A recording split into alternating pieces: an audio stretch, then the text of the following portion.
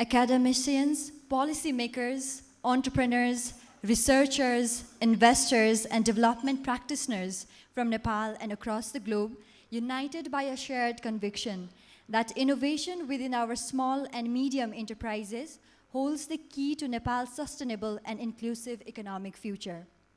There is a quiet but powerful shift happening across the world today. Economic growth is no longer being defined only by large industries, global corporations, or macroeconomic indicators. Increasingly, it is being shaped at the local level through ideas born in small enterprises, through resilience in communities, and through innovation that understands context. And that is precisely why we are gathered here today. Welcome to Growth Forum Nepal 2026, an international conference on economic growth, where we explore a question that is both urgent and transformative. How can localized SME innovation redefine Nepal's economic future? This is me, Sesame Limbu, and it is a privilege to guide you through a day that is not just about discussion, but about direction. This forum, organized by Embark College, is more of a convergence of policy and practice, of research and reality, of ambition and implementation. Today, we bring together voices that influence policy, shapes market, drive enterprises, and produce knowledge. Because sustainable economic growth does not emerge in isolation, it emerges through collaboration. Before we begin, it is important to recognize the institutions that make this intellectual exchange possible. We are deeply grateful to our strategic partners, including Ministry of Education, Science and Technology, Government of Nepal, University Grants Commission Nepal, Food and Agriculture Organization Nepal, Global Private Limited Nepal, University of Roehampton, UK, Daffodil International University, Bangladesh, Dhurakiz Pandit University, Thailand, Prince of Songkla University, Thailand, Techno India University, India, supported by Nepal Telecom, media partner, Kantipur Media Group, Kantipur Private Limited, the Kathmandu Post, along with our publishing partner, Curious, a part of Springer Nature. Medical partner, Nepal Medicity Hospital, eyewear partner, Vision Concern, food partner, Grill Darbar, internet partner, Subisu, hospitality partner, Hotel Kutumba, technology partner, Atharv Labs, broadcasting partner, Kastamandap Gold SG. These are not just partners, they are co-builders of the ecosystem we are discussing today. With that context, we now transition from reflection to action, from ideas to engagement. So let us formally begin now. I request everyone to please rise up for the national anthem of Nepal, and I request our technical team to please kindly play the music.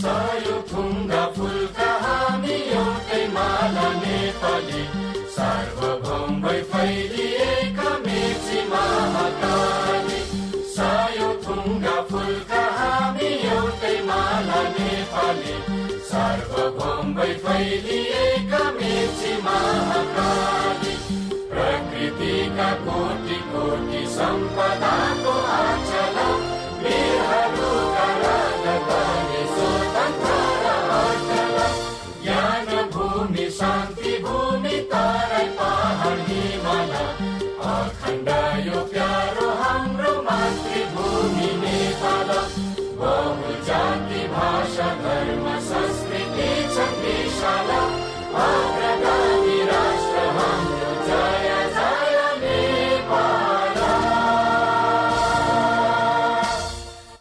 Thank you, everyone. Please be seated.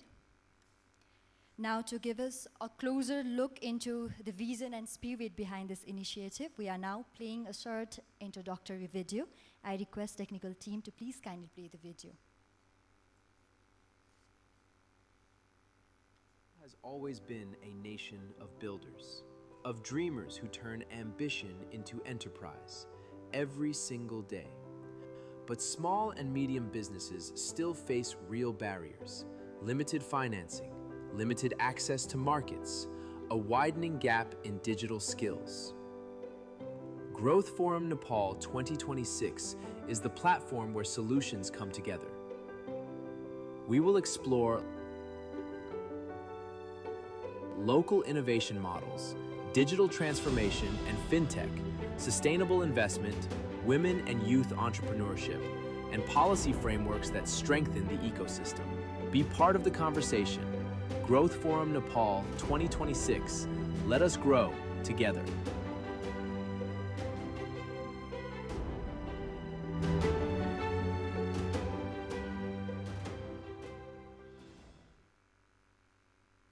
Thank you. So every meaningful journey begins with intention. To understand the vision behind this forum, I invite someone who has been instrumental in shaping this platform. Mr. Ashish Thakur, Executive Director and CEO of Embark College. Let's welcome him with a big round of applause for the welcome speech.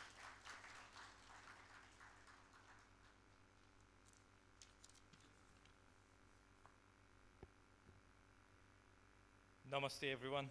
Distinguished dignitaries, respected colleagues, academicians, researchers, scholars, members of media, and dear students and participants. Good morning. It is a privilege to stand before you today to welcome you all at Growth Forum Nepal 2026, at a moment that carries both purpose and possibility. We are not gathered here merely to inaugurate a forum. We are not gathered here to merely inaugurate a forum. We are here to affirm our direction and to declare an intent. An intent that Nepal will no longer only remain at the margins of global conversations, but will increasingly contribute with confidence, clarity, and conviction. At Embark, our vision has always been grounded in one belief, that education must connect with reality. It must move beyond theory and engage with markets, institutions, and the real decisions that shape economies and societies. Growth Forum Nepal is an extension of that belief. It is a space where policy meets enterprise, where research meets practice, and where ideas are challenged, refined, and translated into actions. This year's theme, influencing Nepal's economic growth through localized SME, innovation, and enterprise development, is both timely and necessary. Because the future of Nepal economy will not be built only through large systems, but through strong, localized enterprises. SMEs are where innovation begins. They are where jobs are created. They are where local ideas turn into national impact. This forum focuses on exactly that: how SMEs are enabled through better policy, smarter financing, stronger research, and deeper collaboration. It is about aligning Nepal's academic thinking, business realities, and policy frameworks toward one goal: sustainable, inclusive, and locally driven economic growth. And that is why this forum matters. Today also marks a moment of pride for us. Last year, we began a journey with Embark College, as well as with the first volume of Embark Research Review. It was a modest but important step to start telling Nepal's own story. Today, in the closing of this forum, I hope all of you will be here with us till then, with volume second launch, we continue that journey with greater depth and stronger commitment. Because no nation can progress without producing its own knowledge. Through Embark Research Review, we are building a culture of research rooted in Nepal, documenting our own enterprises, our decisions, our challenges, and our resilience in a teachable case study format. We are gradually moving from learning from the world to contributing to it. Let me underline a simple truth. Enduring growth is never accidental. It is the result of thoughtful design, disciplined execution, and shared responsibility. A nation does not grow by chance, it grows by design. Design through policies that enable opportunity, design through enterprises that innovate and take risks, design through education that is deeply connected to reality. This forum and the Embark Research Review are part of that design. To our speakers, your insights will shape directions. Thank you for being here. To our researchers, you will strengthen the foundation of knowledge. Thanks for contributing to Embark Research Reviews and today's forum. To the team, your hard work and passion is why we are here today. Thank you. To our students, you carry the aspiration of tomorrow, and we hope we can put some output to that. And to our partners, you make this vision possible. Let us ensure that what begins here today does not remain within these walls. Let conversations turn into collaborations. Let ideas turn into initiatives. And let intent turn into measurable impacts. Let today not remain a moment. Let it become a momentum. Once again, ladies and gentlemen, on behalf of Embark College, it is my great pleasure to warmly welcome each one of you to the Growth Forum Nepal 2026 and the launch of Embark Research Review Volume 2. Your presence here today brings together experience, ideas, and ambition under one roof, and that in itself reflects the purpose of this platform, to connect thought with actions. We are truly honored to host such a diverse and accomplished gathering, and we look forward to meaningful conversations, new collaborations, and shared insights that will shape the future of Nepal's economic growth. Thank you so much.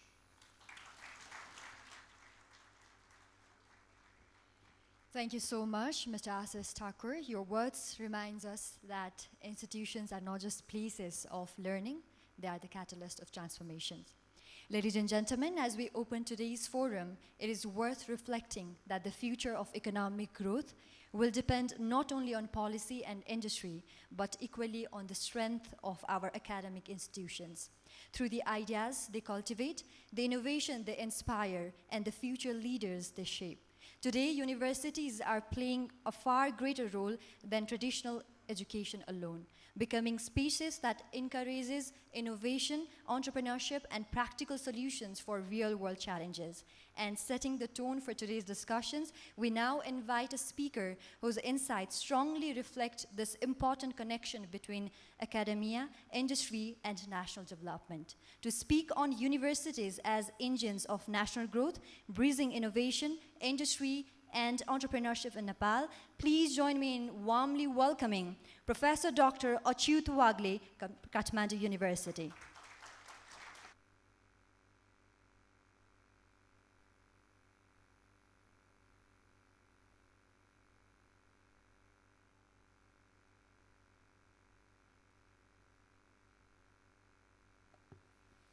Very good morning. Thank you for the invitation to the topic which has remained very close to my heart since I started my career in research, academia, writing,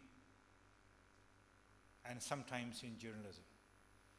It's great to see all good friends, old friends here, including Professor Chaudhary. I didn't know, you didn't tell me when you were arriving. And I would like to thank you, Ashish, for all the international guests.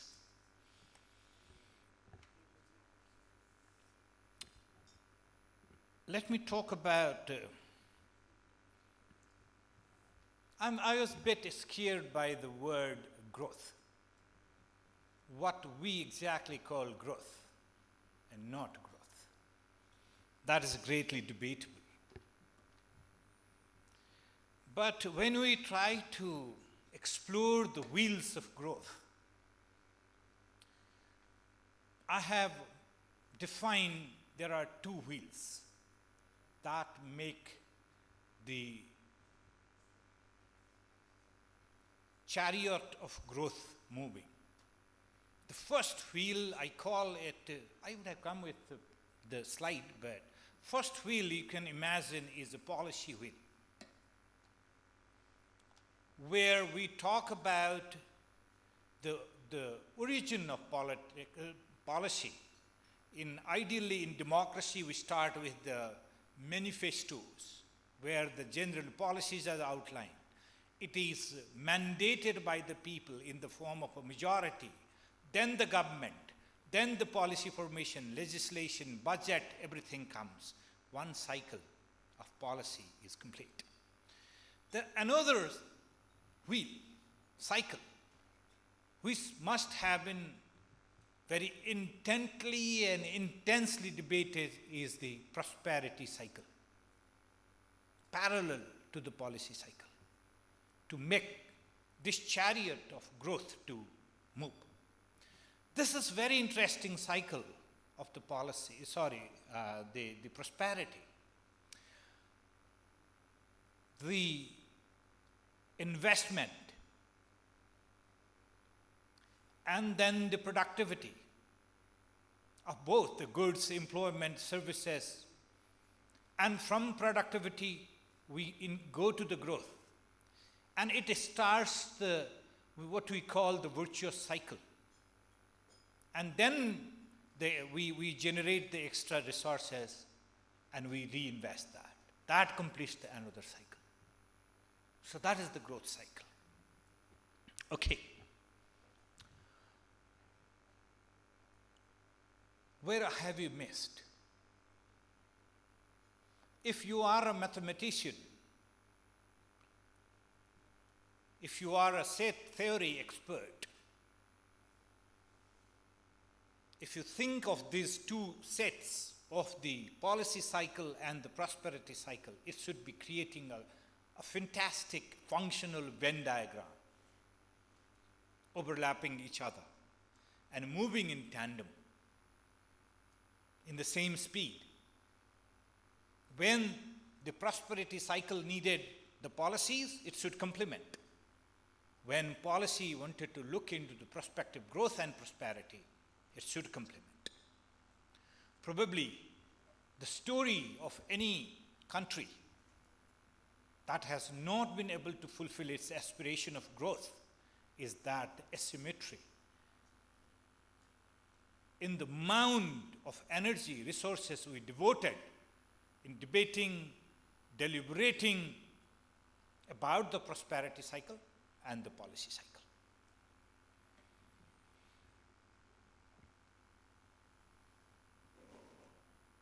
In particular case of Nepal,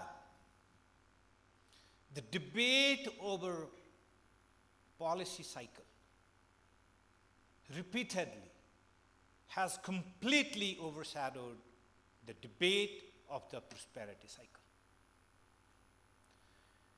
The policy cycle is made so huge everywhere, in public debates, in media, in parliament, in political parties, even in the teeth of gossips.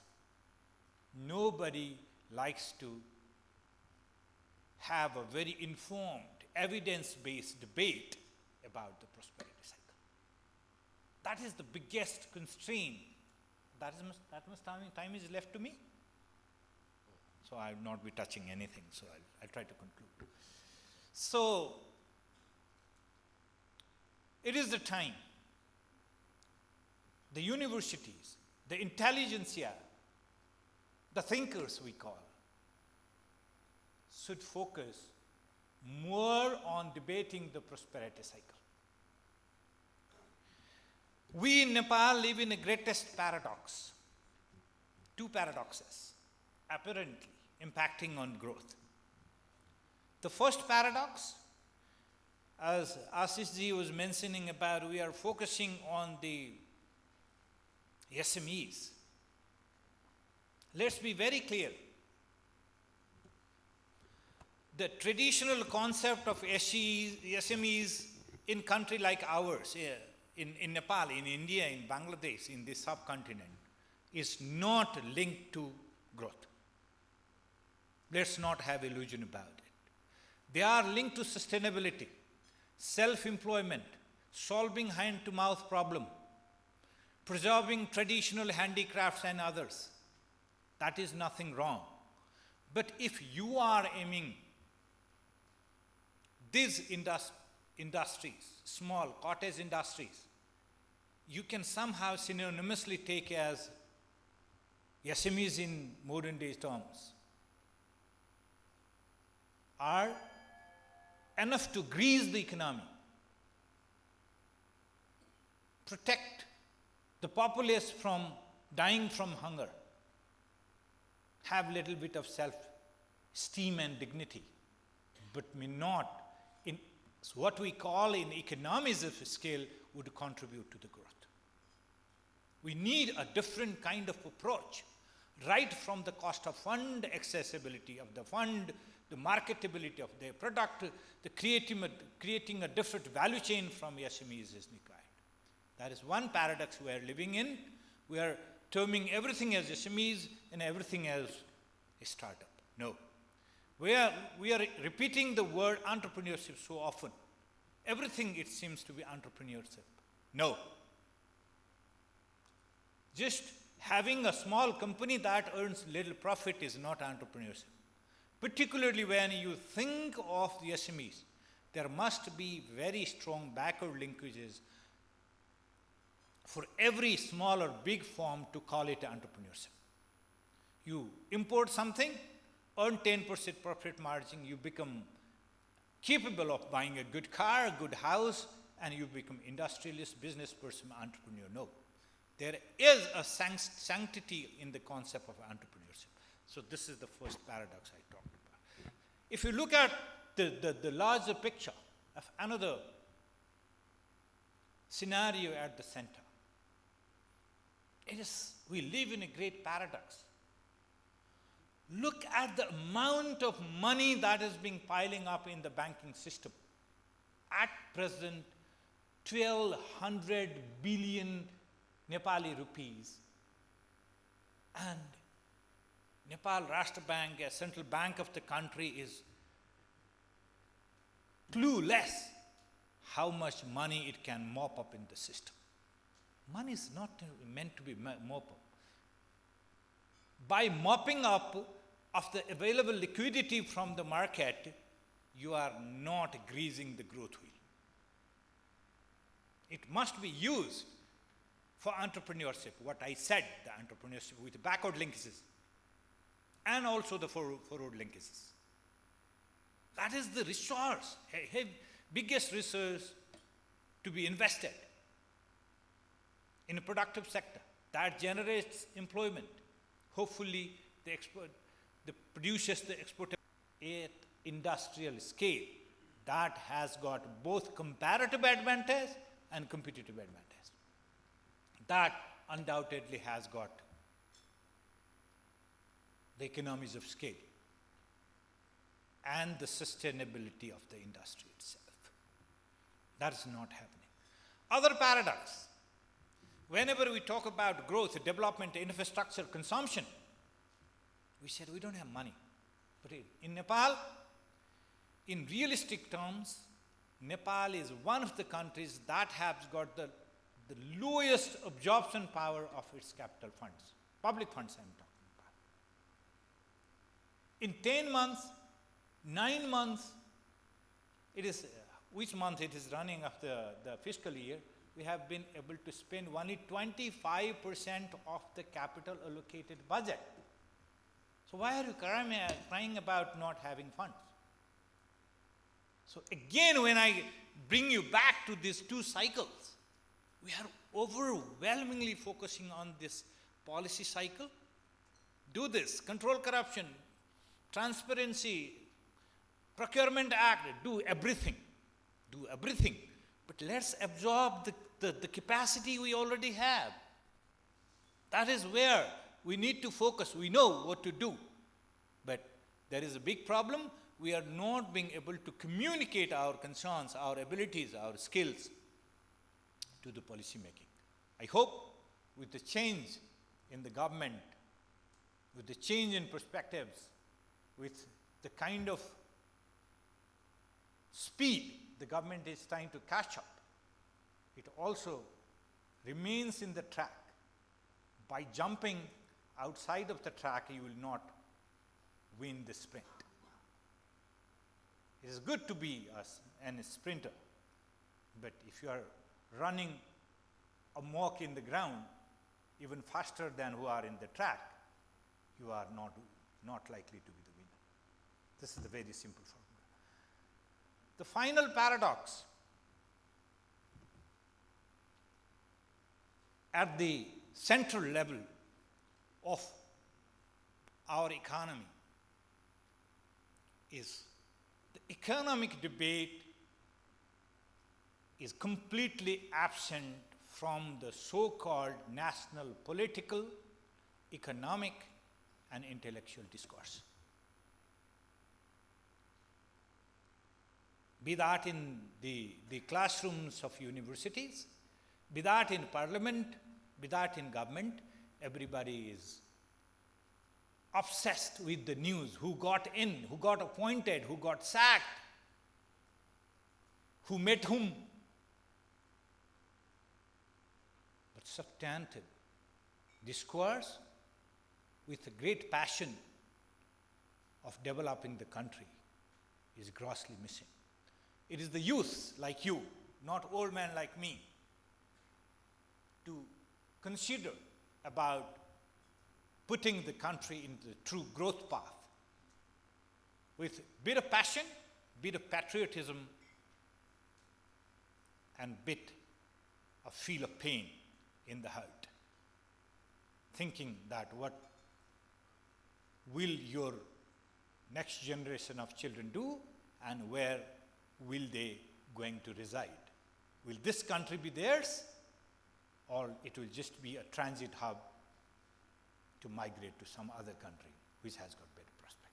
Thank you. I'm sorry if I've taken a few more minutes' time. Actually, I thought I will be given an hour's time, but I don't know why so much of misery on part of that. Thank you so much.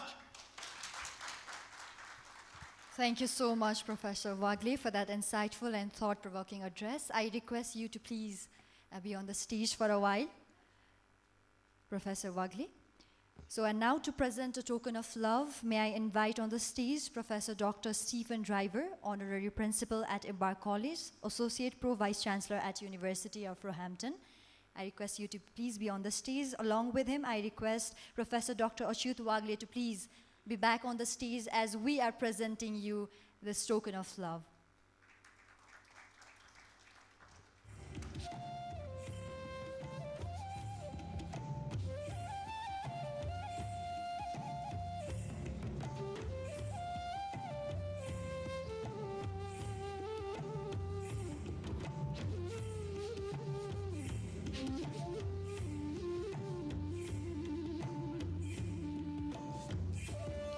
Thank you so much one more time, Professor Dr. Achyut Wagle, for such a thought-provoking address.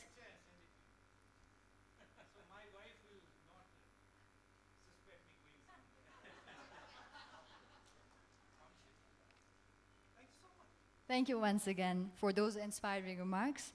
And setting the tone for today's discussion, as we continue, we now move into our first keynote address of the morning, focusing on a dimension that is central to SME growth, the regulatory frameworks that shape how enterprises emerge, operate, and scale.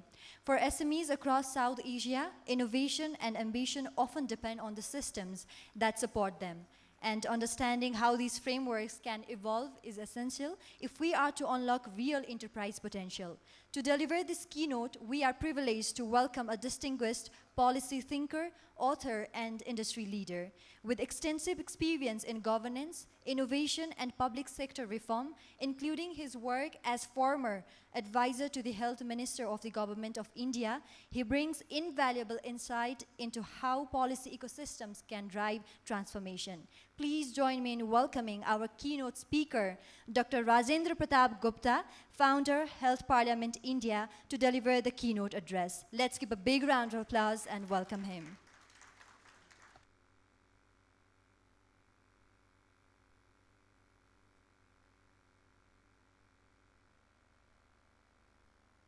Good morning, everyone. And it's a real pleasure to be here. Firstly, I think I congratulate Ashish, our inspiration, uh, Embark and Nepal. And it's been a very interesting journey for my career, and Nepal has a special place, and I'll tell you why. My first foreign trip was to Nepal. My first assignment to handle a country was Nepal. And I had the opportunity to turn around the Nepal operations for IMS Health, which was which is still a world leading organization for Nepal, so I got my recognition professionally. Now, having said that, I'm trying to cover a few topics, but before I go, a very interesting way you have planned it, and Professor Achyut, I really like the way you put it about academia. I also wrote the education policy of India. And there are few data I'll give you before I jump into mine. And I did this relation. Education and economy are directly related. I wrote that in my book. So at that time, I did 3 comparisons. India had 10,000 PhDs a year, 3 innovation hubs, and $3.75 trillion economy. China had 30,000 PhDs, 17 innovation hubs, $15 trillion economy. United States had 50,000 PhDs a year, 27 innovation hubs, and $21 trillion economy. Direct relation, and the innovation hubs were actually all in academia, institutes of higher education. So it is something that we have to build if you're looking at doing something interesting for Nepal in terms of economy. I'm going to cover important topic as I was introduced about being a policymaker and who looks at long-term vision. So I have something that I'll share with you, which is the topic of my presentation, and thanks Ashish for giving me the opportunity yesterday night to put up a few slides. So we all should understand for the events that you have been watching that the world is not changing, it's churning. I can also tell you one thing, that what we do today, each one of us, no matter where we stand, we would do none of that by 2030. It's not about decade, it is within this decade. That's the urgency. That being said, we should be clear. So yesterday we were also having a talk on AI over the dinner. So I'm a researcher in AI, so I have put a slide on AI, how it will impact you directly. And lastly, I think as a person who worked on writing policies for India, I also track what we do worldwide or what the world moves. I personally believe that if our neighbors are happy and developed, we as a nation, India, would be happy. So I think it's very important for us, for our neighbors to get developed. And Ashish and I keep talking. I think it's been over a decade we have been talking. And I really like his thought process. And lastly, before I jump into my slide, I think one thing that I will always vouch for, the most responsible generation of our times is Gen Z. And I have written a lot of things about that on our blog, that if we can't achieve something with Gen Z, we can never achieve that. So with that, I will get to my slide. So I had an opportunity to write 3 policies for my country: health, education, and Viksit Bharat, which is now a flagship program of the Government of India, the Developed India Mission. So what does a developed Nepal mean? And I put this deliberately of Viksit Nepal by 2050 because we should have a goal. I think Ashish said that very clearly, that you have to, and very well-timed forum, I think. If you don't have a goal, you're not going anywhere. And time is of essence, which I'll talk in the further slides. And also for that, you just don't need growth. It has to be a distributed growth model. So I'm not going to dwell in detail about each. I'm just going to put it before you that these are the things that we'll have to do in terms of what a distributed growth would mean. And I would say we need to think out not about GDP, but GDP per capita. Do not confuse 2 terms. Otherwise, we'll be like oil producing nations, very high GDP, but only confined to 5 families that produce oil or own that oil fields. So we need to think about GDP per capita, so that there is a distributed growth, not accumulated growth. I think I mentioned in detail in this book, which became the genesis of Developed India Mission, Tough Choices and Hard Decisions. Making India a developed country in 25 years was written 6 years ago. It was written 6 years ago. So Nepal is at a historic inflection point. I think these are data that you know, so I'm going to just move this to the next. But one thing is very important. You know, like I said, for India that we have to become a developed country by 2047, it was not just simply because we would have 100 years of independence. I had done enough of research on that. And the same applies to you, because none of these countries, none of the countries which are today LMICs or LICs, they will become developed by virtue of time. They will have to use their demographic opportunity. I don't call it demographic dividend, because in the next 30 years, what will change is one figure, median age. None of you would be the age you are in. By the time you hit 2050, 1 out of 5 probably would be a senior citizen, and in that case, we would have lost a golden opportunity to become a developed country. So I think time is of essence, and for that planning is also essence. Today per capita income is 1500, and I think if you look at the World Bank's assessment of what the income countries are divided in, I think it's 1185 for low income country if you are below 1185. If you are between 1186 and 4685, you are a lower middle income country. So at 1500, you know where we stand, and with the new dollar and the currency, I'm not sure where we go. The upper middle income country is 4686 to 1460, and above 1461, 14,631 is a higher income country. This is the classification of how the world is classified. India, Nepal, all the countries in this region would fall under lower income countries. That too, we are in the lower or middle rung. We are nowhere close to crossing that 4,600. So I think we'll have to work very clearly with the plan and work hard to make a transition to a developed country, for which we have no choice.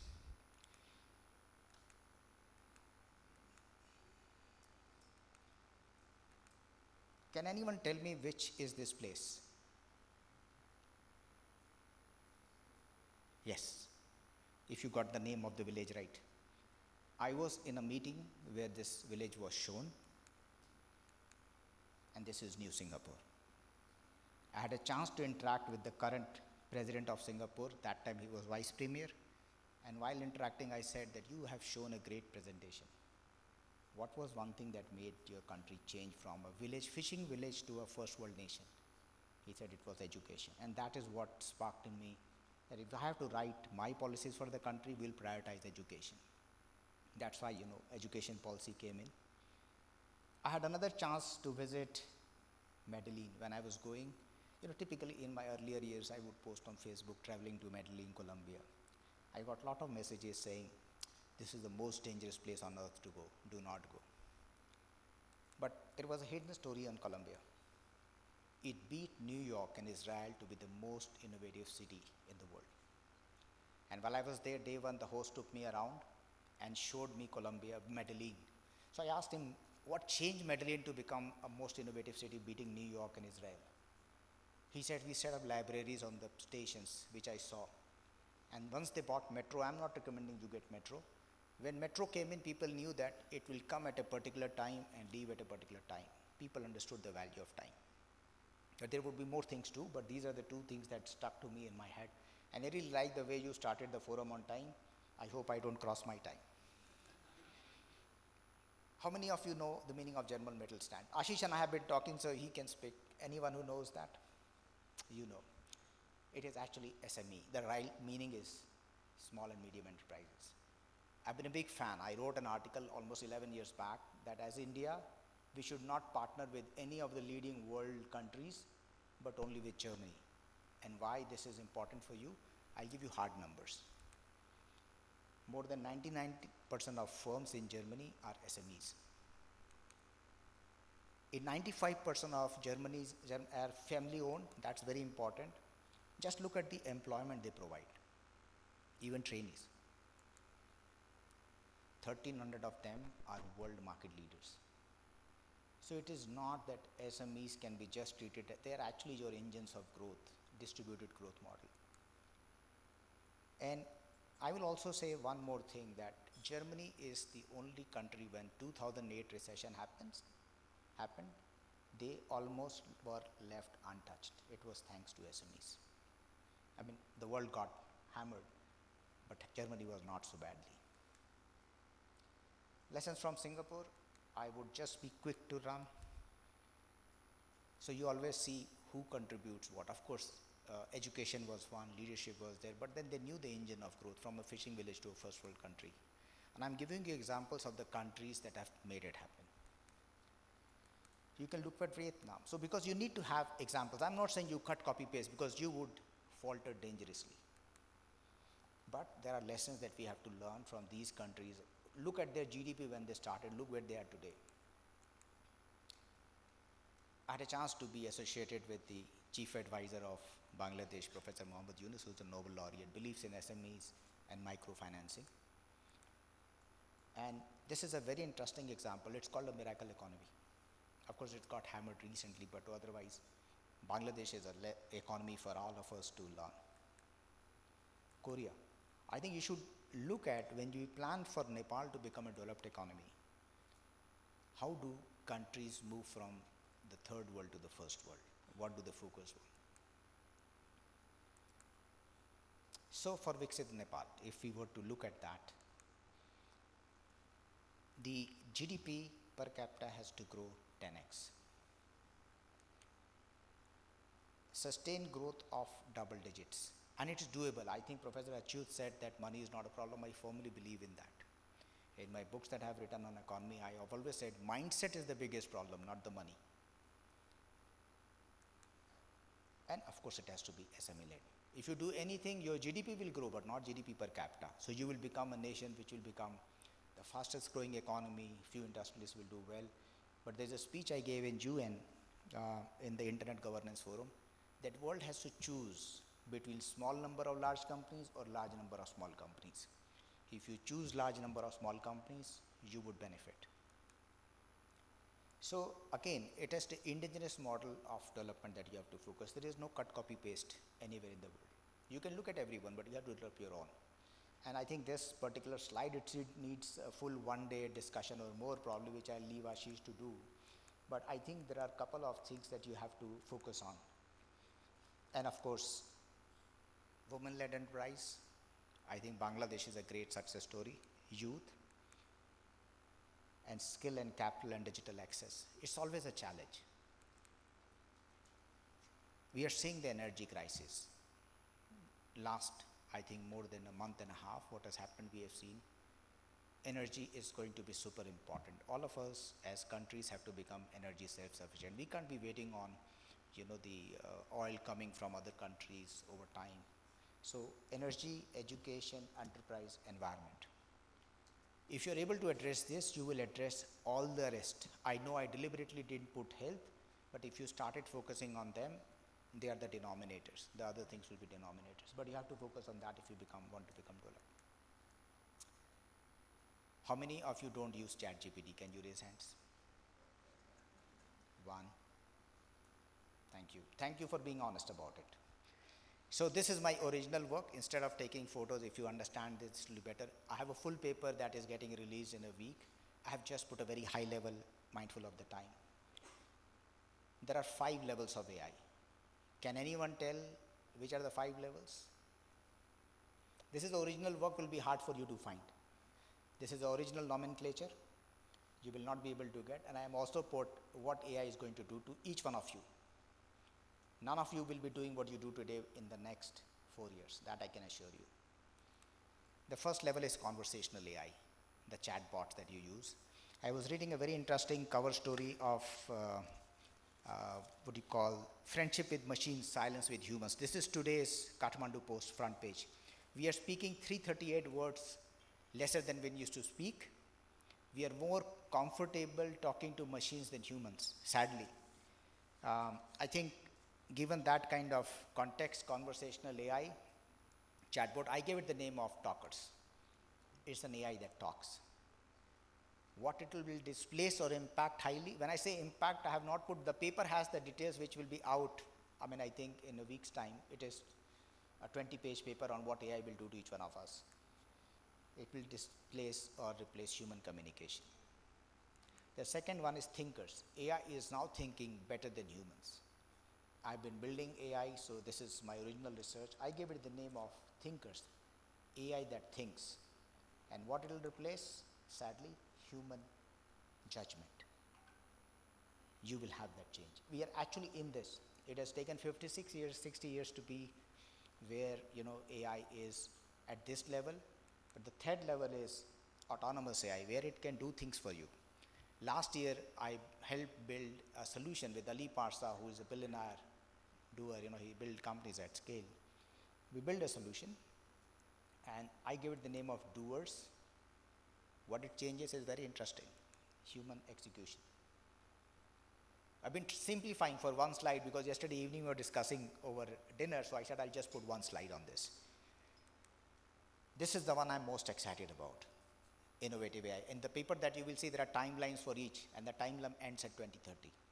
It can innovate. You will have nothing what you do today existing. Big companies will have a challenge of their time that they build, and I think there are decent examples on that. We have a course that we have created only for senior leaders on implementing these 5 levels. I call them innovator. What will replace is very interesting: human imagination. Can you imagine that? AI imagining and creating things. This is the 4th level. And the 5th level is organizational AI, where organization can be run by just AI system, not by humans. In my organization today, I am standing here, we have more digital employees than human employees. My IT head went on leave. We created a system that will execute the command in his absence. This is doable, which being done. We are doing it, so I'm presenting. This is my work. This is leaders. And what will replace? Human leadership.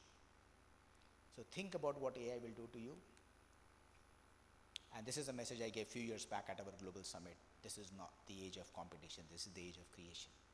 I think all of you will have to create to enjoy what you want to do. I will thank you. I hope I didn't exceed the time. If I did, thank you so much.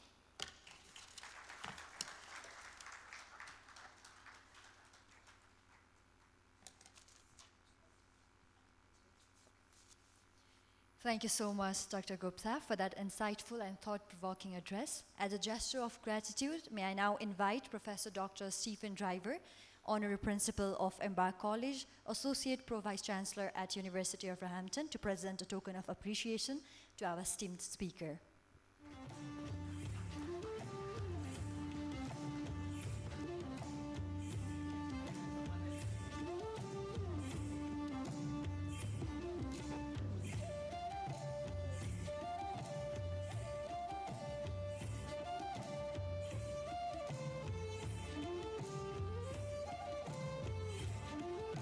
Thank you so much one more time.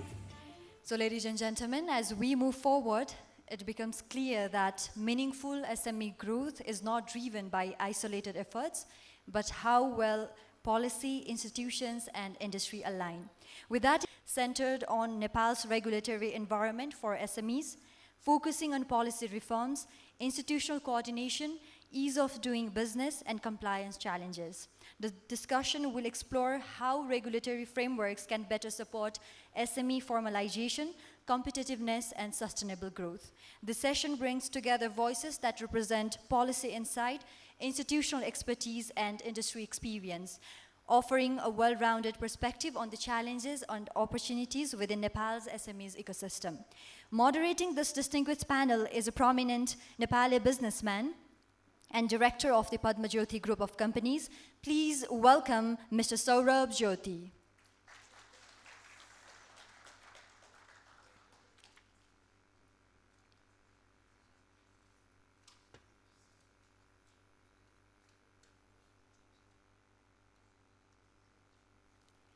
And joining him on the panel today, we have Mr. Birendra Raj Pandey, President of Confederation of Nepalese Industries, with over 3 decades of experience in construction, infrastructure, and industrial leadership.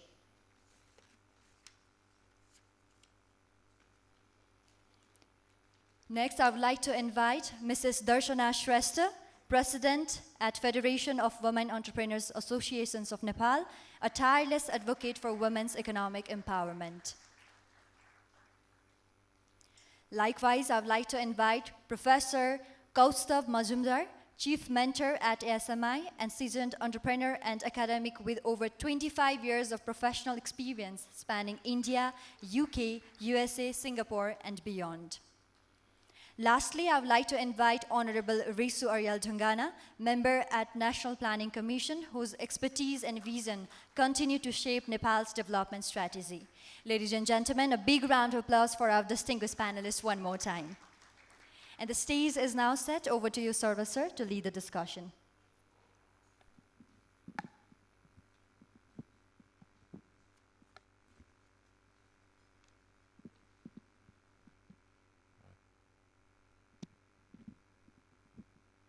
Dhanyavad. Good morning, everyone.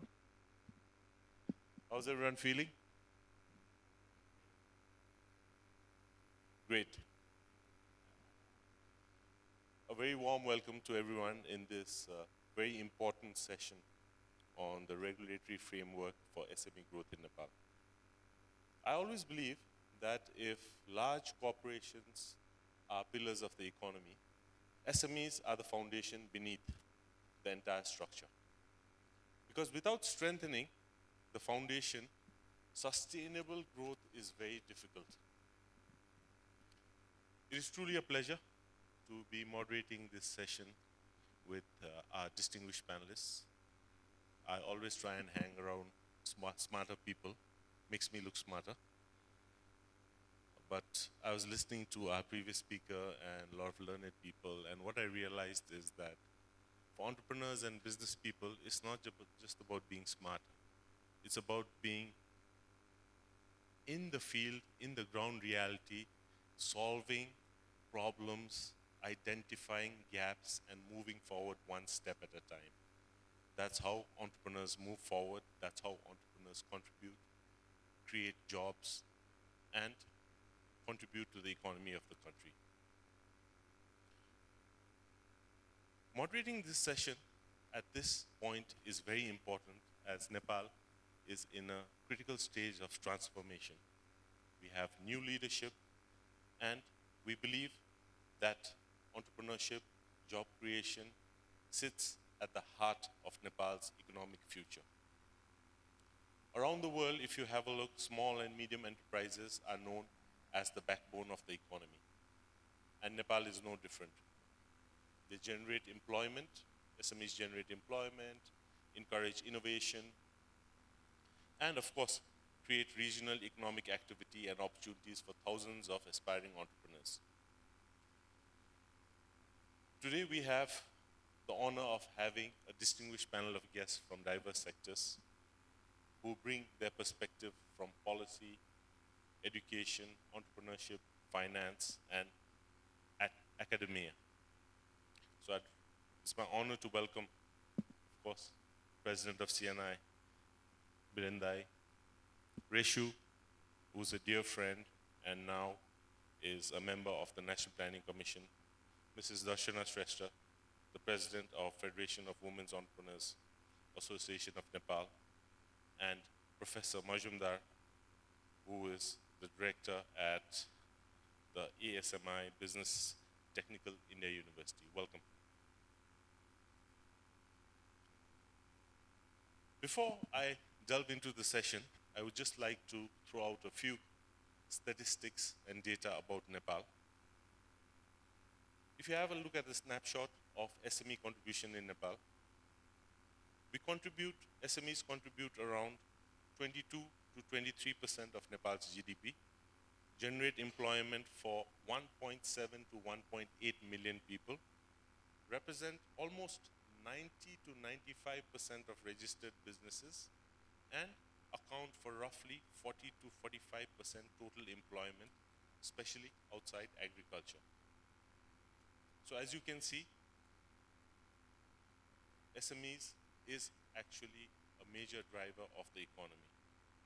More importantly, it's not just about numbers. They create jobs, support women-led initiatives that help run families in both urban and rural areas, and they integrate the economy with the regional regional markets, as well as strengthen export-oriented traditional businesses. When we talk about SMEs, I recently met an entrepreneur who said, in Nepal, by the time you collect all the stamps, signatures, papers, recommendations needed to open a small business in Nepal, you are already so experienced that he was having two thoughts about whether actually opening a business that he wanted to start or become a consultant on bureaucracy. I'm sure most of you all can relate to that. And today, we have people who are working on simplifying regulatory reforms or are in a position to bring about change or share examples from bigger markets. So we really look forward to this engaging conversation. On that note, since today's discussion is extremely timely, Nepal aims to have high economic growth, greater industrialization, digital transformation, export competitiveness, and job creation. We will delve into the session of how regulatory framework for SMEs growth can transform Nepal's economy, create more jobs. So with that note, I'd like to begin the session. Thank you very much for your patience. I was just setting the context to the discussion. To start off with, I'll start off the session with questions to our distinguished panelists. And in the end, we have 1 hour session, so we would have around 15 minutes left where we can open the floor for question and answers after the discussion with the panelists. So to start off with, just the opening question for all the panelists. Nepal's regulatory landscape has been consistently identified as a significant constraint for growth and development for small and medium enterprises. From your vantage points, from your respective sectors, academia, entrepreneurship, regulatory bodies, policy formulation, and leaders of the industry, what is the single most urgent regulatory reform that Nepal must prioritize to unlock the potential of SMEs, and why hasn't it happened now? We can start with Biren sir.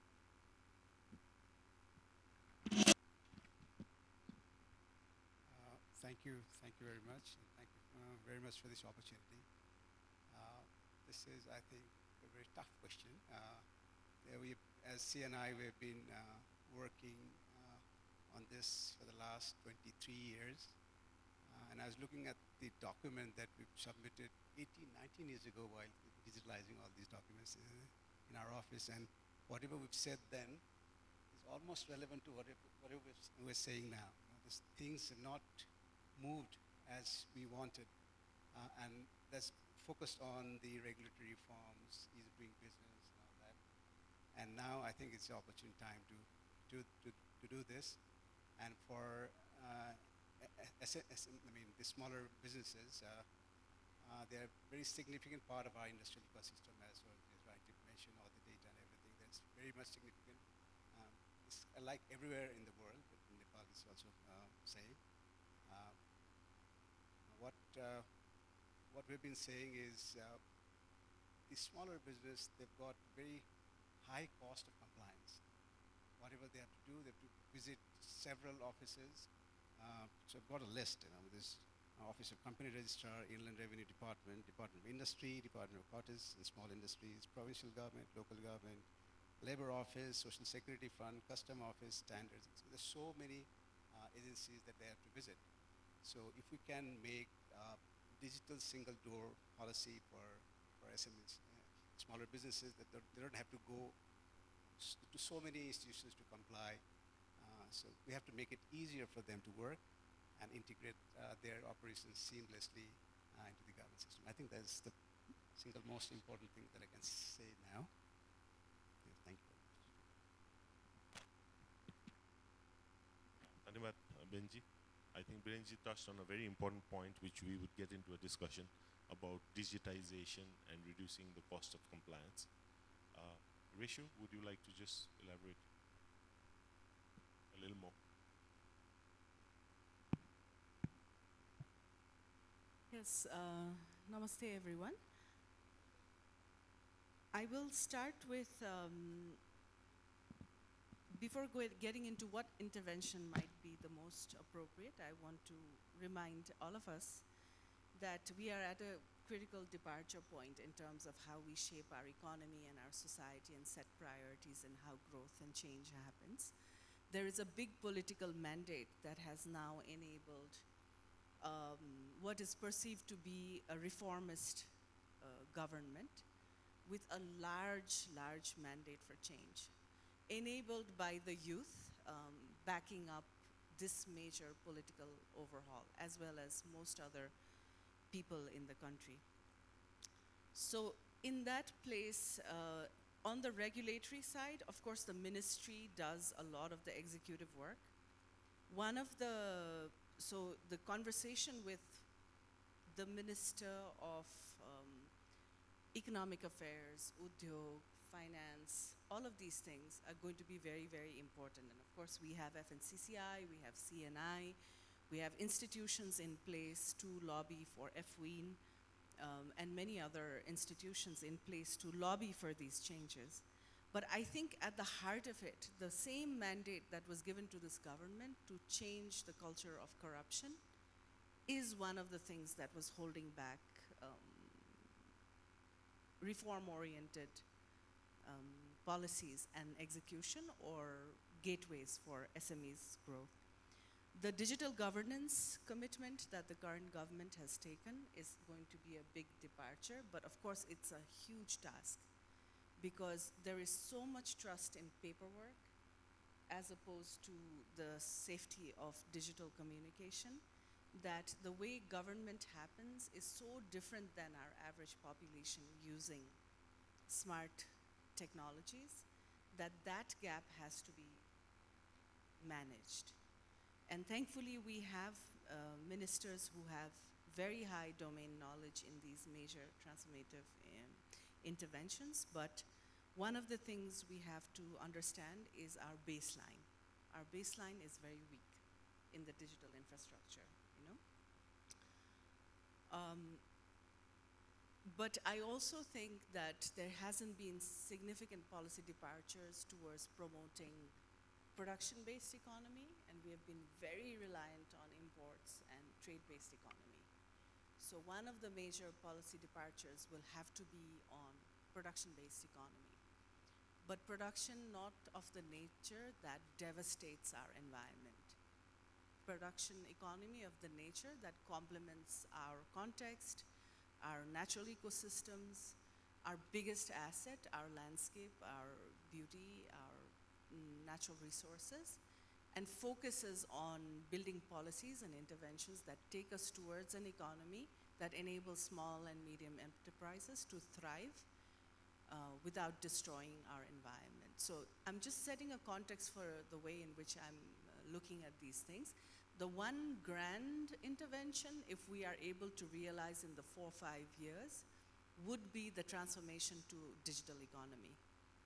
But there are many, many hurdles to it, and we'll slowly start talking about it as we move along. Dr. Ma'am.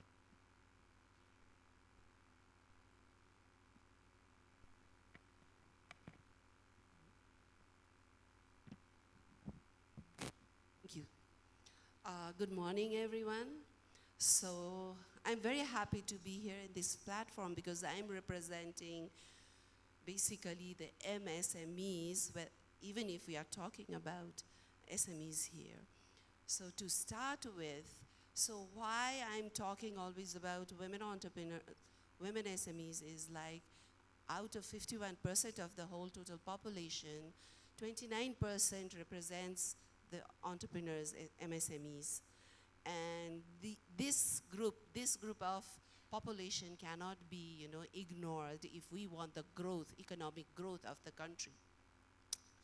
So everybody knows that women, they have their own type of businesses and cannot be compared with the businesses that men are doing, because they have their own societal norms and everything. Maybe it's same in India also.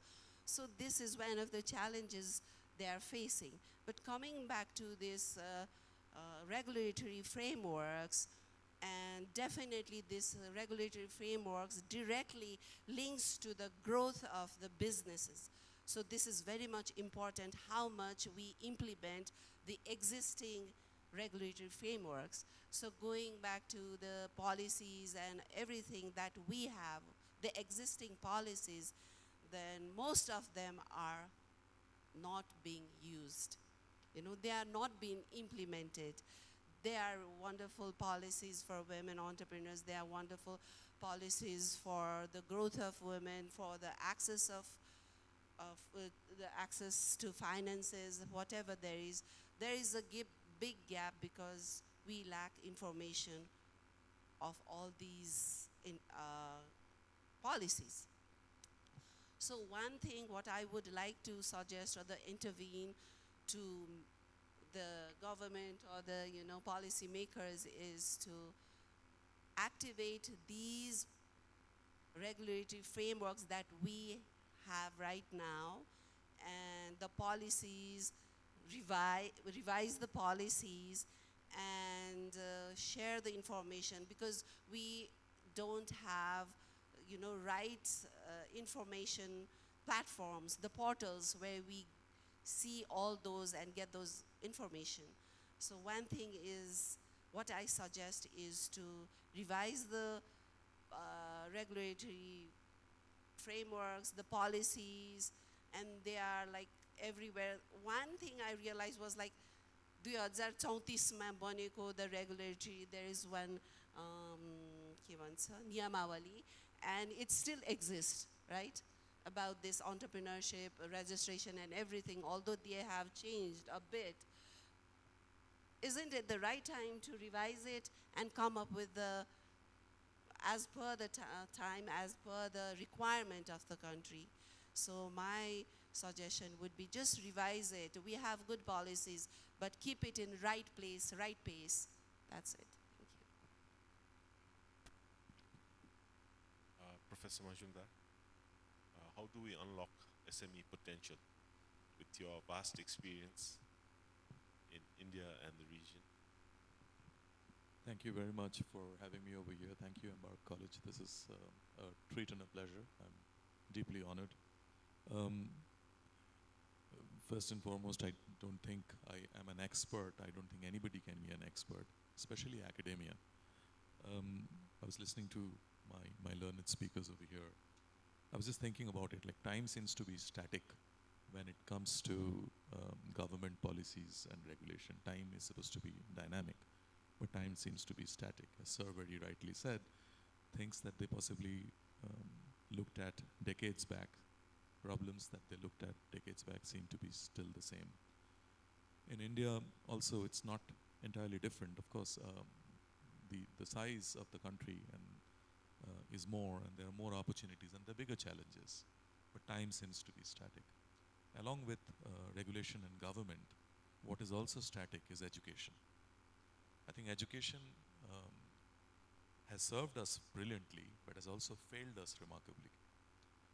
I believe a significant part of education is driven towards large organizations or preparing people who are going to go and work in large organizations, whereas reality of our nations, Nepal and the region, including India, is that a significant part of our nation, they work in small companies.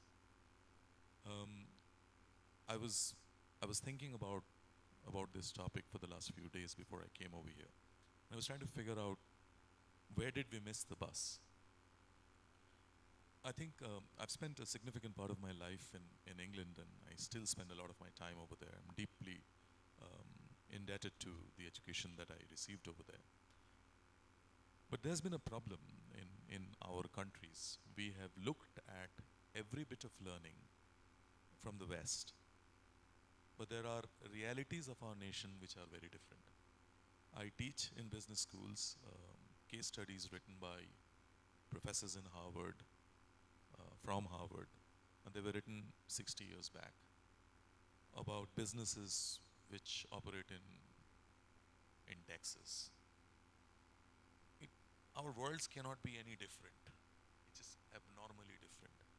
And we try to equate learning with what we have seen over there with over here. Ma'am just now said that we need to move to production-based economies, and I completely agree. And I love the fact that you said that, but it has to be relevant to our nation over here. In your case, your nation, your realities, your environmental challenges. So I think one of the fundamental things that education in our countries can do, India is trying to do that now. We have a lot to cover. Privileged to find Dr. Gupta over here. He has played a huge role in giving our new education policy in India. Is to actually reimagine education over here. And it's not very difficult. It's not a colossal task. It's actually not as difficult as people make it to be. Education needs to be rethought of. AI, I think, is that escape velocity provider, the ladder, that can actually do it for us. We don't need to look at education the way we used to look at it before, that you will practice something, and I'm sorry, I've got my senior professors over here, including UKC sir. The world that we grew up in education, that itself needs to change. Everything has changed, barring education in the last 200 years, that's not changed. I think people in our world, we spend 4 years, 5 years, 10 years, 20 years building expertise. But in today's day and age, we need to move quicker. So I think taking technology, taking the lessons that are out there, Nepal can create a very new way of looking at education. Because none of this is going to be possible unless you change education, unless you bring in skill-based learning, as you very rightly pointed out, unless we understand that not everything can be painted in the same brush. Women have their own challenges which are very different. It cannot be looked at exactly the same way. Culturally, it is also very important that we look at it. I believe the world would have been very different if there were more women leaders, right? And the world possibly will be very different if there are more women entrepreneurs as well. So I think we need to look at all of these things. We need to look at education very differently. If we can do that, all of these things will become reality. The final point I would like to make right now is, and again something that we just had a little chat outside and I was reflecting on that. There's a difference between policy and regulation and reality. Policy is necessary. You need to have policies to bring small businesses into formal set of work. But we look at policy, especially small businesses. I run a few small businesses as well. We look at policy as almost as punishment. It's punitive in nature. We look at policy because we feel that what is the point doing all of these things? I'm going to get taxed. Will I have access to cheaper capital? So we have to move that narrative. Policy has to be empowering, right? And small businesses, what they don't have is not money. What they don't have is time. Small businesses can't employ very capable people, etc. They don't have the money. So the entrepreneur needs to be set free. The entrepreneur cannot spend all his or her time trying to, he has to make ends meet. There's no way in the world he can go around government offices. This has been the challenge in India as well. And we are, in the digital economy that we talk about, we have made progress, miles to go. So the reality of an entrepreneur who is running a small business is that things need to move quickly and in a fair manner. And none of this is possible unless we change education. Sorry. Thank you. Thank you, Professor Majumdar. I think we have a lot of similarities. And just summing up this round of discussions, what I realized was that we are all talking about policies. And I was speaking to Reshu also. And we were talking about, and she was saying how because we make policies, policy बनाएपछि काम गरेको जस्तो भयो. kagas, you put it on the table, okay, I've done my work. But where is the impact? I think what are the measurables? Whether the policies are implementable or not, and what is the actual impact that implementable policies make. Because in Nepal, if you do have a look, I think we have one of the best policies. But they're all like toothless paper tigers. Most of it is outdated, Darshana ma'am mentioned. A lot of it is not implemented, and a lot of it can be interpreted in different manners. So I think that policy clarity is very important. Secondly, in terms of education, I am also a strong believer that there needs to be education reform. And what Professor Majumdar mentioned, that it is mainly catered to becoming a job seeker rather than a job creator. Hence, we need to reform the curriculum so that entrepreneurship, risk-taking, skill sets are taught by learning by doing, so that we create more job creators than job seekers. Just moving on to President of CNI, Brendai, who has over almost 3 decades of experience in construction, infrastructure, industry. We have so many bottlenecks, licensing delays, taxation complexity, labor laws, trade compliances, as we were mentioning. We get involved in more time in compliance when we should be actually looking after the business, the systems, the growth. So these have actually stifled SME growth in a big way. As the president of CNI, what is CNI doing concretely to bridge the gap between SMEs' demands and government policy so that they can grow at the pace they aspire to?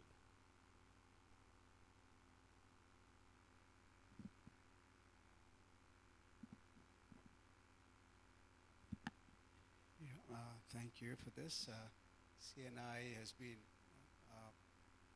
as I've mentioned, the last 2 decades or more, we've been doing many things, including recommending the government on legal reforms. We published a comprehensive document, a book, analyzing 30+ different acts, regulations, going to the detail and identifying what works, what doesn't work, and what needs to be reviewed, what are the laws that needs to be scrapped, what are the new laws that needs to be promulgated. So that document is there, and probably that became one of the reference document for the earlier government to come up with the various reform agenda by this high-level economic reform commission.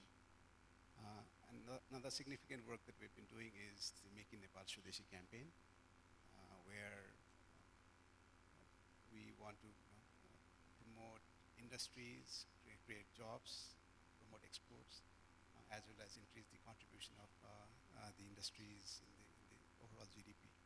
So we identified several pillars and reform agenda, and that also became a very important initiative that tried to help government or to come up with the reforms and all that.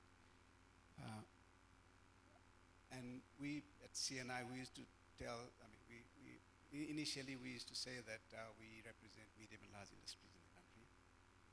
But after the federalization, we have our offices in all 7 provinces and various districts. So we represent all industries, including smaller industries, over 7,000 members. And in all our policy recommendations, research, these agenda are included. And currently, we are working on preparing a roadmap on how Nepal can leap from current $45 billion economy to $100 billion economy in the next 10, 12 years. And the one optimistic scenario, by achieving 6% of real growth for a sustained period of 5, 10 years, we can reach terms and in nominal terms in 2033. So those studies, and there we've identified various roadmaps on how we can go about it, including the supporting the smaller businesses, how different sectors can support the smaller businesses, and so the various works that we've been doing within CNR, quite a few, and also we have a research unit, and we publish industry status report every quarter, surveying all the industries and what the status is. I think I should stop here. Thank you, Dai. I have more questions for you, but I'll just go one round and get back to you. Because now, since Reshu is also with the National Planning Commission, and she's primarily looking after education and awareness. But we're all curious, with the new government coming in, and as you said, this is a very focused, reform-oriented government that actually believes in results, and they are working on a lot of reforms to bring about changes and economic development across all income groups, and SMEs being also a priority for economic development. Just what I wanted to ask from National Commission side was, there's always a critical space and a gap between policy vision and actual implementation, as we were talking. And even in terms of SME policy commitments, what policies are we looking at formulating which translate into impact, measurables, and time-bound outcomes? Not just policies, but in terms of impact and time-bound outcomes. And also, what gaps, what are the widest gaps that you see, maybe personally, may not be a perspective of the National Planning Commission, but as an expert, as a member, what are the widest gaps you see, what is written in policy documents, and what SMEs actually experience on the ground? Okay, so I want to simplify it a bit. I'm very much from the practice point of view. So the spirit of change, I would say, and thankfully the director of the college right now and I have worked in the past, and we are really looking at what are the ground realities and what do we need to change, right? So, see, when we talk about business, the person who's doing business or enterprise is already time-bound, that he or she or they are really looking to make money and have a dignified life and move on ahead. So for them, it's not a deadline, For people, it is basically rolling with livelihood matters, right? So these are jargons that we use all the time from the government's end, but at the end, the business person is looking to make a dignified living and lead a dignified life in Nepal. But how much dignity are we giving to the kind of professions or work that really matter a lot in our service sector, as well as our whole economy? For example, how well do you take a job of a hairstylist? Or in Nepali, nai bhanincha, okay? The nai's profession, nobody validates. But the fact of the matter is that the nai is cutting hair all the time and making a lot of money out of it for his or her or their sustenance, right? Are we teaching this at school? We tried, we are trying. That is one of the major gateway departures that we want to make this time, is to have high school-based trade skills programs that are relevant to our children as they grow and come into the economy. You eat wonderful strawberry in Basantapur and God knows where. Where is it coming from? Kokani. From farmers' gardens. It's so fashionable to have strawberry Kool-Aid or whatever it is that we have. But I see the farmers on the ground with their nails with dirt inside, nobody validating them as really important professions of our country. So we have a mindset issue. We believe in paper. We believe in functions. We believe in, dressing well and looking smart and speaking good English. But we are a very diverse country. There's 32 languages. English itself is, of course, going to connect us to the global economy, but we have to acknowledge the fact that Nepal is an incredibly diverse country. So federalism actually works for us because local governments are now starting to focus on economies that they can scale as little regulatory administrative bodies in their communities. So I really want to appeal to the youth over here. I think you are the agents of change. The policy framework will keep happening, but are you guys in your school systems considering being placed in rural setups, in the grassroots spaces, as placement opportunities? Are universities and colleges open to place our young people in rural economies and get a sense for what the prospects are? And how do you solve those problems where the gaps and disconnects are?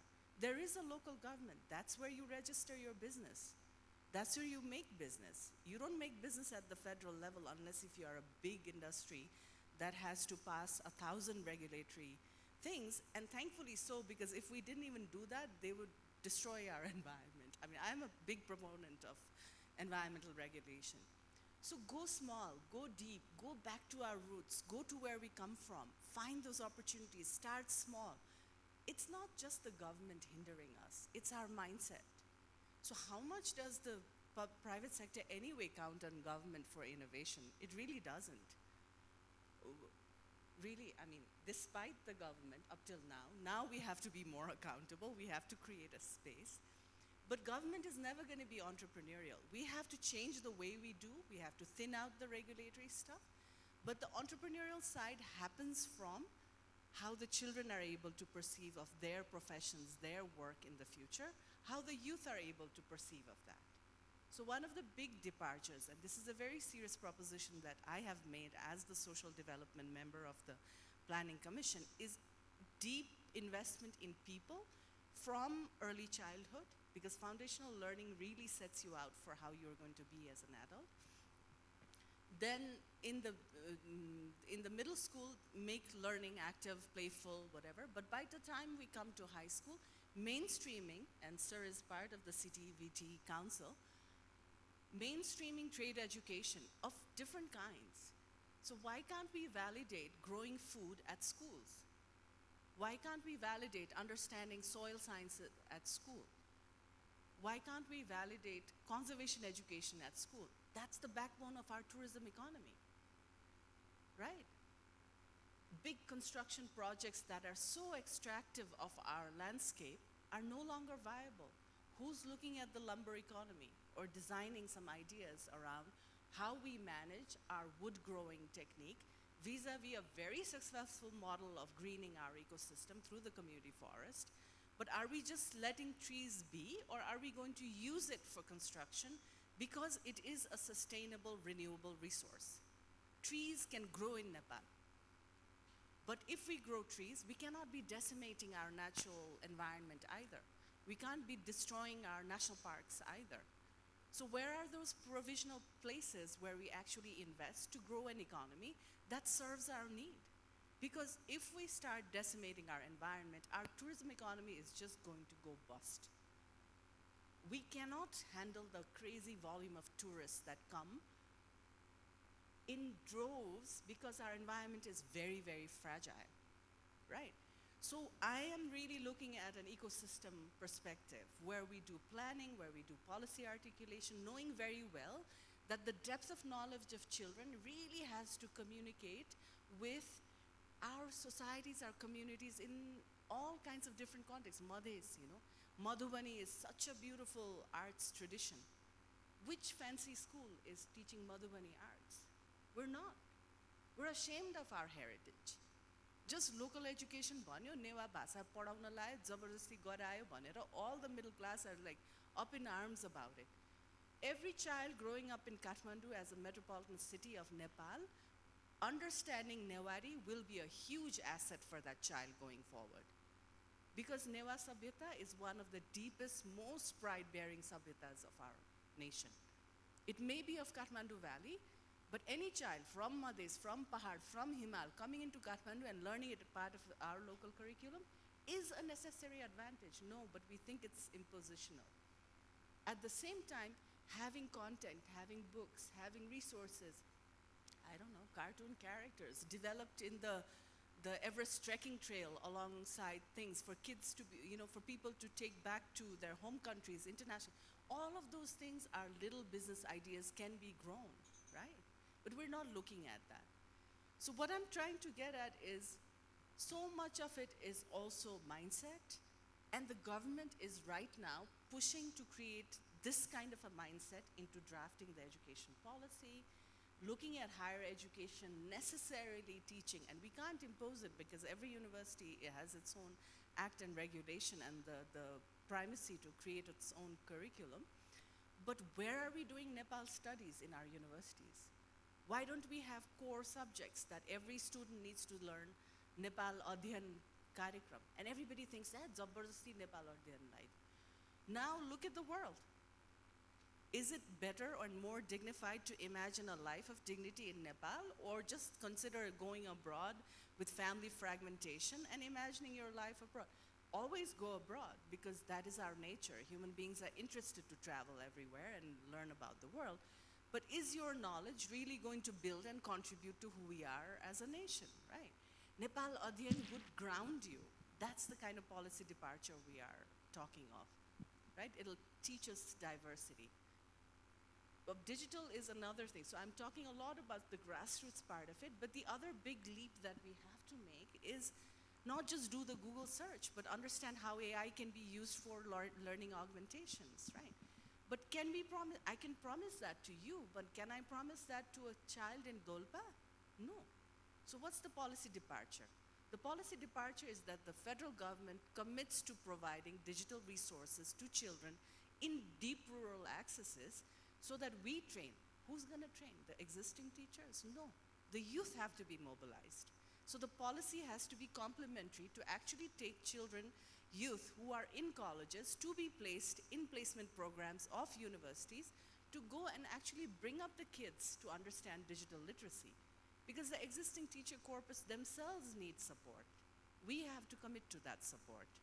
So that's the way in which we're looking at things. It's very praxis-oriented, rather than just producing paperwork that just get bound and put on the shelves. Nobody reads it.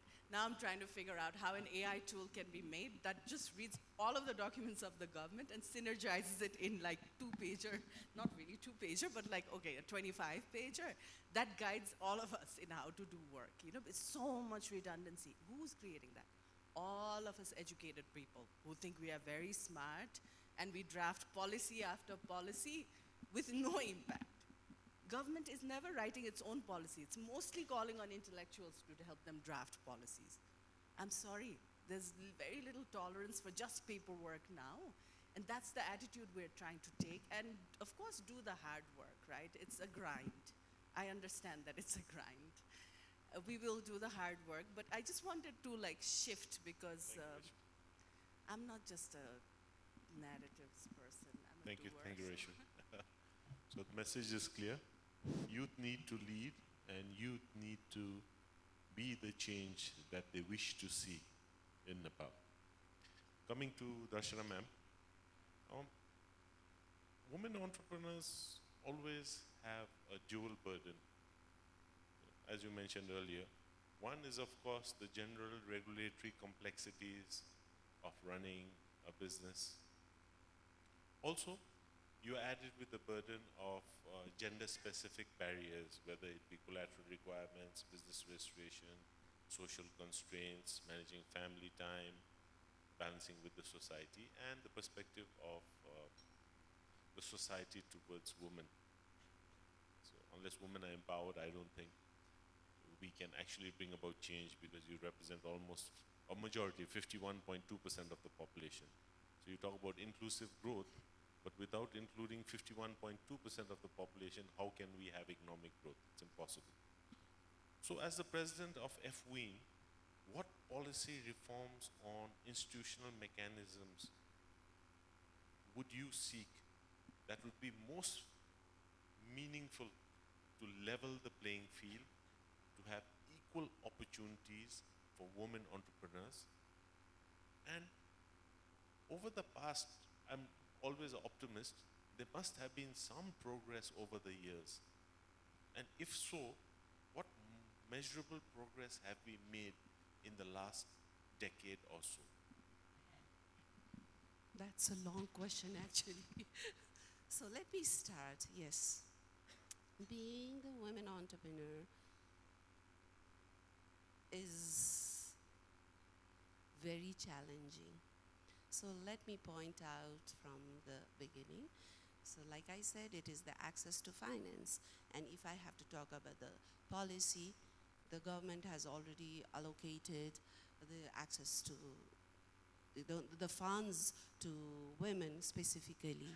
Even though it's a smaller amount, they have the subsidies, they have special policies to women entrepreneurs. And to some extent, women, they have been able to use those funds and grow their businesses. That is, I've seen that. So the next part is the women are growing.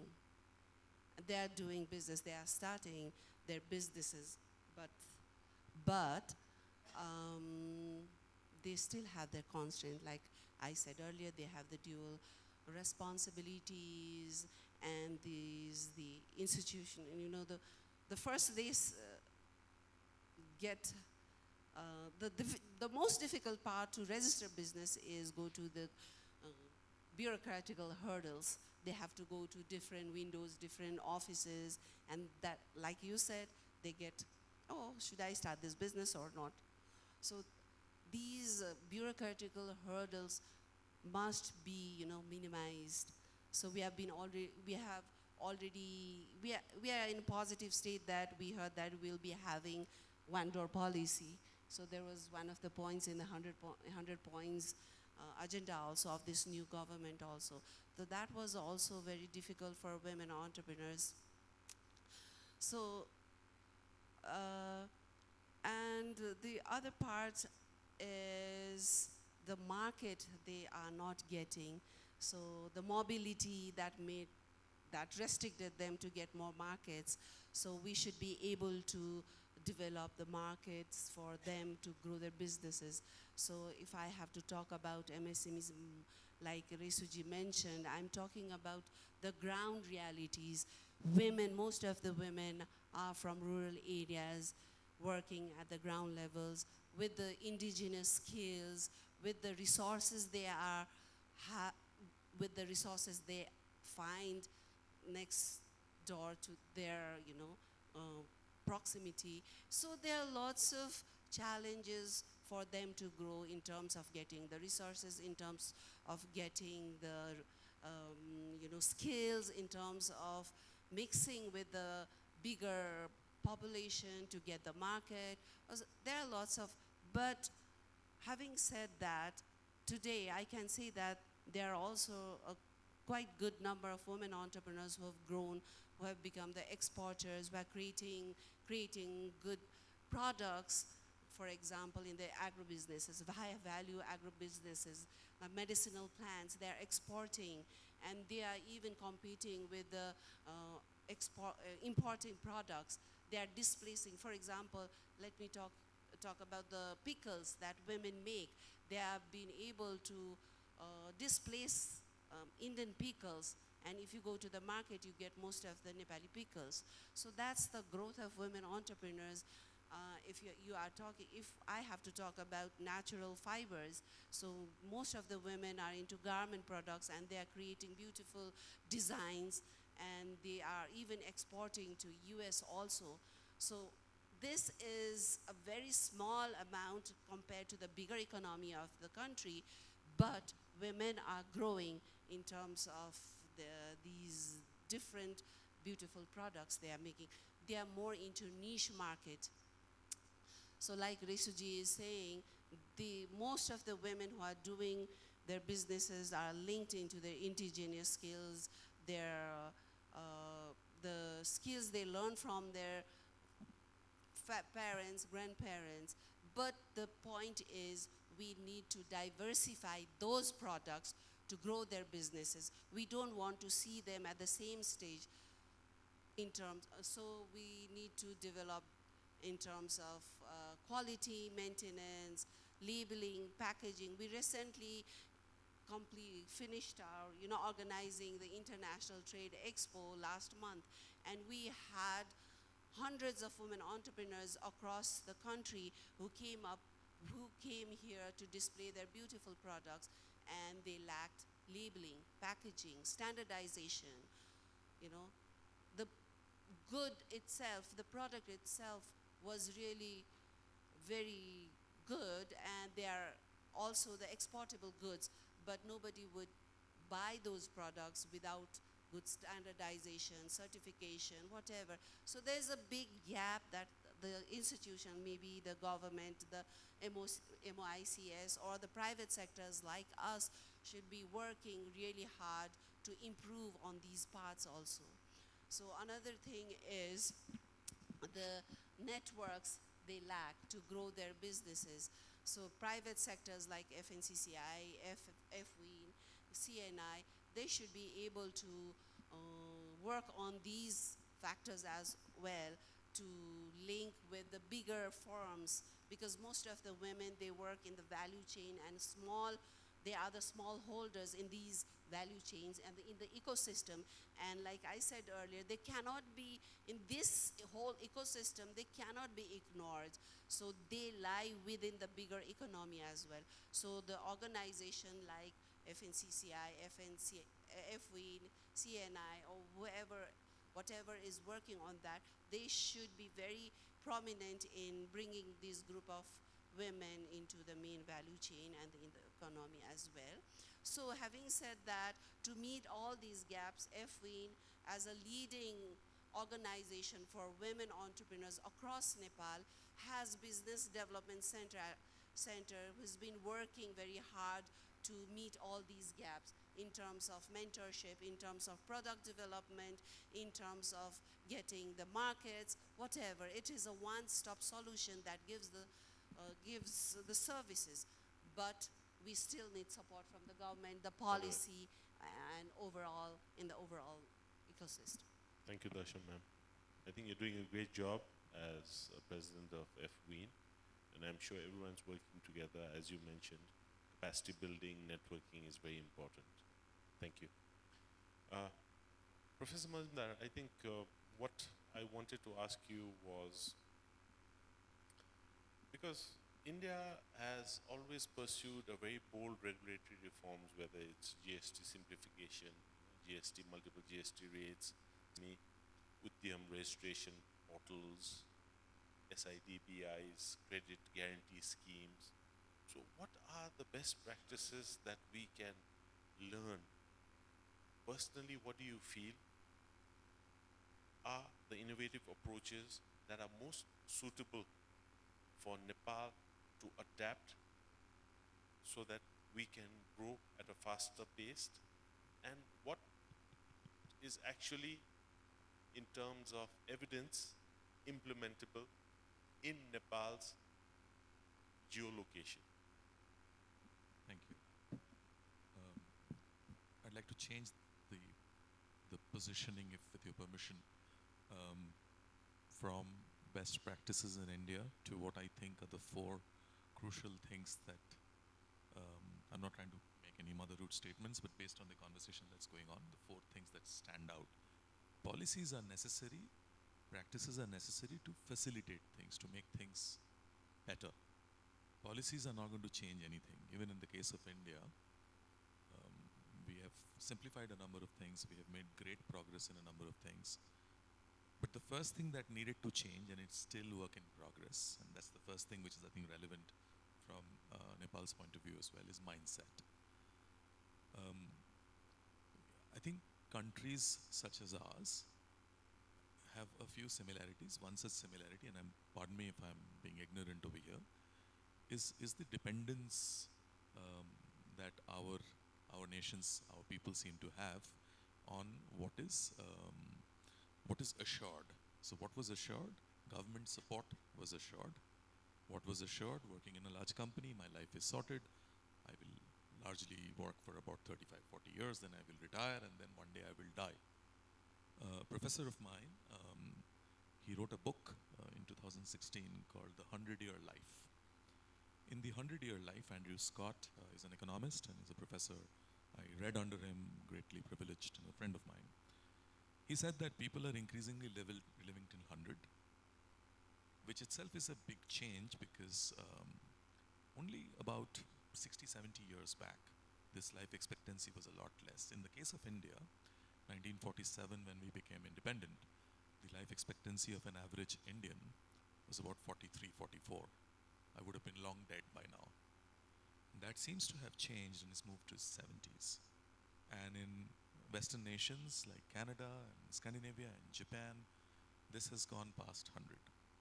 If you are going to be living till 100, then a couple of questions beget. Are you going to retire at 58?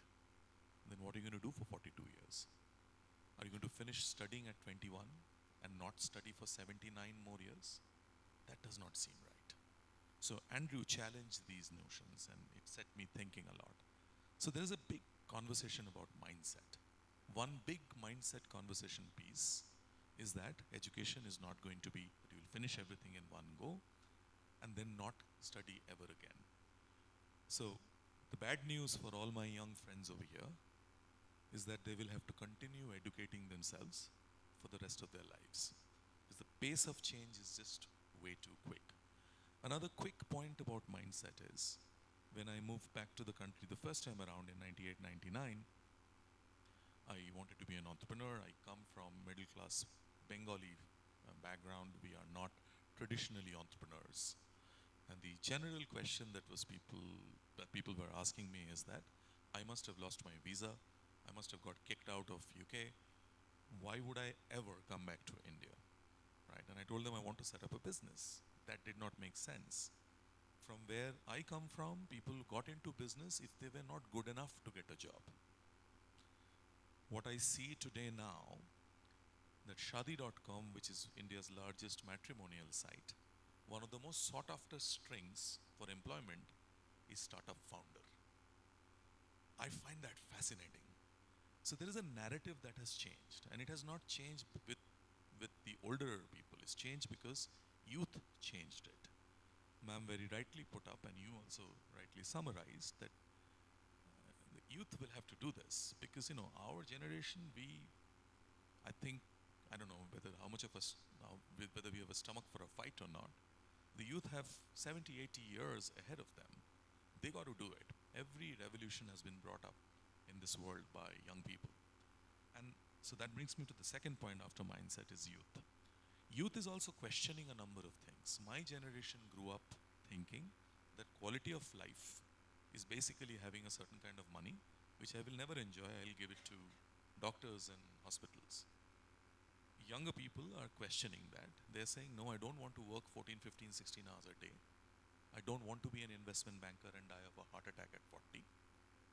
I want to have quality of life.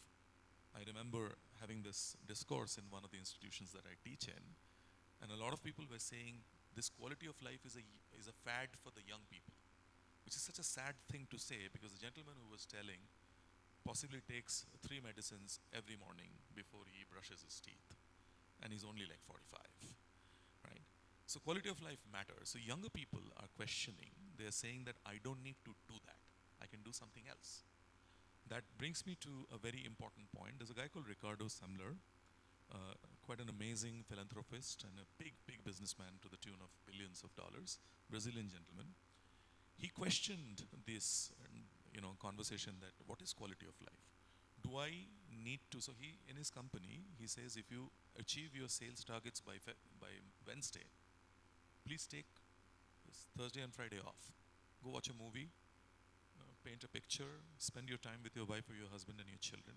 Don't sell for the next week. I found that fascinating. In one of the institutions I teach in India, I had proposed that we need to, I don't think India needs any more unicorns. India needs more sustainable small businesses, right?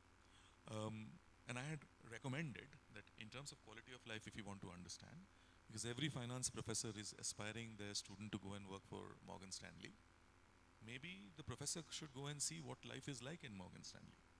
So I had recommended internship for teachers. And I was extremely, well, it was not very appreciated, and a lot of people thought I'm completely mad to suggest that. I must now confess a few institutions are actually playing with it. So if you want to understand a student's life, because we are trying to influence that, we need to go and see what the student's going to do, right? I'm not 21, right? I cannot live that life, but I need to experience that. So from youth, I think it comes to academia. In the case of academia, the single largest thing that academia can do is teach people that it's okay to fail. I think we have created a system where it is almost a sin. It's sacrilege that you're a failure. All of you are entrepreneurs, I can see that. And all of you know you have failed. But what makes you different from everybody else, that you get up and you walk again. And I think that is what we need to teach people.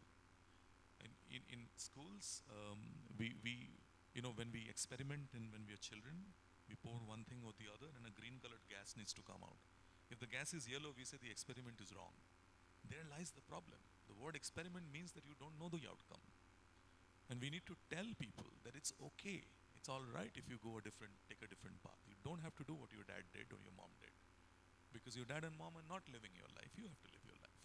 So I think academia needs to change in this respect. Finally, entrepreneurs. I think the world's been created by entrepreneurs, right? And I think it's the small businesses which can take those little decisions and make those little changes. Large companies are incentivized to make money anyhow. And they will go on making money anyhow, unfortunately for a large number of them, without any rhyme or reason, without environment concerns, without any of those concerns. But it's only the small companies which will think differently. So I think to summarize, I think it's the mindset, youth, academia, and enterprises, but by small businesses. Okay. Thank you, Professor Majid. That was very insightful, especially about what you're talking about. I also always believe in lifelong learning. So it's always a process. It's not just what you do in education. And a lot of us, the elderly people, since Gen Z is here, we are already in the older generation. I think it is also a process of unlearning a lot of things and relearning new things to be up to date. So that's something very insightful. Thank you for that. I think I've promised, we're running a little short on time, but since I've promised and committed for opening the floor for some question answers, I'd like to do that. But just as a closing statement from all the panelists, in 1 or 2 sentences, if you were to ask the government of Nepal or the government of India in your case, one actionable item or a policy document or a single regulatory change that would have the greatest impact for SME growth in the country, what would it be? Right.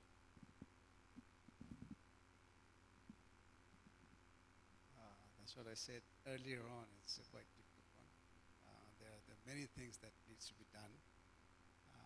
But in Nepal's context, we see that our level of productivity, human capital, I think that's the most important one. We sit very low in comparison with other peer countries. So we have to invest in education and especially link industry and academia relationship. That's important. So I think government has to work on that very, very seriously.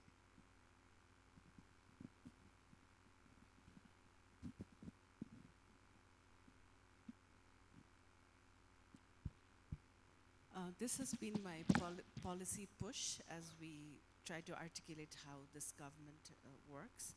is, of course, we need growth and investment in infrastructure. We struggle on that end very much, but invest in people. Invest in people as early as preschool age, invest in school-going children's quality of education there, but also invest in people out of the educational ecosystem in community. So that's one of the big policy push I'm doing. And the other is all of the disaggregated resources spread across multiple ministries and little projects here and there. I've requested the Minister of Finance to think about this limited financial resource being scattered and having very little impact, and to consolidate it to target support and promotion of women in enterprise and Dalit and minority communities, with a special preferential policy provision for women, Dalits, and minorities in order to bridge the equity gap, which is a major one. So invest in people, investment in people is something that I'm really pushing for. We may not make that gain already this year because we're seeing a lot of setbacks with the Middle Eastern thing and everything as well, but that is the intention. One of the big things I would like to share is to bring the women in the economy more easily. We are proposing, and it's a policy shift also, the Ministry of Education was already looking at community learning centers, but investing very little in it. We are looking at it as a community center where children before school can come, mothers can leave their children, and the elderly can have a care system at the community center. So that's another policy departure that I've been lobbying for. This whole intergenerationality, continuum of learning, they may not happen in school systems all the time, but to develop an idea of community centers which integrate people of the community to do continuum of learning activities, whether it's in trade, whether it's in digital literacy, whether it's in whatever it is that we need to prioritize in the community. So those are some of the things that I'm pushing for. Thank you, Rish. And like you said, let's invest in women first. Okay? So let's make, since you are here, so I would push a National Planning Commission to bring with a separate concrete Women Entrepreneurs Act. So that also with the deadline, you know, where women can directly work under that act and develop and see how they can change the nation's economy. So before that, I'm very sorry to say we don't have a concrete data on women entrepreneurship in Nepal. So first, let's work on the data of women entrepreneurs, you know. So we, of course, we do have in our organization, we do have the data of 6,000 women entrepreneurs across Nepal, but that is not enough. We have, as per the data of this, you know, the census says that there are 29–30% of women entrepreneurs. So we need that concrete data to develop this Women Entrepreneurship Act. Amazing, ma'am. Professor Majumdar. You know, the world is living through very difficult times right now. As the entire world spends about $2.7 trillion on defense. I'm not going to embarrass all of us by trying to find out how much we spend on education. Right? All of you pointed out we need to spend more money on education. There's no question about it. In the case of Nepal, I think it's even more so. I think we need to spend more money on education and health. You touched upon something very dear to me.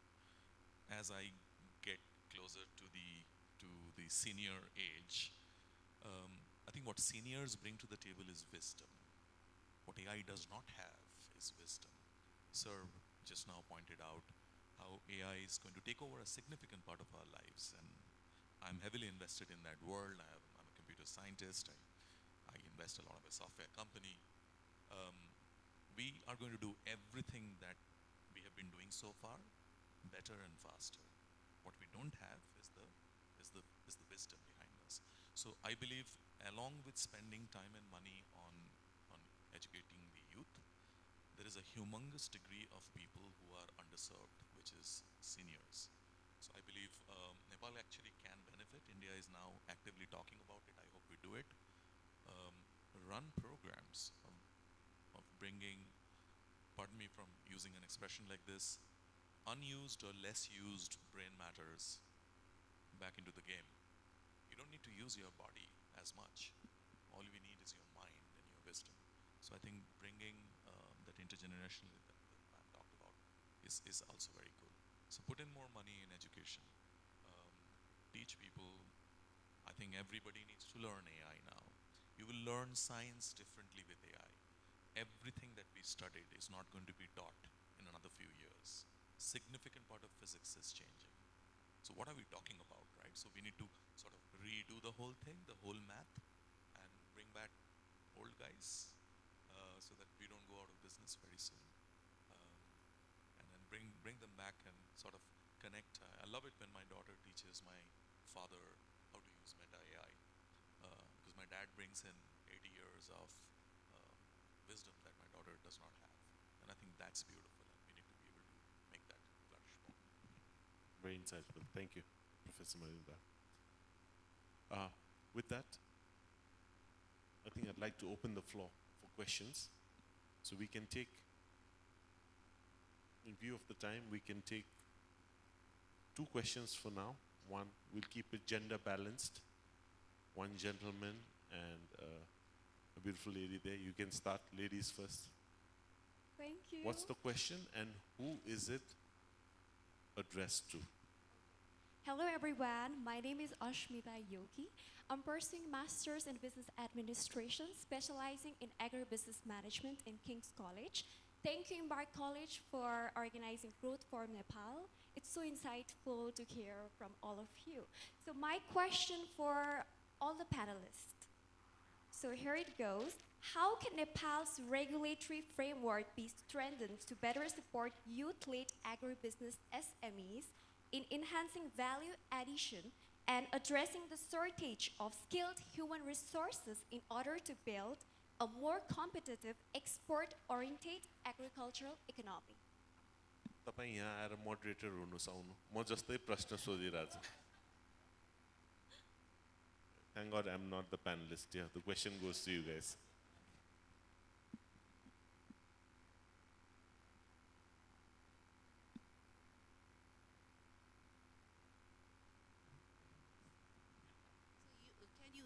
Can you repeat the question? Sure, I think ma'am, sure. I can answer your question, but So my question is like this. How can Nepal's regulatory framework be strengthened to better support youth-led agribusiness SMEs in enhancing value addition from agricultural commodities and addressing the shortage of skilled human resources in agriculture sector of Nepal? so if I miss anything, please you add on that. So definitely Nepal is a agricultural country, and if you see the most of the youth, they are migrating out, migrating out of the country. But so the government has come up with really good policies and regulatory frameworks to retain them in the country. So if I have to remember here, they have come up with the different kinds of funds so that they encourage the youth to start their businesses with what they learn from the grassroots or from where they learn from. If they have returned back from overseas, they can use their skills. So this is a very good kind of incentive for the youth to start their businesses, and this fund is very interesting. It has a less interest rate, and you will get that from the banks, and government is supporting you. And besides that, the government, one of the government's office, it is IEDI, which supports for startups. And you must have heard about the startup funds also. They provide startup funds for youth who are returnees from abroad. And these are some of the examples that I have given you to encourage and these are the incentives for youth. And in terms of agricultural business, yes, the youth, if I have to talk about women, they are mostly into agribusinesses. So they are in, if the agro-businesses are in, if I have to give some of the examples, they are like in the grains, you know, the value addition, they're doing so much. I've seen in honey, I've seen in natural textiles, I've seen in the, you know, crops, you know, they have been working really hard to get the markets with lots of value additions in those sectors. So I think government framework, the regulatory framework, and they are very supportive to these groups of people, the youth. And the youth are also coming up gradually, taking this, the agricultural businesses. So maybe that is the thing which encourages them. So if somebody has to add on that. Quickly, one of the things is, if you can make chips from potato and vodka from potato, and if youth come with those sort of ideas, government should fund them, right? So the product development side of it. So special focus on product development might be one of the, I don't know about regulatory framework. I think these terms are like really mentally hindering. So I was just saying, what are the enablers that the government could add into the system, right? So I worry that the regulatory frameworks makes it look even more prohibitive. Idea is to loosen it up, create room for innovation, right? So. If I may just add, एउटा त कृषि भनेको नेपाल सरकारको priority प्राथमिकता क्षेत्र हो. So based on that, you can get priority sector loans from the banking sector below 5%, which I feel through Nepal Rashtra Bank, the ease of getting that loan availability for actual krishakharu, farmers, should be made. The compliance should be lesser, paperwork should be lesser, and ease of getting finance should be made much easier. Secondly, mindset ko kurama chai hamle ke garnu paryo bhane dignity of labor, which Reshu and the other panelists touched on. We need to get back to the farm, because Nepal ko priority bhane ke ho food security and energy. We cannot be self-reliant unless we are food secure and energy. So food security is a priority. So to get back to the farm, to incentives hunu paryo, ra value chain, value addition, not just potato, make chips from the bokhra bada ke banaunu paryo, bora banaunu paryo, value addition chain integrate garnu paryo, ra purvadhar ko pani kura aउँछ. Infrastructure is also very important, because a lot of agriculture goes to waste. Food security गर्दा storage चाहियो, seed भण्डार चाहियो हाम्रो, cold storages हरु चाहियो. So त्यो सबै गर्नु सक्यो भने मलाई लाग्छ कि we would be on the right path, and there's tremendous opportunity in agribusiness. We need to move on from subsistence to high value agriculture so that we can export, not the subsistence, धान चामल अहिलेको लागि चाहिला. High value medicinal plants, herbs, which are only available in Nepal. 150 kilometers north to south, we have 5 eco zones. We can grow almost anything here. We are exporting raw material at 100 rupees. Other countries are importing that, adding value, packaging, sorting, cleaning, and selling it at 10x the price. So we need to take advantage of the value addition in Nepal. Thank you.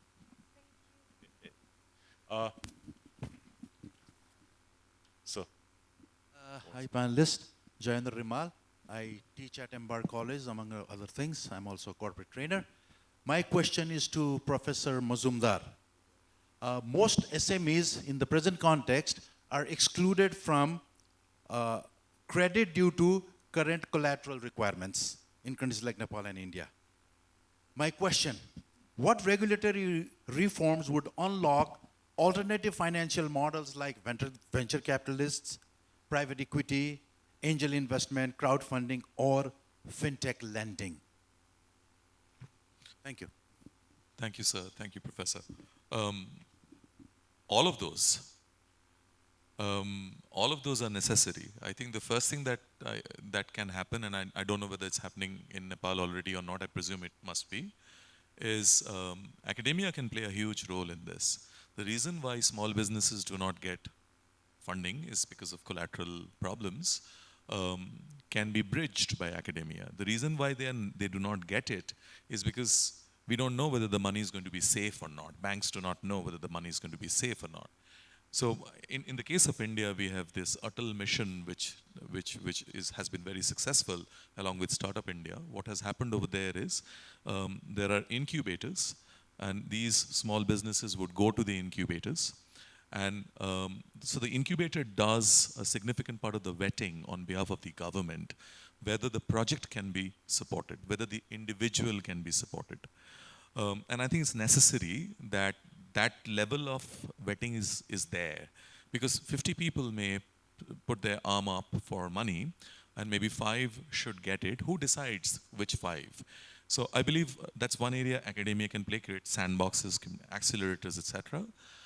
And then all of those things that you mentioned, I think peer-to-peer lending can be very big, although it's very, very difficult in terms of how do you manage the regulation around it. The other aspects, there's a lot of, I'm sure in the case of Nepal as well, there's asymmetrical money in the hands of a few people as against others, and they would want to make sure their parked money is put to good use. Now the point is that just if you put in money does not mean a business will do well, right? So entrepreneurs do not necessarily only need money. They need ecosystems to survive. They need knowledge to survive. They need to understand marketplaces. So you need money to understand those things as well. So I think, again, academia can play a huge role. It's not just a question of capital. Had that been the case, all over the world, every startup which had found funding would have done well. They don't. Most of them don't do well. So money is just one part of the problem, but there are other areas that we can all fit in. And all of those things that you mentioned, I'm sure it's already happening, can happen more. Thank you very much. I'm sorry, because of the time, we'll have to close the session, but all of us are available after the session, so you can reach out to anyone and ask if you have any queries or questions. I'd really like to thank Embark College and Embark Research Network for conducting this session. I personally learned a lot from the panelists. Thank you very much for being here. And as we mentioned, we hope that we all need to play our role. We all need to make an impact. We all need to be the change that we wish to see. That is the only way that we can move forward towards a new Nepal. And of course, work towards today's topic, developing SMEs, enabling them, capacity building, so that they can increase their contribution, create more jobs to the economy of Nepal. With that, I'd like to conclude the session and once again thank the organizers and all our distinguished panelists. Thank you very much. Thank you so much to our moderator and all our esteemed panelists for sharing such an insightful remarks and regulatory reforms. So let's give a big round of applause one more time. So as a gesture of appreciation, I would like to invite Dr. Saurabh Satyal, Academic Lead of Embark College, to present tokens of love to all our esteemed panelists.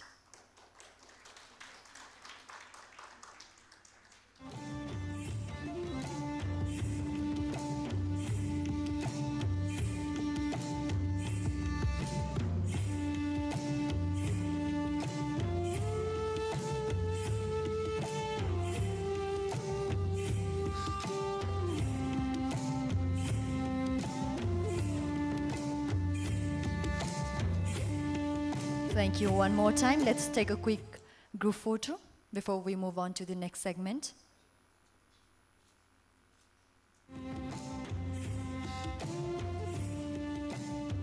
Okay, thank you so much. Thank you one more time to valuable insights one more time.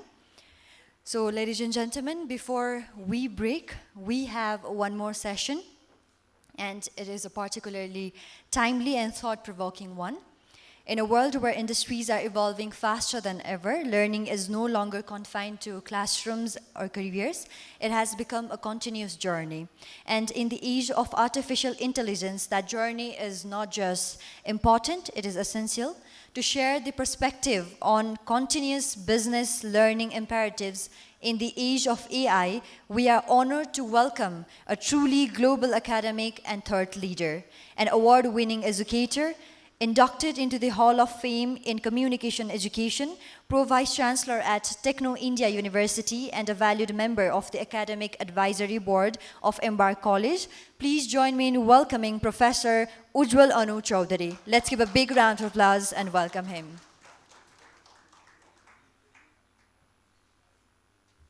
What a fabulous panel discussion here, right? Last 1 hour. And the best part I liked was, there were many examples, good content, but what I also liked was there were two powerful women in the panel. It was not a manel, it was truly a panel. The beginning of this day, at the very start, Ashish had mentioned there is no use creating moment. There should be momentum. I really like this word, from moment to momentum. Unfortunately, in our lives, we are very keen to create memorable moments. That's how social media is. The algorithm also works on that line. But hardly we turn moments into momentum. There was also another important point mentioned by the outgoing Vice Chancellor of Kathmandu University, Dr. Achyut Wagle. He said, policy cycle has been dominating South Asia. What we need is to move towards growth or prosperity cycle. So that's also in the same spirit of moment to momentum.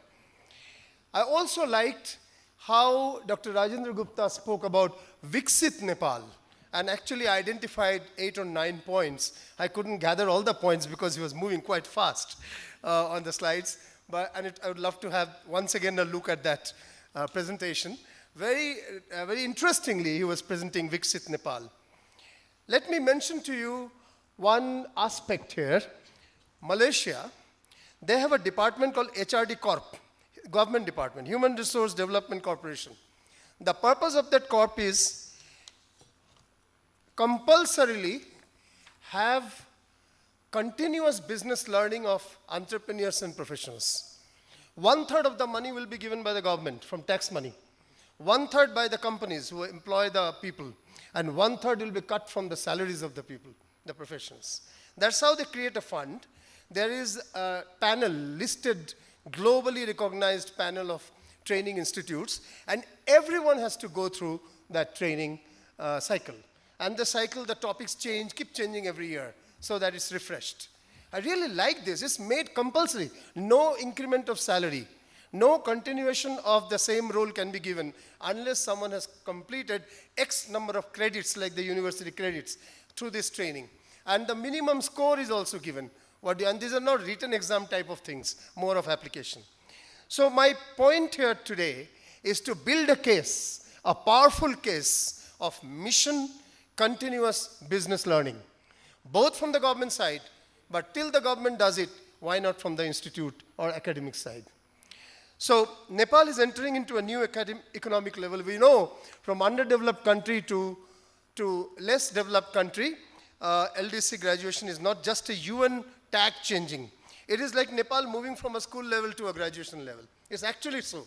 And this year itself, the safety net that was somewhat there, trade concessions, soft finance, old style aid and support, these will gradually go away in the next 1 or 2 years. And that's a big change.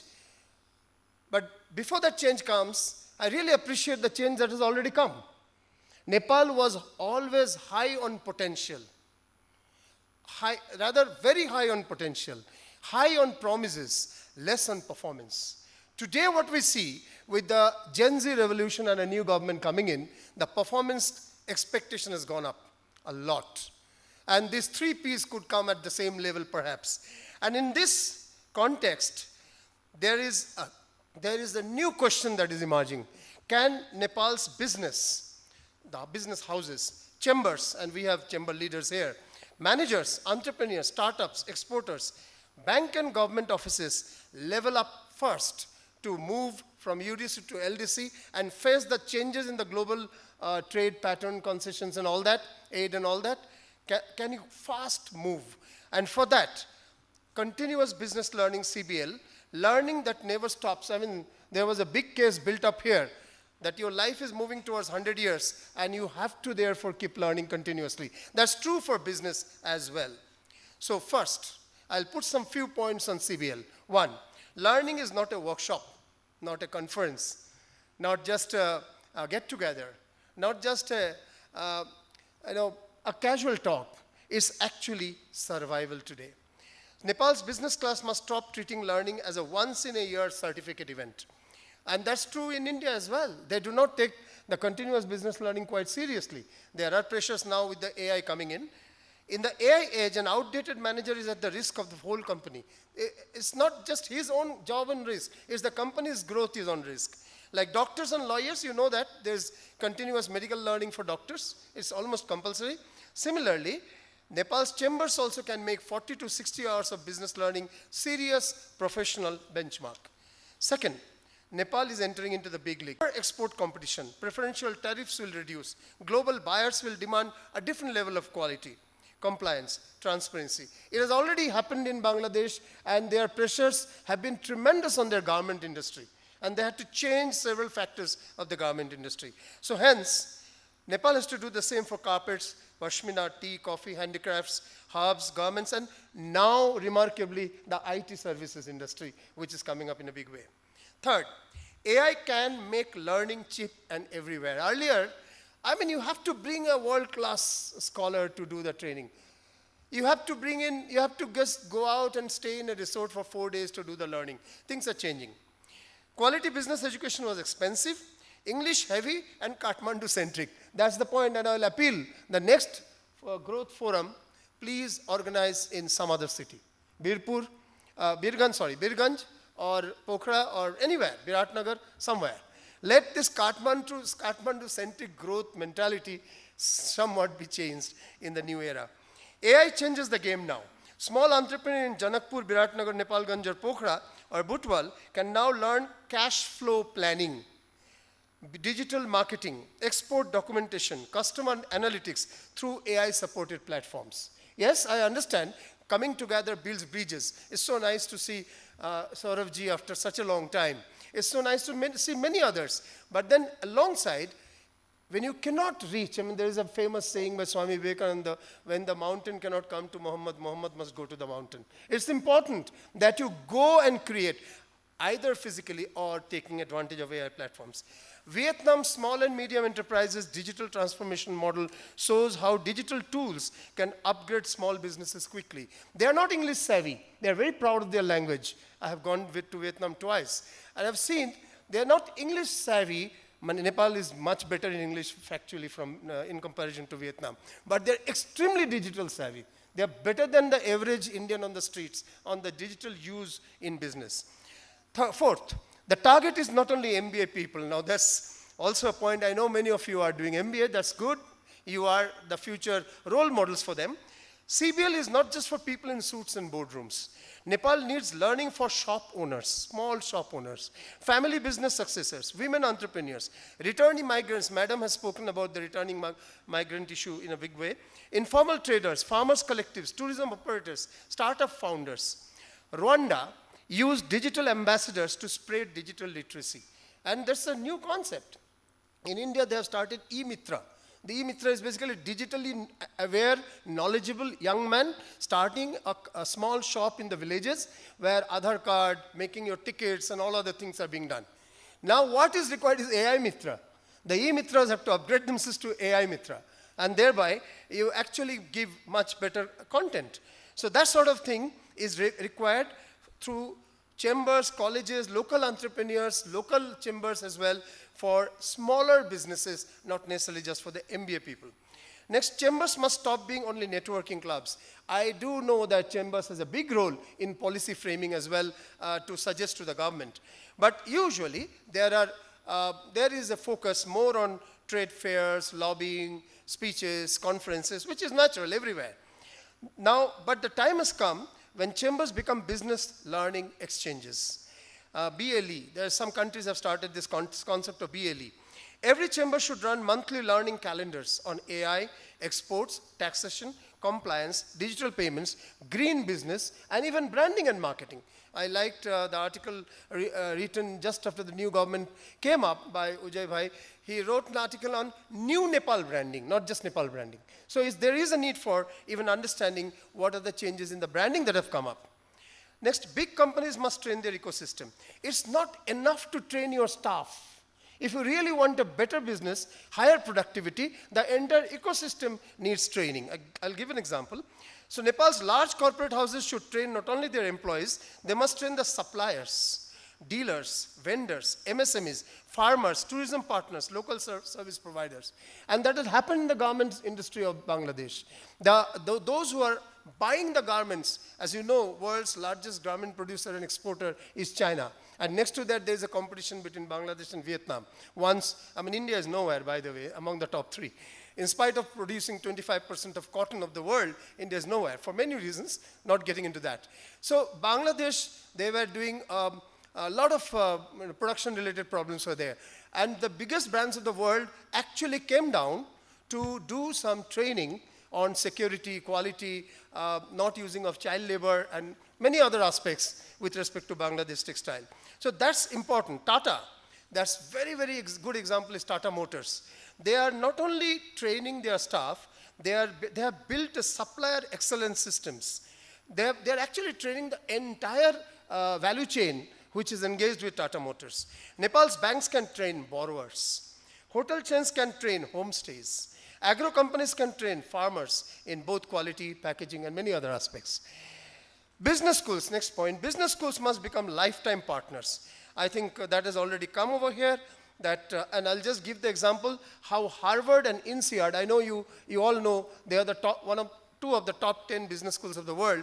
Their larger work and higher revenue is not from daily, regular business education. It's from executive education. And that's why this is something that one is to look at.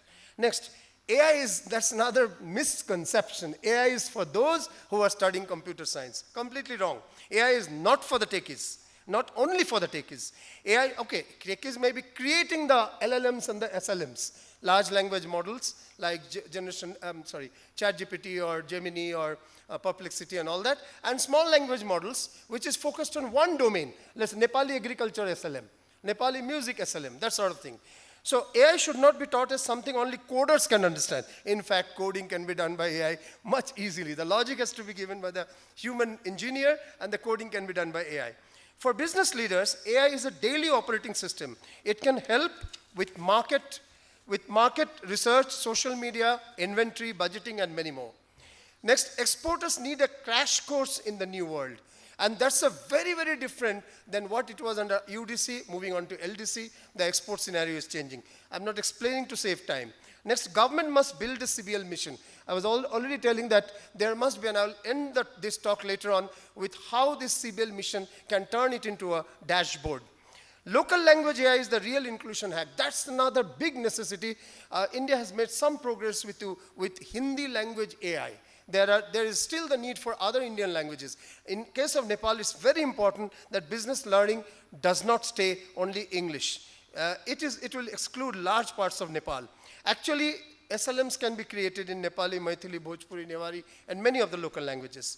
Climate literacy. Now, people used to think climate literacy is for the NGOs and the INGOs. I'm sorry. Climate literacy today, and especially in context of Nepal, is actually business literacy. So Nepal's future sectors, hydropower, tourism, wellness, hubs, agriculture, eco-production, mountain logistics, all are climate linked. Without being climate savvy or climate change savvy or sustainability savvy, none of this can actually have business growth as well. So business leaders must understand green finance. Hardly people know about it. Carbon credits, carbon equestrian, carbon accounting, sustainable tourism certification, climate risk. Bhutan has actually built a very good global sustainability image. And Bhutan does not give first priority to GDP growth, but first priority to global happiness, national happiness, gross national happiness, GNH growth. Nepal can position itself as a green, responsible, and premium economy if its leaders learn the language of sustainability brought in through learning across the board, not just for the students in schools and colleges, where it has to be there. In fact, in my opinion, sustainability sciences must be a compulsory learning from the school itself. Next, tourism needs smarter operators. I'm not getting into that. How AI can actually make a big difference to save time. I'm not getting into that. Women entrepreneurs need a dedicated track focused on AI, AI intelligence, or as they call it, skill-based intelligence. Returnee migrants are a startup capital. Now, we always look at returnee migrants from what they are bringing as 5 crore 7 million, the money that they bring in. But thousands of Nepalis return with savings, exposure, skills, discipline, and global work experience. We only value their savings and not the rest of the thing. So without support, many struggle to convert that into an enterprise. With CBL, returnee migrants can become local business creators. Nepal should offer special learning tracks for franchising. What is franchising? Very less understanding of that. And agro-enterprise and many other areas. Micro-credentials beat degree obsession. Across the Western world, the degree is on decline. The full 4 years programs are on decline. That's one of the reasons the West is looking at the global South for newer markets as well. So the focus is on micro-credentials. For example, Nepal can create micro-credentials in AI for MSMEs, VAT compliance, export market, green finance, digital bookkeeping. Digital bookkeeping, something most shop owners don't know exactly. So there are now, bohikhata.com. There is one there in India. There's an app also. You can actually keep all your records there, completely online. I'm sure similar practice is here. But what it is needed is to be taken to the smallest villages also. They are shop owners. Bureaucracy, that's another challenge. Bureaucracy also needs an upgrade. Bureaucracy still believes in written matter, printouts, hard copies. So businesses cannot level up if government offices remain slow, paper heavy, and confusing. Civil servants in taxation, customs, trade, investment, and local governance also needs continuous learning. I am finding in India, cyber policing is a compulsory course that even police officers are bound to do now. So cyber policing, because it's a completely unknown area. A woman is facing morphed images and threats online. The police is completely at loss how to handle that. Hydropower plus AI can be Nepal's power move. I won't explain again, time is gone. Emotional intelligence, I would like to say this. Emotional intelligence still the boss skill in spite of AI coming in a big way. AI can generate reports, analyze data, write content, but it cannot replace trust, empathy, negotiation, ethics, and cultural sensitivity, and individual leadership skills. Nepal's economy is very relationship-based, as we all know that. Nepal's relationship-based business culture can become a global advantage if refined professionally. So relationship-based economy plus AI could actually create a better outcome. Measure learning like GDP. GDP is measured by gross value of the total production of an economy. Divided by the total number of people is the per capita GDP. Now, can we create another dashboard? That's my appeal to, it can start, the idea can start from the institute itself, the institute which is organizing this program, but it must go to the government side as well. Nepal measures GDP inflation, remittances, tourists, and hydropower in numbers, which is great. It must also measure whether its business community is getting technologically smarter, effective. So a national business capability dashboard, Rwanda has done it. If a country like Rwanda, which was plagued by civil war till recently, can do it. So a national business capability dashboard can track learning hours and outcomes. Learning goals, learning hours, and outcomes for every professional. AI adoption, and that can be with respect to AI adoption, women training, MSME upgraded export certification, returnee enterprises, and everywhere. So in conclusion, Nepal's future will not be secured only by hydropower, tourism, remittances, foreign aid, which will be on decline now, and political promises. The real game changer will be capability. It's not about money. It has come many times in the last segment as well. Not just about money, money is important, but not just about money, but about capability. Can Nepal's business leaders learn AI before the competitors do? Can exporters master compliance online, digitally, before preferences build enterprises? Can returnee migrants use AI? Can chambers become learning hubs, not just talking hubs or lobbying hubs, which is fine, but learning hubs as well? Can business schools serve people beyond selling degrees alone? And can government become a facilitator instead of a bottleneck? I plead to this nation, create continuous business learning as a mission and not as an exception. Thank you very much.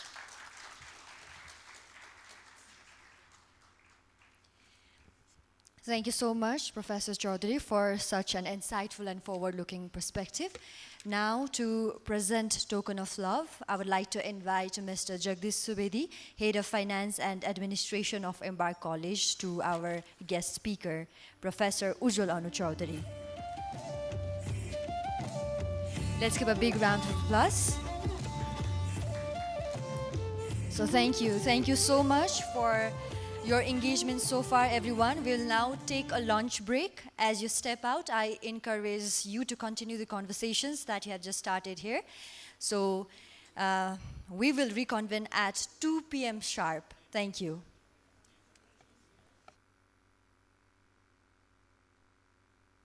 Hope you enjoyed your lunch. And today we are here at Growth Forum Nepal 2026, an international conference on economic growth. So ladies and gentlemen, as we move into the second half of today's forum, we transition from frameworks to implementation, from structure to scalability, and from ideas to impact. Before we continue, I would like to again acknowledge the institutions that made this platform possible. We are deeply grateful to our strategic partners, including Ministry of Education, Science and Technology, Government of Nepal, University Grants Commission Nepal, Food and Agriculture Organization Nepal, Global Private Limited Nepal, University of Roehampton, UK, Daffodil International University, Bangladesh, Dhurakis Pandit University, Thailand, Prince of Songkhla University, Thailand, Techno India University, India, supported by Nepal Telecom, media partner Kantipur Media Group, Kantipur Private Limited, the Kathmandu Post, along with our publishing partner, Curious, a part of Springer Nature, medical partner, Nepal Medicity Hospital, eyewear partner, Vision Concern, food partner, Grill Darbar, internet partner, Subisu, hospitality partner, Hotel Kutumba, technology partner, Atharv Labs, broadcasting partner, Kastamandap Gold HD. Your support is instrumental in making this platform possible and bringing together this meaningful exchange of knowledge and collaboration. Ladies and gentlemen, as we continue, it is important to recognize that sustainable development in Nepal is deeply interconnected with multiple sectors. To bring a global perspective, grounded in local realities, we are honored to receive a keynote address from a global leader in food security, agriculture, and rural development. With over 30 years of experience across Asia and the Pacific region, he brings deep expertise in climate resilience and value chain development. He currently serves as the FAO representative for Bhutan and Nepal. Please welcome Mr. Ken Shimizu for the keynote address. Let's give a big round of applause and welcome him.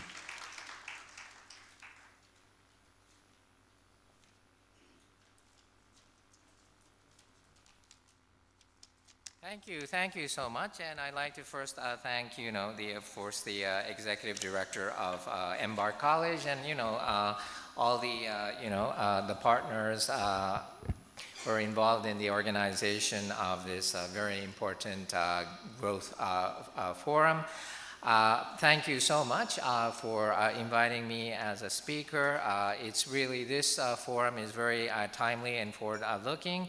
And it comes at a critical moment of time in Nepal, where the country is advancing along its structural transformation and also preparing for a post-LDC graduation growth pathway.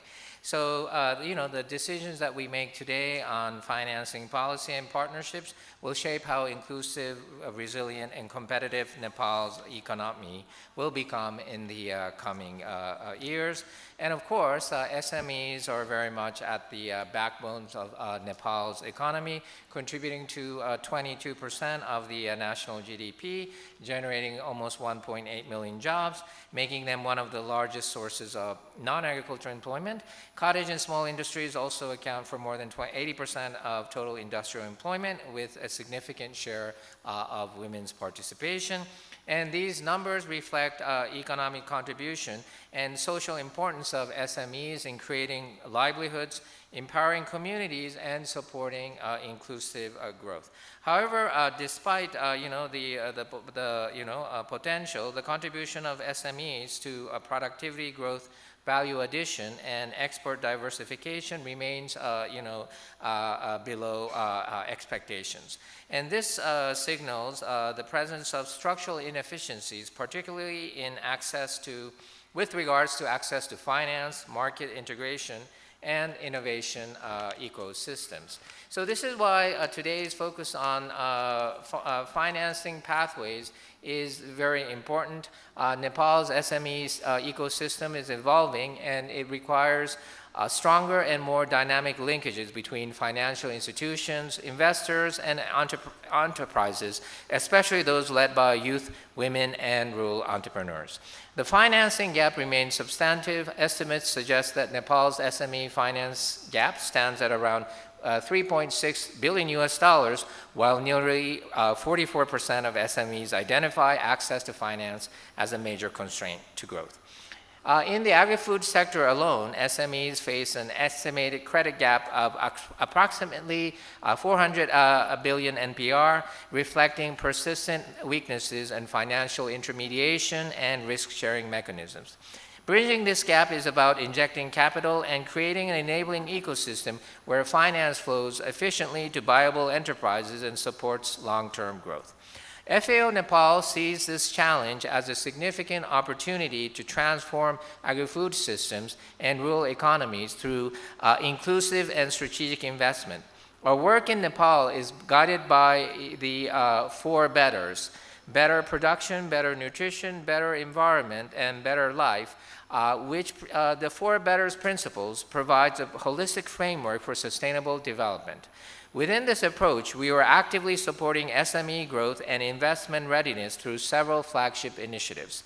The Hand-in-Hand initiative uses geospatial and economic data to identify high-impact investment opportunities in agri-food systems. The One Country, One Priority Product initiative supports value chain development and commercialization of high-potential commodities. The Digital Village initiative promotes digital inclusion, helping rural enterprises connect to market services and information. And meanwhile, the Green Cities and One Health approaches are strengthening the linkages between urban demand, environmental sustainability, and agri-food innovation. These initiatives are building a stronger pipeline of investable SME enterprises that are aligned with sustainability, resilience, and inclusive growth. FAO is also deeply engaged in promoting blended finance and investment facilitation mechanisms that help reduce risks and attract private capital into agri-food SMEs. By working closely with development partners, financial institutions, and ecosystems actors, we are supporting the development of bankable projects and investment-ready enterprises, particularly in underserved rural areas where financing gaps are most pronounced. We recognize that access to finance alone is not sufficient. SMEs also need the capacity to effectively utilize financial resources. This includes strengthening financial literacy, enhancing business development services, and expanding incubation and acceleration support. Preparing SMEs to engage with diverse financing instruments, from traditional bank loans to venture capital and impact investment, is essential to ensure that financing translates into real growth and innovation. Youth and innovation are central to this transformation. Through platforms such as the World Food Forum Nepal chapter and initiatives like the Youth Food Lab, FAO is actively empowering young entrepreneurs to lead innovation in agri-food systems. These platforms are creating spaces for youth to experiment, collaborate, and scale new ideas that can transform production, processing, and distribution systems. Unfortunately, unlocking SME financing requires strong multi-stakeholder collaboration. Governments must, unlocking SME financing requires strong multi-stakeholder collaboration. Governments must continue to strengthen enabling policies and regulatory frameworks. Financial institutions need to innovate and expand their risk appetite. Private investors can bring capital, expertise, and market connections. Development partners can play a catalytic role in de-risking investments and supporting ecosystem development. This ultimately is about mobilizing capital, building trust, strengthening systems, and fostering partnerships that enable SMEs to grow sustainably and competitively. SMEs are the economic units which are engines of transformation for Nepal's future.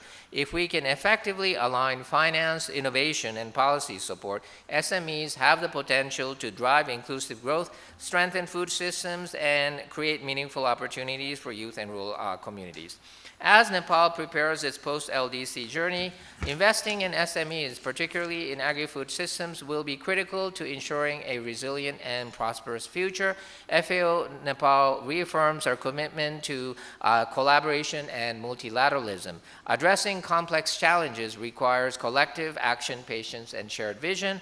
I invite all participants here today to work together in building an agri-food systems that is inclusive, resilient, and sustainable. Together, we can transform Nepal's SMEs into engines of growth and innovation and pave the way forward for a more prosperous and resilient economy.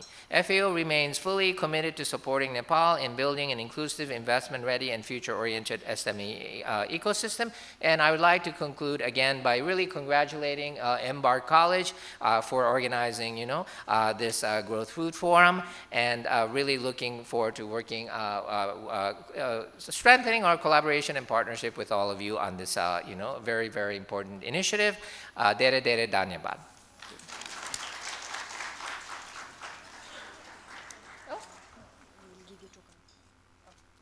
Thank you so much, Mr. Kenshimizu. Pathways and food systems are deeply intertwined, and that SMEs operating in agriculture and agribusiness have a vital role to play in Nepal's growth story.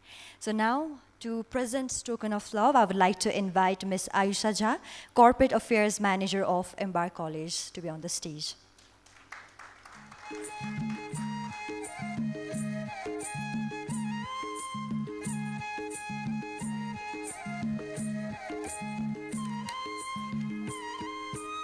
Thank you so much one more time.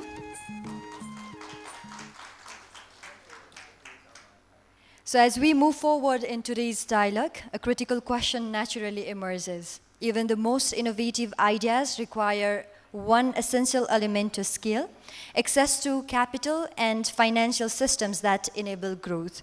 Building on that thought, we now turn to our second panel discussion on investing and financing pathways for SME expansion. This session will explore the pathways that connect entrepreneurship with investment, ranging from venture capital and banking support to emerging financial ecosystems that can accelerate SME development in Nepal. So moderating this session is a prominent Nepali economic journalist, consulting editor at Nepal Khabar, and director of research at the Asian Institute of Diplomacy and International Affairs, Mr. Kuber Chalise. I would like to invite him on the stage. Let's give a big round of applause. Likewise, our panelists for this session, I would like to invite Mr. Siddhant Raj Pandey, Chairman and CEO of Business Oxygen Private Limited, with over 2 decades of experience in banking and private equity. Let's give a big round of applause and welcome him.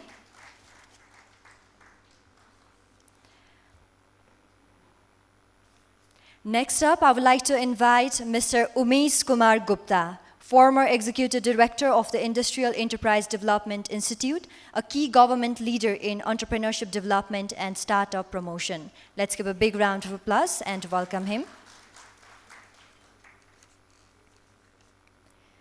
Lastly, I would like to invite Ms. Swarna Tamrakar, Vice Chairperson of the Women Entrepreneurship Development Committee, a committed advocate for inclusive economic development and women-led enterprise. So let's give a big round of applause one more time to our moderator and our esteemed panelists. The stage is now set. Over to you, Kuber sir, to lead the discussion. Thank you. As we have heard keynote speaker about the contribution of SMEs, I think it's more than 22% of GDP that the SMEs contribute. Thank you for inviting us here and be part of this gala discussion about the SMEs growth. So here we have a very prominent panelist. You already have the introduction of them. I would like to start from the very beginning, the person who has been in the financial sector since more than 2 decades and in many capacities in different types of institutions. And currently is with PBC that we say what. Generally, in the first round, I would like to throw the same question to all the participants. Then from second round, I'll go to the particular question. For the first question, for the Chairman and CEO of Business Oxygen, Mr. Siddhant Raj Pandey. Nepal's SMEs contribute, like keynote speaker said, 22% of GDP, but I think it should be more than that. This is a little bit old data, and most of the sector is informal. That's why also we cannot capture the exact data. The SMEs contribution to employment and also to GDP is increasing, and the country like Nepal, which is in between the major manufacturing houses by 2 sides, we have more contribution of SMEs, that's why also. But there is this financing gap remains staggeringly wide, like our keynote speaker also said. So from your point of view, since you have been working in the financial sector since so long, what is the most critical financing opportunity that is currently being left on the table, and why? Thank you. Thank you, Kuberji.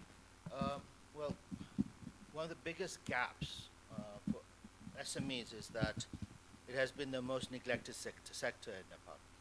Although, as you mentioned, it contributes highly to the GDP of the nation, only 34% of access to finance to the banking channel have the ability to acquire capital from the banking sector. So, I mean, the biggest drawback has been access to risk capital. Okay? And the reason behind that is that banks are risk averse. They do not provide loans to entities that cannot provide collateral. A recent World Bank study showed that at the higher level, banks charge up to 364% collateral for every loan that goes out. I mean, that's ridiculously high. And most of these SMEs do not have the security to provide the banks for any sort of scale-up requirement that they need, right? So about 10 years ago, we had the mandate as an international FDI, private equity fund, to come and address that missing middle. So what we do is we come and bring risk capital in the form of equity that provides the much needed capital for these SMEs and addresses this lack of ability to get collateral from get loans from banks. So in the past, it was either friends or family that provided capital, or it was the banks that provided loans to ones who had security. But having said that, there are very few private equity companies that do address the SME sector. And the reason why DFIs, development finance institutions, like my investors, like the IFC of the World Bank Group, Climate Investment Funds, FCDO, who have invested in my fund, they have the patient capital. And in economies like this, we need that patient capital because we have a multi-pronged approach towards investment. One is access to finance. The other is improving production and productivity. Third is resource efficiency. And fourth is improving physical assets. So all of this needs transformational change and intervention. That comes with technical assistantship. Banks do not provide that. Even if you do give collateral, the banks will give you a loan, but they will not provide the technical assistantship provided for ESG measures and climate smart approaches. I'll come to that in the second round when I'll talk about your experience with banking sector and current this thing. I'll go to another panelist, Shwarna Tamrakar, who has been the chairperson of Women Entrepreneurship Development Committee and the president of Nushan also. So from being an woman entrepreneur yourself, you may have different experience than what the banker has had. So in your opinion, what do you think that the most critical financing opportunity or the gap? What do you think? What is your experience as a woman entrepreneur? Thank you so much for the question. And I'm the co-chair of the Women Entrepreneurship Development Committee at FNCCI, which we kind of handed over 2 days back. So I am ex-co-chair now. But I have been advocating about women entrepreneurship, the policies that we need, and for not only women, but with startup, youth, or any enterprise. When we mention SMEs, we're missing out the micro as well. So in Nepal, we call it MSMEs. Yeah. So in Nepal, most of the enterprises are micro.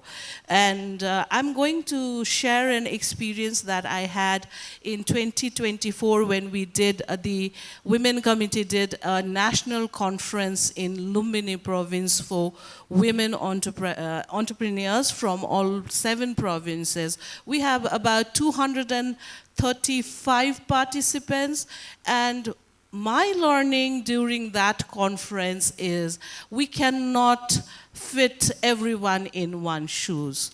The demand of financial assistance to urban areas like Kathmandu, Pokhara, Biratnagar is completely different than the women youth entrepreneurs from Madhes or from Karnali or Sudur Paschim.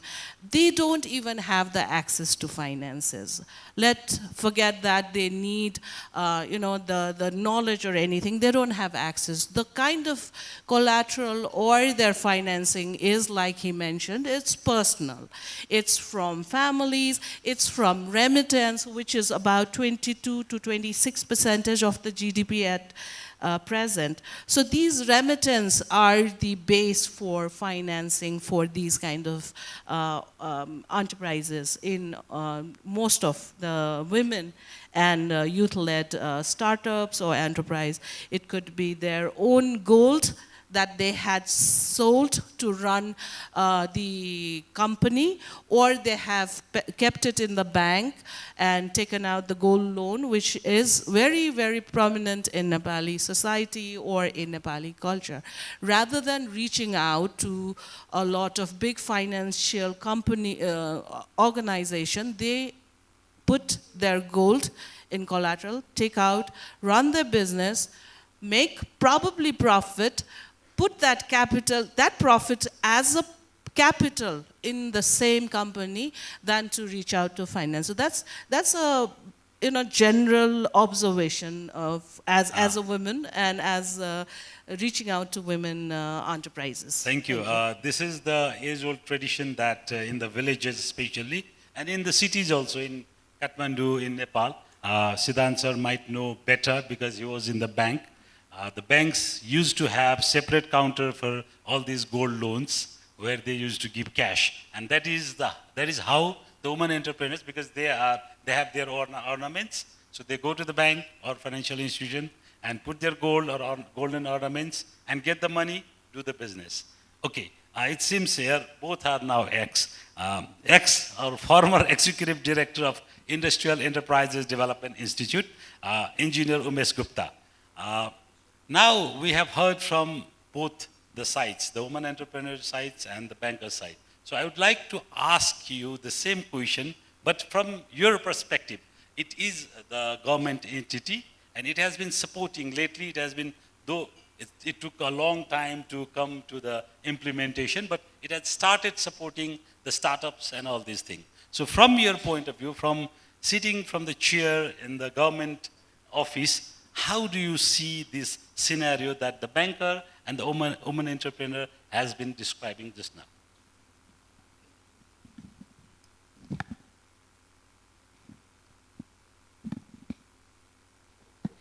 Thank you so much. Namaste, everyone. Good afternoon.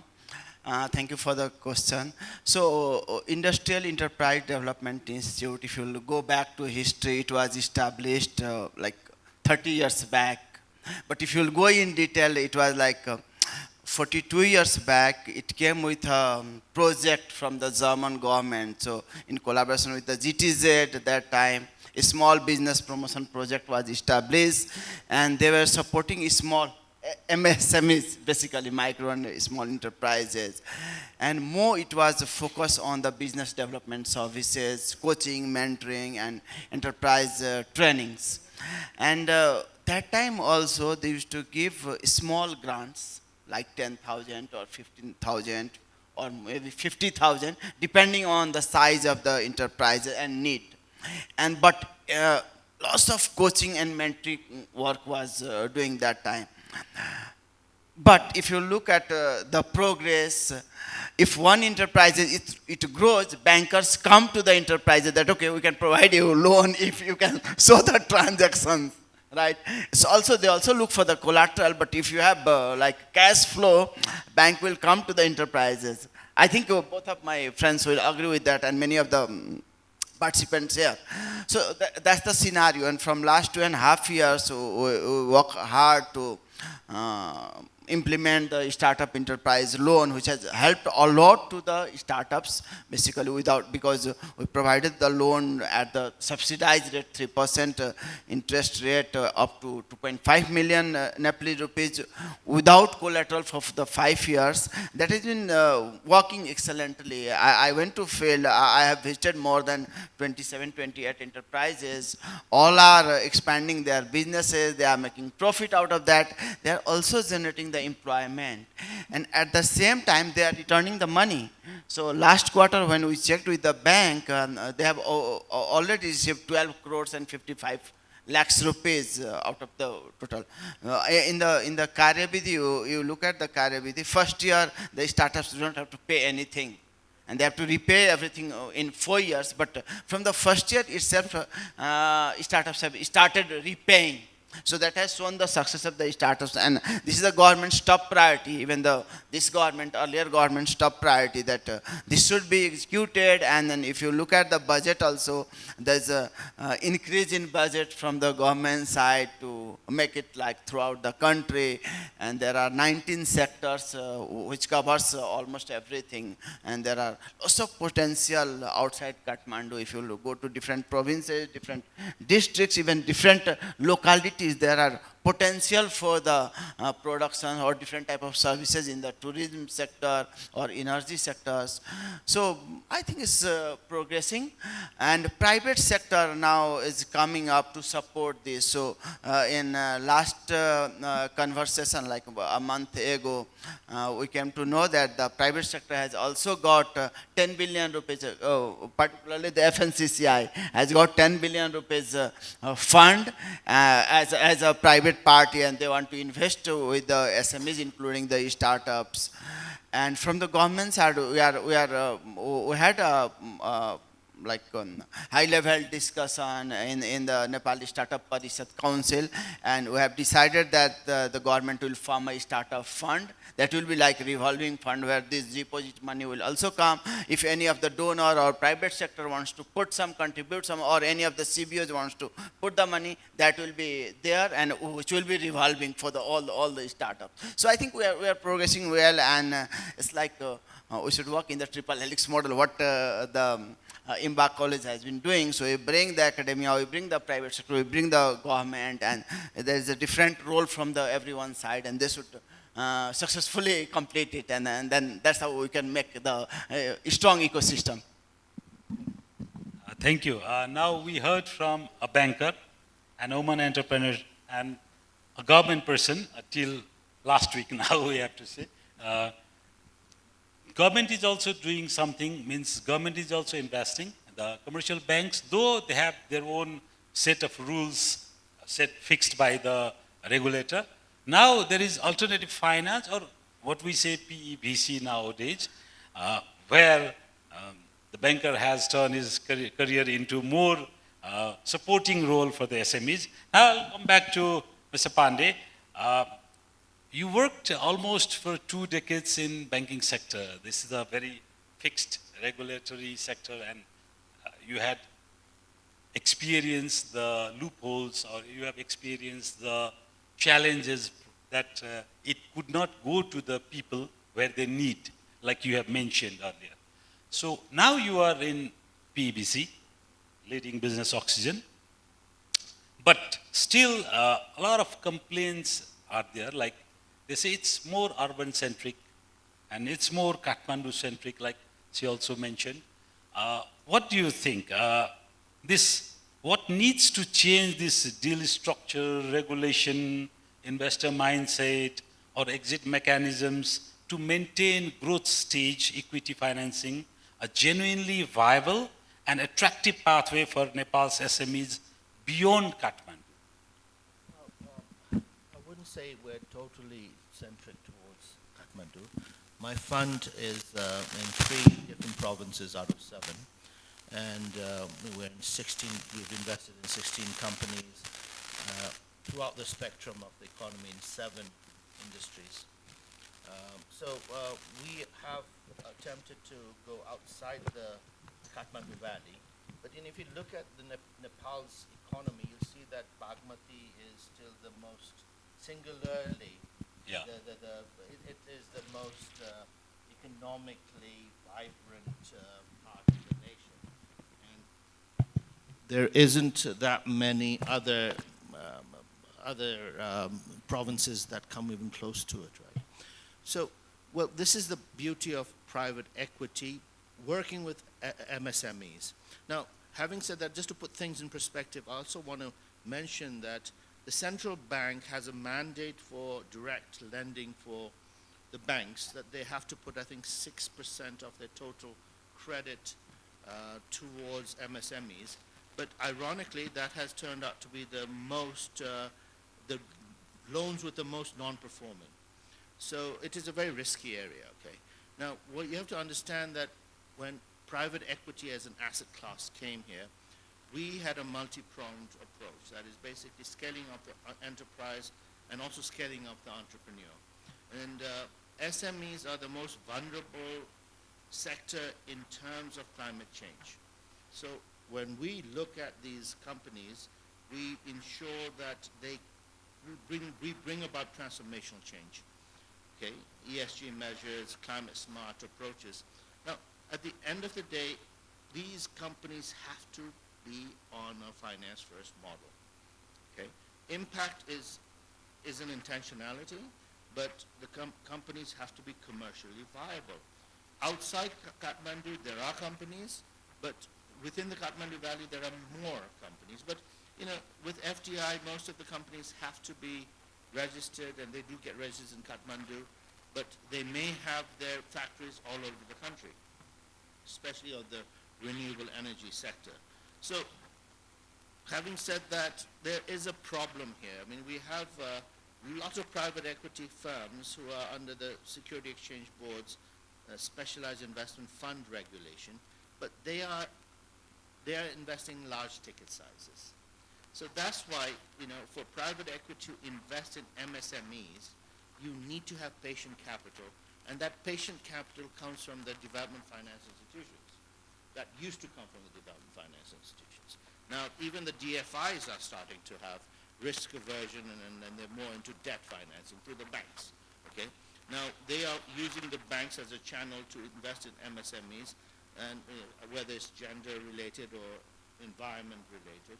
So, it's important that we finally have an alternative investment mechanism in the country, but there's still a lot to be done. Especially for SME financing, there's a need for hand-holding. You need to guide these SMEs. A farmer will not know that climate change is going to affect his yield because of of the warming of the country.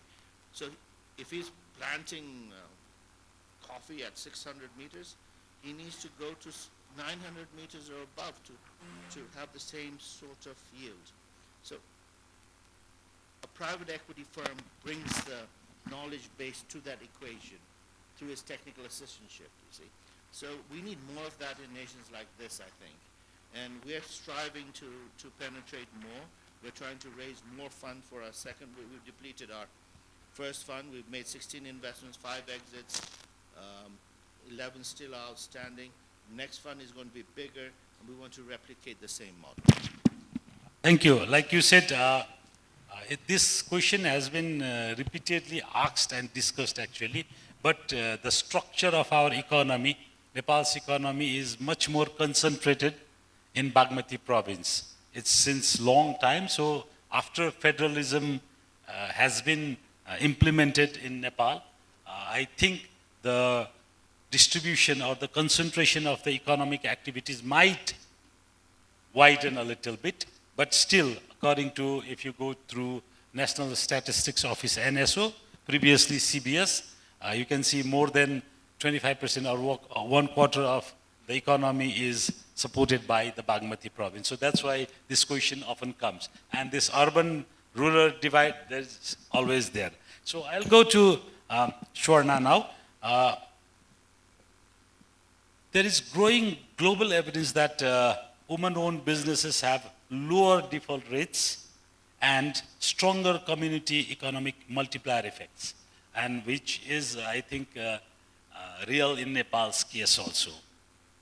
So how do we make this business, this MSMEs now, business case more viable, more, what do you say, develop the women entrepreneurship, and how to make them more enterprising? What do you think? Well, when there is no loan, there is less of defaulters. The more loan you will give, the more defaulters we're gonna be. But having said that, that's just for, in a very light note. Yes, women-led businesses had been there. It's not like, oh, it's been here for 10 years or 15 years. There had been businesses previously also, but the general practice in Nepal was that when you register an enterprise in a woman's name, you get to get little bit of government benefit or loan benefit. So 20 years back or 25 years back, that was a general practice, that you register a company in a woman's name and it was run by men. But let's say in last 15 years, it has changed. Women have come up, they have led their businesses, especially I think micro and small enterprise, majority of them is run by women, and most of the startups. And it's not just women leading these organizations, it's the dynamic of Nepal as well. If you look at it, majority of the men in the family are migrating. And because there's migration of men, the women are here, the population, women population in Nepal is higher. And now remittance coming in, they had a certain level of financial support to run businesses. So that is why women started getting into businesses. Women started taking up running a business rather than a job. They started small household, home-based companies. That's why if you see at majority of Nepal's enterprise dynamic, it's more like home-based. And it's not wrong, because it is. If you look at one of the biggest example is Amako Achar.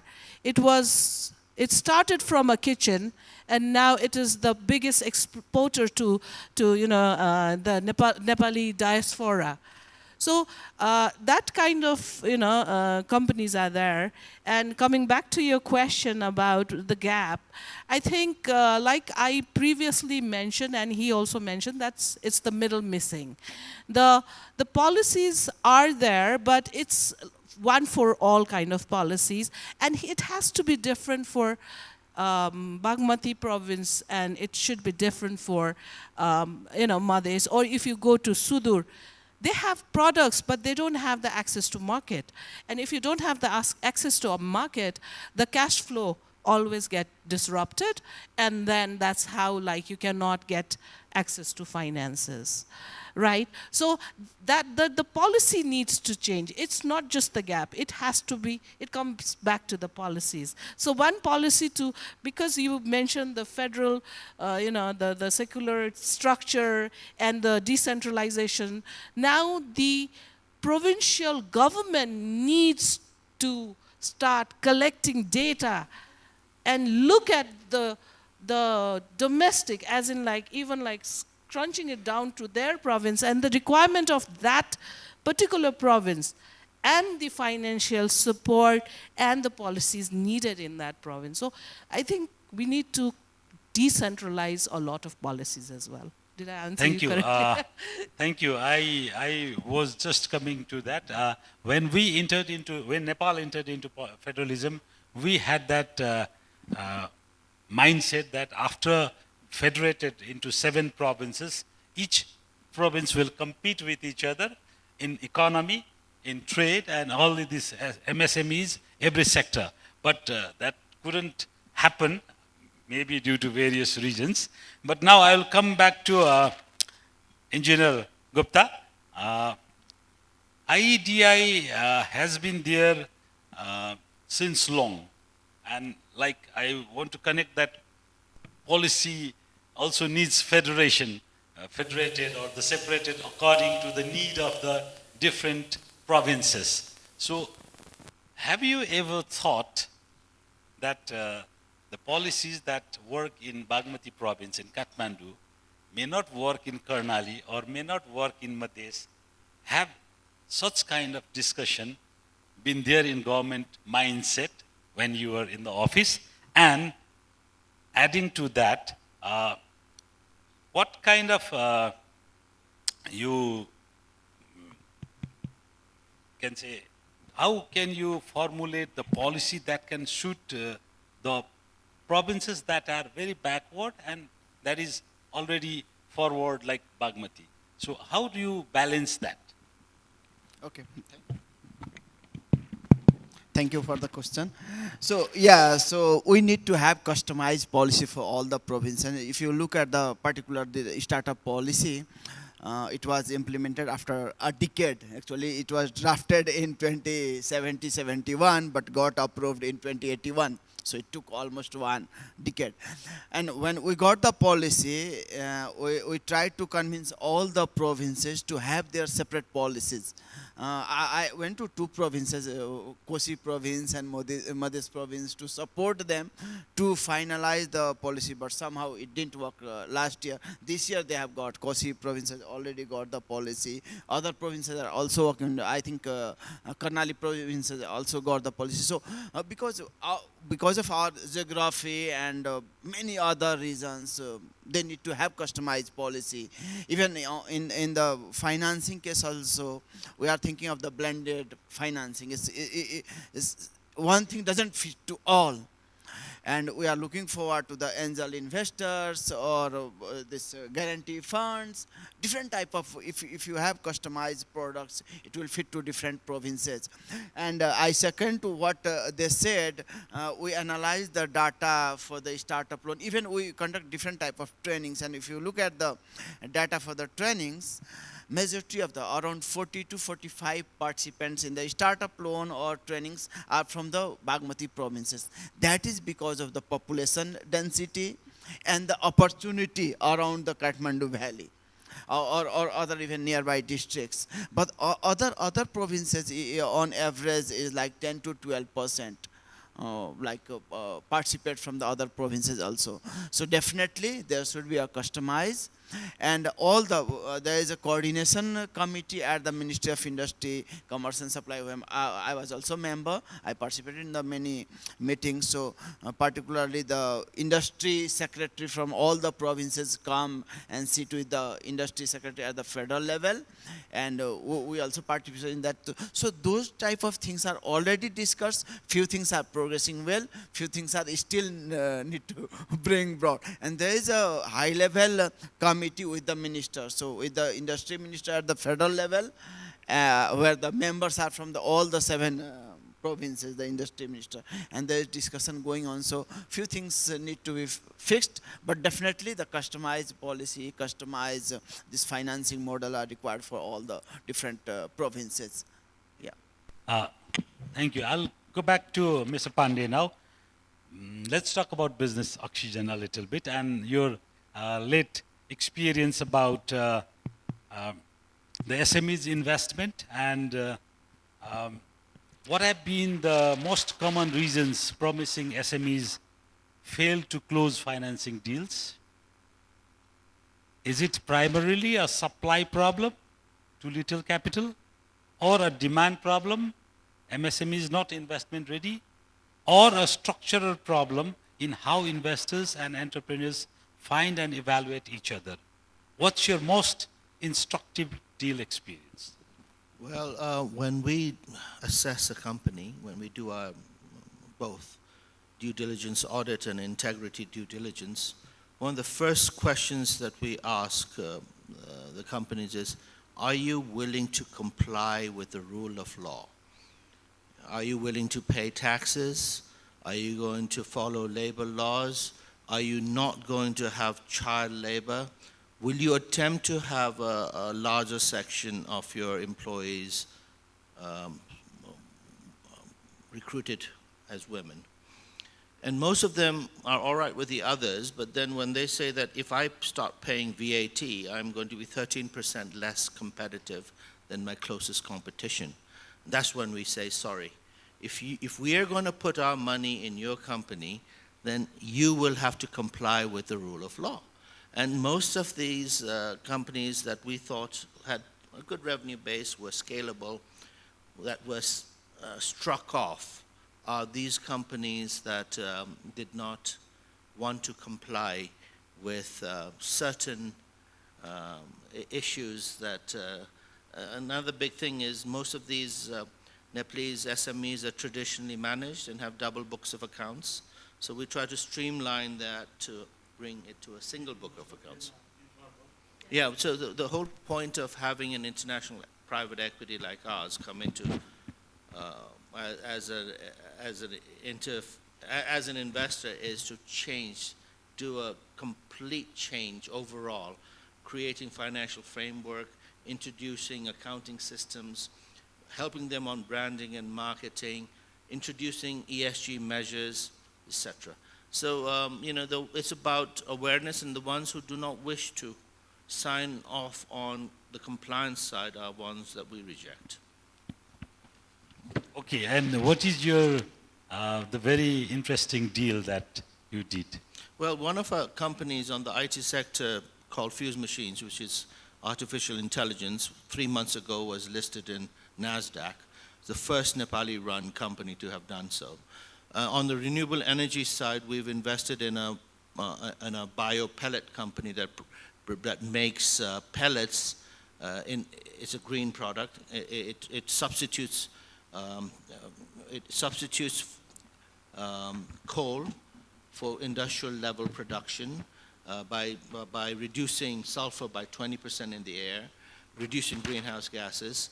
It also is a substitute for furnace oil, which is one of the big pollutants. It is producing at least about 20 tons now, 20 tons to 30 tons a month, but we're trying to scale that up.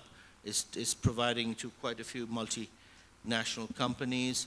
We have, I can go on and on, but these are just a few of the examples that we've been able to provide. We've invested in a pharmaceutical company that provides molecules. It has investments of one of the largest. After we invested, we were able to attract one of the larger Korean pharmaceutical companies to come and invest with us. So these are the value adds that we bring into the. Not only that, see, once we come into a company and we make the transformational change, the banks come and give loans to it. They're assured that the books are in good hands, that there's overview from us, and they feel much more safer lending to these entities. So, this is a very replicable and a very much needed sort of intervention in economies like ours. Thank you. Now I'll come to Shwarna. How hard it is to turn all these informal, mostly the women entrepreneurs-led, these MSMEs are informal. So how hard it is to turn into formal, like you said, and what is the rate, if you have any data, or how have you been doing that? We don't have data, first. I have been talking about it for quite some time, that it's time that Nepal start collecting data, because when we talk about development, we need to have numbers. Unfortunately, in Nepal, we have very less numbers. I think Umisar will know better when we talk about data. When we ask for data, there's hardly any data for us. But it's a general practice in Nepal that most of the micro and small, not medium, but micro and small are normally informally run. But I want to look at it in a positive side, that in past couple of years, it has changed. They have understood the value of registering, the value of brand. When you register, there is brand value. With brand value, there is sales. And there is a high chance that you get funding because you're a brand. Because when you have brands, you have cash flow, you have, because you are taking payment in the digital wallets, your, cash liquidity is shown. So even it's a small organization or like a small company, enterprise will have a QR. I think in past 5-7 years, Nepal had taken that leap in digital payment, which again can be incorporated in your kind of investments or finances where they don't have collateral. Their financial statement, their financial books, these are, like he already mentioned, that the books need to be one, which is not a general practice in Nepal, which is we tend to have two bookkeeping. And it has to slim down to one to understand the real status of your company. Because normally what the book shows is that you have a 1 million sale in a fiscal year, but you don't have cash because you sold all in credit, and it's a money that's not coming in. You don't have the guarantee that there's 100% will come in. It might be 50 this year, it might be 25 next year. So the credit cycle also needs to be corrected. So yeah, that's changing. People are understanding that they have to get registered to take the benefit, the financial benefit, the investment benefit, the brand value, the market access. For export, you need to have a lot of compliances that you need to fulfill. So I think it has changed, and drastically in last couple of years. At least I can say that in the past 3 years of being in the Women Development, Entrepreneurship Development Committee, we've seen the changes.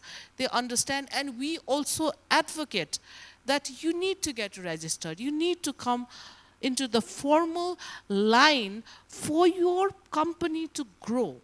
It's just not, I understand that women are very scared to go to these government offices, and I can say that in past 3 years we've advocated, and the government had agreed, I think last budget, and I also want to appreciate the government side for making that policy that women-led and organizations like the companies, enterprises can register for free and run, you know. And I think there is a lot of tax rebate for 3 years or 5 years. So because of that kind of changes and policies from the government, the companies, enterprises are coming into the formal mindset and formal line. Thank you. Now we have come to that conclusion that most of the women and non-women also, all MSMEs are coming into formal process. So from your experience in IEDI, how do you approach this challenge of MSMEs formalization, and what incentive structures have proven most effective in bringing them into the formalization process? Okay, thank you for the question again. So roughly 900,000 are here. Out of that, 50%, around 450,000 are still in the informal sector. Last year, we tried to implement, with the support from the ILO, formalize your business. So we had round of TOT, few of trainers. We sent from the IDI, we sent few of the trainers for the TOT. They came back. We wanted to have cascading method of training, but unfortunately we could not allocate sufficient money to do that, and ILO didn't had a lot of money. So I had in one of the conversations, I had requested ILO to ask support from the other donors or other INGOs to fund this, but somehow it didn't work. So when I went to few of the trainings, few of them were really scared to come in the formal sector. So it's more of awareness, orientation required from all the side, not only from the government side, but also from the association like FNCCI, CNI, FNCSI, Chamber, all of those associations, and I'm sure they are working on it as one said, but lots of awareness, campaigns and orientation is required to aware them that, okay, if you come into the formal sector, you will get lots of advantage from the government side, you will be connected in the business network, you will get support, your product or your services will be taken to even the different countries. So we are also focusing more on the packaging side, making brand, because Nepalese products are itself a brand, but we need to bring to the competitive market as a very excellent packaging. And if you look at the different, if you compare with the different products from the different countries, we are really bad in the packaging. I should say that because I know many of the products price was high because there are so many other reasons, but there's lots of potential to work on that side. So we are talking about the digital marketing and all those things. I have been talking to many of the startups that why don't you enter into that? You can create a website where you can bring many startups or many enterprises to advertise their product, or and you can also help them for the packaging or brand making. So there is lots of opportunity in that, but definitely this is a priority from the government side as well. If you look at the, I was also in a few of the committees to work on the 100 points brought by this government. So we are thinking to streamline the registration process, support for the tax or income, rebate on the income. So many things are going to be streamlined. There is also discussion going on for the fast track registration process, integrating all the registration as well as this PAN, VAT. So online, basically faceless services. From one point, you're sitting in your enterprise or from house, you get all the services done online, and you can print your certificates, you can hang in your office. So it will take some time, but definitely in 3 months' time, at one point, the enterprises will be very happy to get all things done sitting at their enterprises. So this is in priority. At the local level also, these things are going to be streamlined in terms of employment, in terms of skill development, in terms of different aspects of entrepreneurship development, including training, startups, business incubation centers. So this year from the IDI, we have signed MOU with 40 institutions throughout the country. Most of them are the academic institution, private association. They are running the cohorts in different part of country. So by end of this fiscal year, at least there will be around 800 enterprise coming up with the registration, with the PAN VAT registration, and with some idea on the product or services. So this is like we are progressing towards it, and with the spirit of new government, there will be lots of changes, and I think this will be like excellent in next year or something like that. Thank you. One of the MSMEs I talked a couple of years ago, I asked him, why didn't he register? He said, once I register, I have to pay the tax. So why do I need to pay tax? I am making very low margin of profit, so I'm not registering. So that may be one of the causes where government should address. So, okay. Add one thing. So we are also talking about the exit policy or something like dormant. Someone started business this year, and if he could not succeed, you want to take a holiday for 2 years. So that provisions are also going to come up.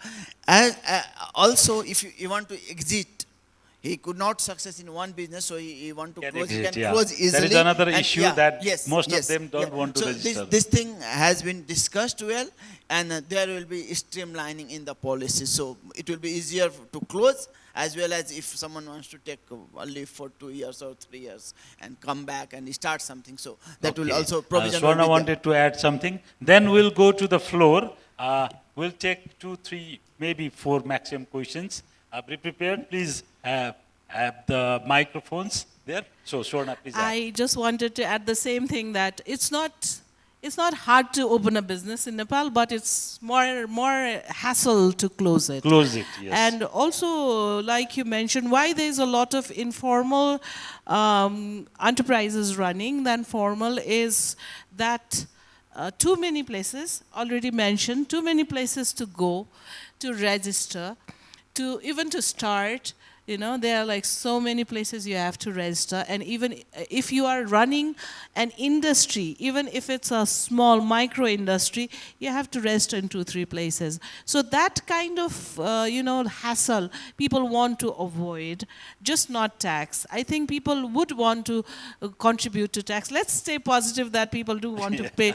If I'm making money, I'm going to pay my taxes. If I'm not making money, I don't want to pay taxes. That's there. Of course. But again, it's about, that hassle of registering, and I'm happy if the government is going to slim down that process into one window and making it a little easier for people who want to actually close down, because there are people who might be, opening up an enterprise as a college student, and they are trying to, go for further studies. They want to shut down. That's a major issue, I think, right now in Nepal as well. So that kind of changes. I think we'll have few questions from the floor. So please, microphone. Okay, microphone is already there. Please introduce yourself and tell whom you want your answer to be addressed by. Hello. Good afternoon, everyone. I am Sauraj Paudel, and I am representing Yulin School. And firstly, I'd like to thank Embark for giving me this stage and for conducting this very important program and very informative program. My question is to all the panelists. What can the government do to encourage the youth to stay back in Nepal, or some women who are unable to start SMEs to help them start SMEs and grow their SMEs? Thank you. Thank you. We'll collect all 3, 4 questions, then answer at once. It will be faster, I think. Or time, we can manage the time. So please, another question. Yeah. Yes, please. Good afternoon, everybody. I am Sambida, and I am a student here at National Law College. My question is, anybody could answer this. Well, my question is regarding international investments, or let's say foreign direct investments. So my question is, there are certain regulations, restrictions regarding FDIs. For example, outbound payments are restricted from Nepal. There are certain limited investment capitals, that foreign companies are allowed to invest for the SMEs here in Nepal. So, the purpose of such restrictions are quite understandable. It's about localizing our domestic businesses and enterprises more.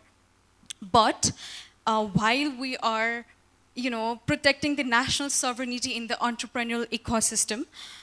Do you think these things constrain the prospect of Nepali MSMEs from going abroad? Thank you. Am I clear, by the way? Yeah, thank you. Next Thank you. question. We'll take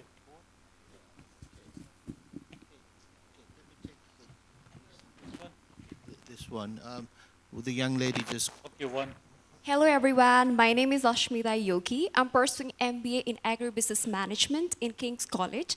So my question is, what reforms can Nepal make to improve access to concessional, that is subsidized loans for agricultural MSMEs, especially for youths and smallholder farmers? Thank you. So, one last question, then we'll go to the answer. If there is no, then if time permits, we'll take one or, yeah. Let's take one, then we'll, yes.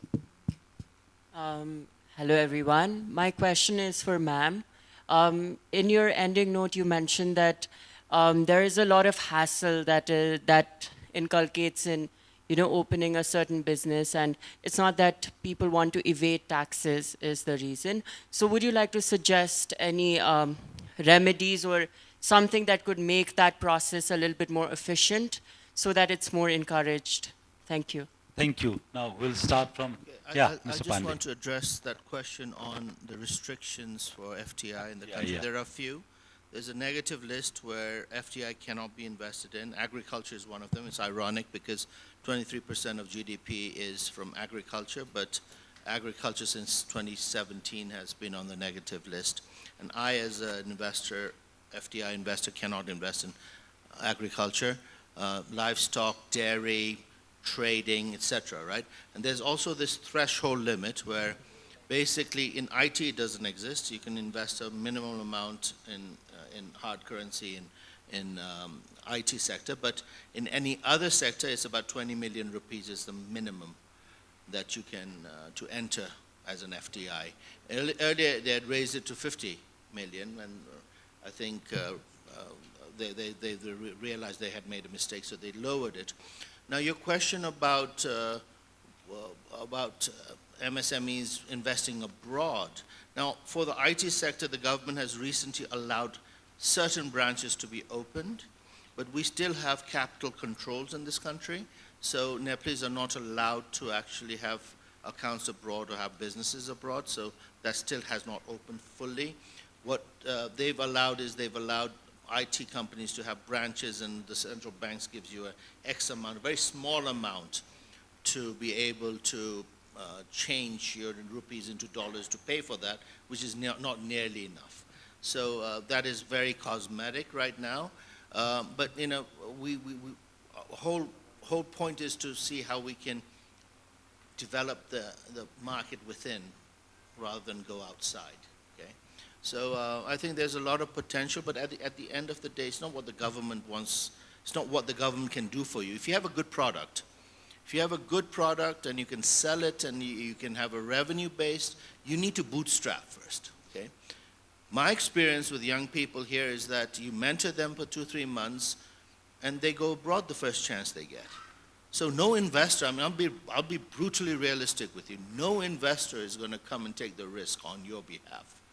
You've got to show the point that you have done your bit to able to take your company to a certain level and assuage the investor that you are ready for that money and you're ready to grow the company with them.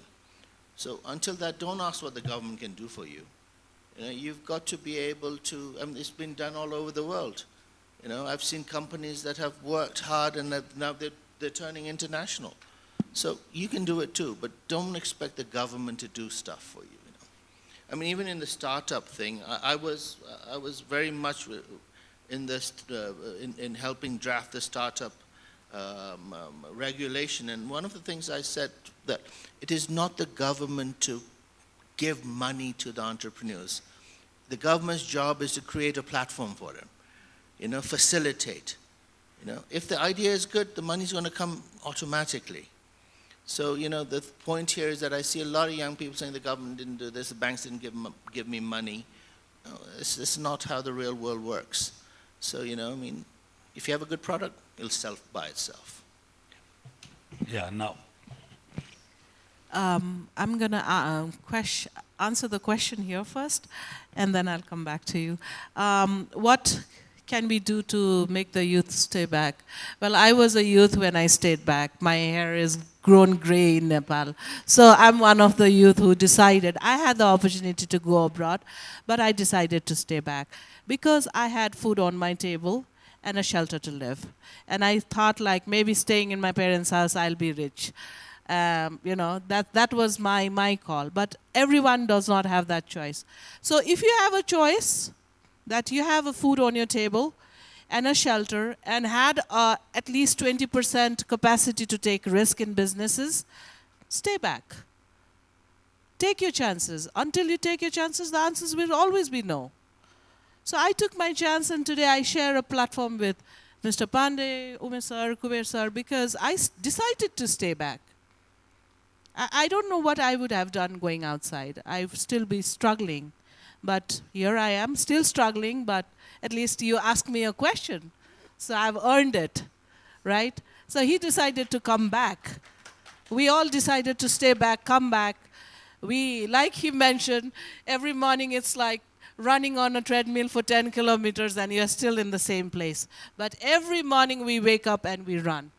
Because you never know, the treadmill might shift a couple of inches and you're a little ahead. So we're trying to do that. So I think I answered your question, but it's again a personal choice. If you think you have a better life outside, go. I decided to beg because I was lazy. I didn't want to be a small fish in a big pond. I thought like I'll be a big fish in a small pond. So Nepal was a small pond at that time, so I stayed back. So yeah, and coming back to your question that what can we do, what suggestion we give to the government to you know, ease out MSMEs.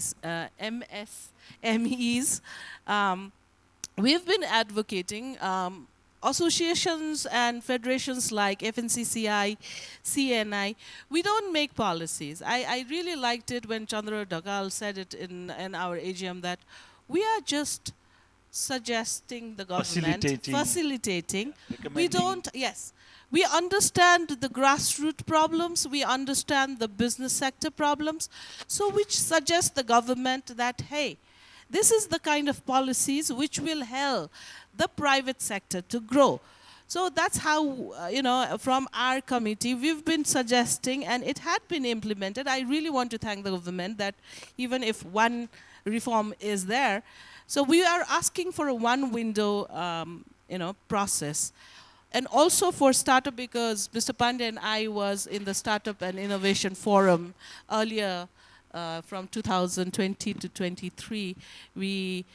I think I really want to appreciate you for drafting that startup definition for Nepal, because there was no definition, proper definition. So this forum had given the definition for startup in Nepal. And I think the companies or enterprises who wants to register, because now it's in the ward office. If you have like certain capital, less capital, you can register in the ward office. I think the government really need to work on how to make it a little more easier and giving probably just a card for these startups who might not survive or might survive, at least 3 years of benefit for them to run, incubate, and see whether their brilliant idea is transforming into $1 million idea or not. So that kind of thing, we are negotiating, we are talking to the government, and definitely we will do that even if I'm not in the forum. Please.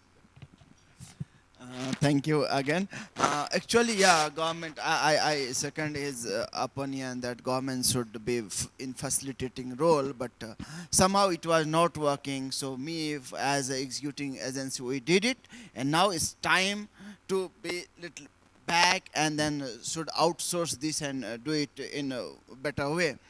On the other part, so, you know, we have except few, we have excellent policies and programs, but the problem is in the execution and implementation. And that is because both sides, from the government side, from the society side, look at our society, the dynamics in the society, the mindset of the clients or customer when they visit the government offices or any offices. So with this government, with this spirit, I think everything is going to be streamlined very nicely. And there are lots of opportunity. If you look at the federal level, there are many programs of trainings, capacity building, skill development trainings are conducted from the CTVT, NAVT, entrepreneurship development trainings are at the central level, federal level, district level, in the ward level. Also, yeah, local ward level. Each ward has some funds too, but it doesn't go in that way, how it is planned. And that is because of the mindset of the participant as well as the trainer. So I think these things are going to happen very nicely. For the agricultural side, if you have idea, there are lots of funds. Krishi Gyan Kendra bhanne jilla ma huncha. So in each district there is a Krishi Gyan Kendra. They also provide funds to the agriculture sector. In startup also agriculture are considered. If you go to Agriculture Development Bank, they provide loans at the subsidized rate. So there are so many facilities. If you don't know, explore it. You will get, even the Palika level, you will get funds if you are doing something in agriculture. So I think there are lots of potential, lots of programs, but there was issue in the execution, implementation. There is lots of potential to get opportunity out of that. Thank you. We are running out of the time here. Just 1 minute. Okay, I just want to answer for the agriculture. Nepal is an agricultural country. We have forgotten that. And I think there's a lot of potential in the agro. And what my experience with business is, please don't expect your idea to execute within a year. At least invest 5 years in an idea. So you cannot expect a tree to grow within 365 days and give you fruits and you're going to sell and you're going to be a millionaire by then. You can't expect that. So there's a lot of potential. If I had a chance, I want to go and get into agriculture because I can see a lot of cash coming in from the agriculture side. So explore that if you are interested.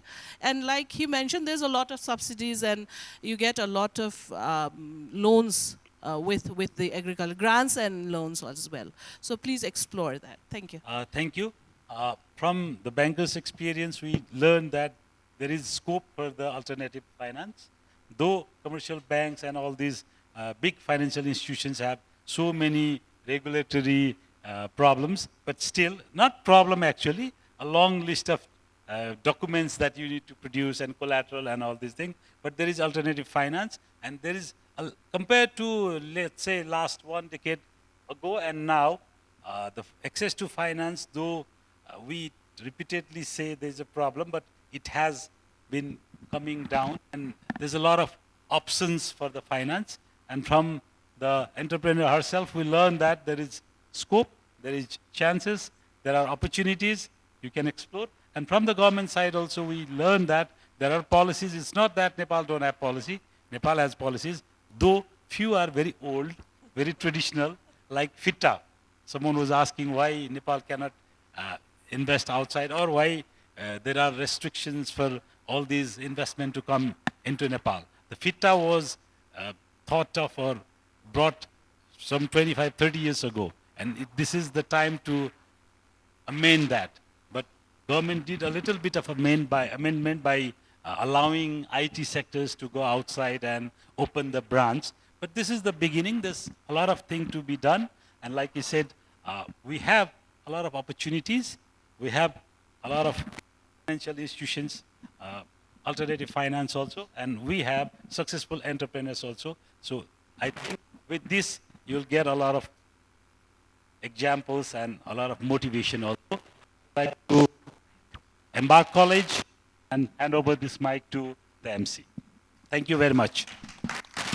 So thank you so much one more time to our moderator and distinguished panelists for this dynamic and insightful discussion. Can we please give them a big round of applause one more time?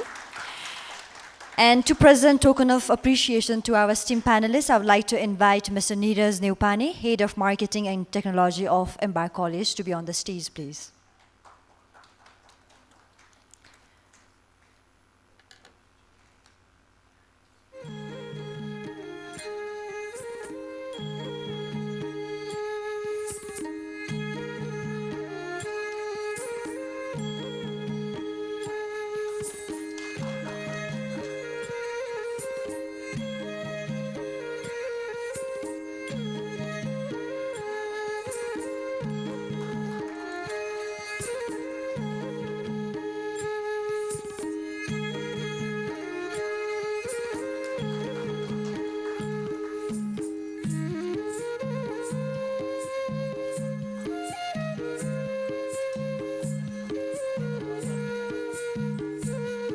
So before we move on to the next segment, I would request our panelist and moderator to please have a quick group photo.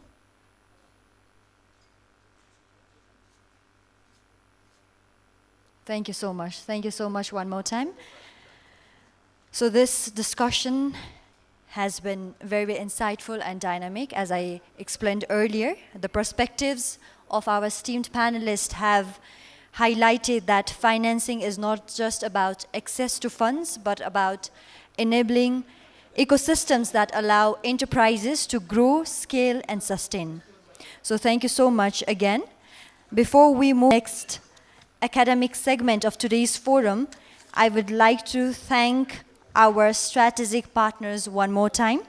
Ministry of Education, Science and Technology, Government of Nepal, University Grants Commission Nepal, Food and Agriculture Organization Nepal, Global Private Limited Nepal, University of Roehampton, UK, Daffodil International University, Bangladesh, Dhurakis Pandit University, Thailand, Prince of Songkla University, Thailand, Techno India University, India, supported by Nepal Telecom, media partner Kantipur Media Group, Kantipur Private Limited, the Kathmandu Post, along with our publishing partner Curious, a part of Springer Nature, medical partner Nepal Medicity Hospital, eyewear partner Vision Concern, food partner Grill Darbar, internet partner Subisu, hospitality partner Hotel Kutumba, technology partner Atharv Labs, broadcasting partner Kastamandab Gold HD.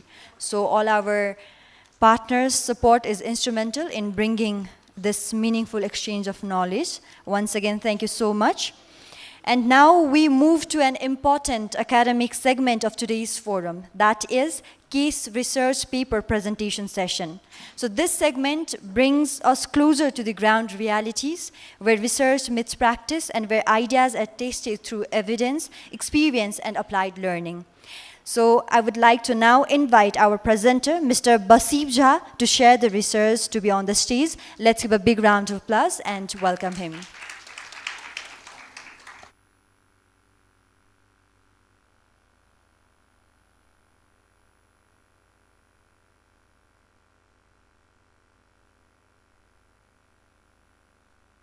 Okay, hello everyone.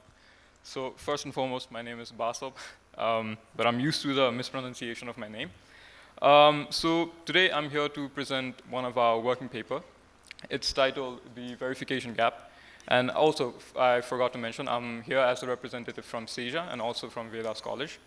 And our research paper, The Verification Gap, is something that examines how KYC onboarding, the cost of KYC onboarding itself affects the credit access for SMEs in Nepal.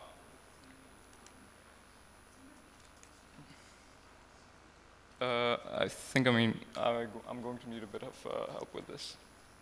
Let's go.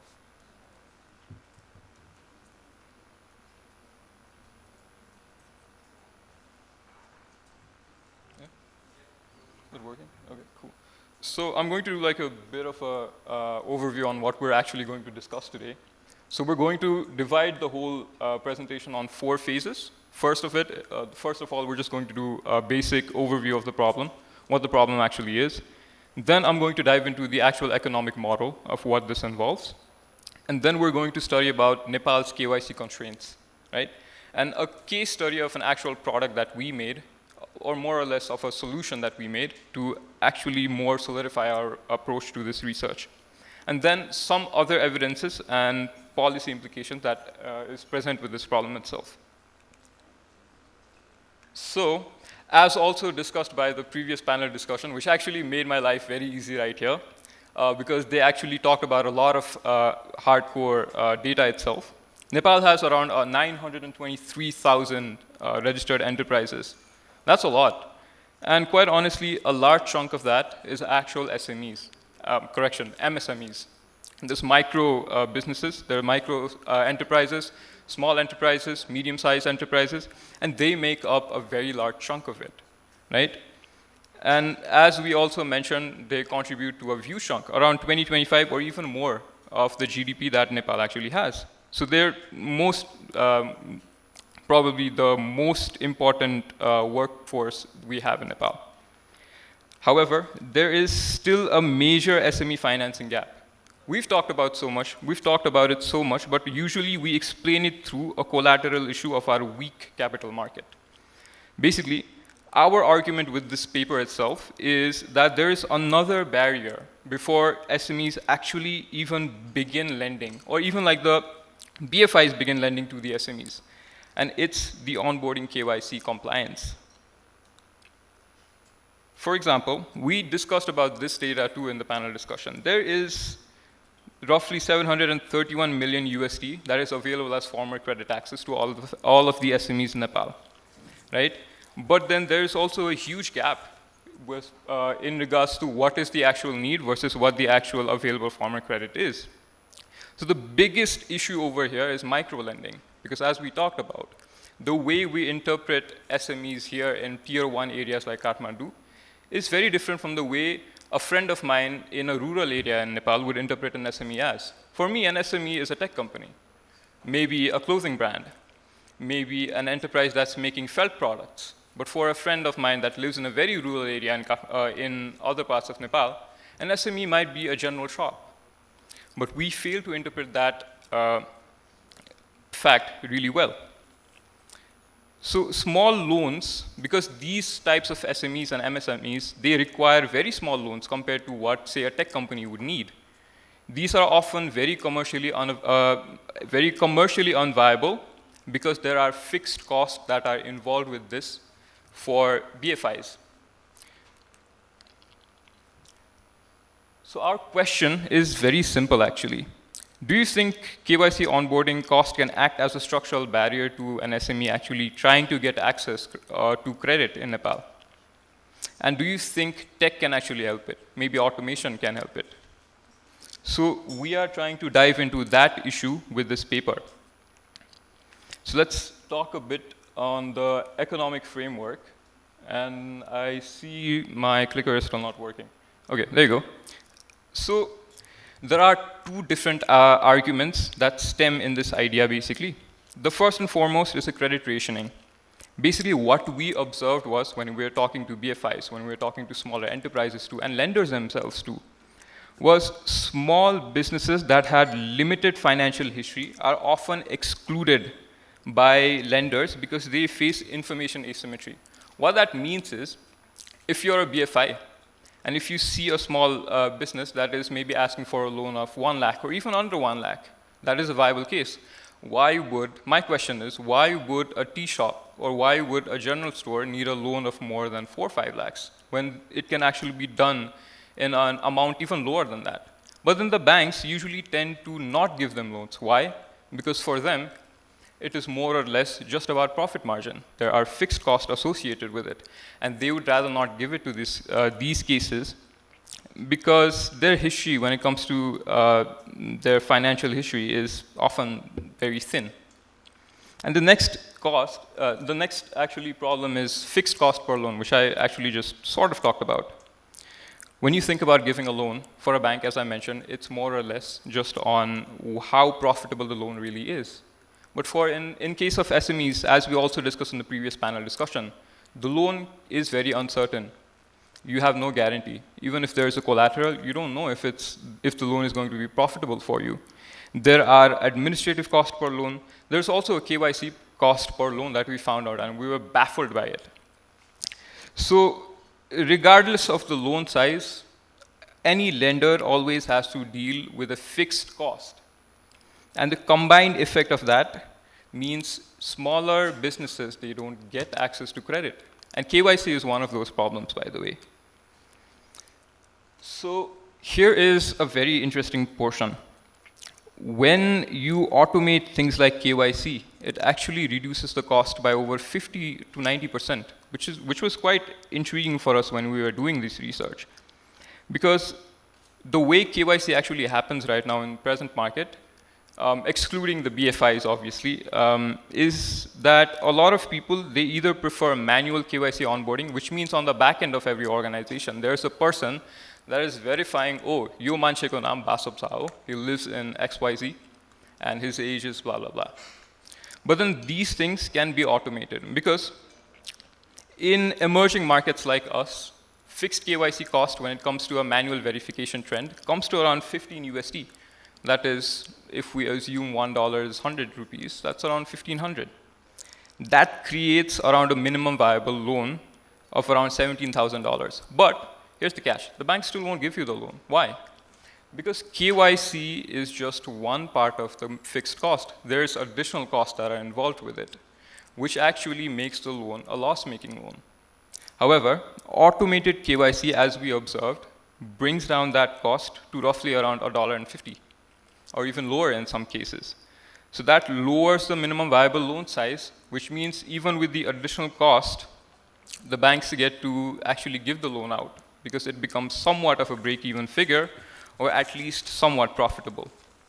So basically, reducing these onboarding costs expands the range of borrowers that formal institution can serve. And that is the structural change, and not just a very marginal one. So let's take Nepal's case, right? In case of Nepal, there are three major structural constraints when it comes to KYC. The first, as you see, is the regulatory gap. There is a central body in Nepal called the Nepal Rashtra Bank that defines how a KYC should be done. Before it was manual, then Nepal Rashtra Bank was like, hey, we're entering the age of technology. We should maybe automate some of these things. So it created a mandate for eKYC or digital KYC.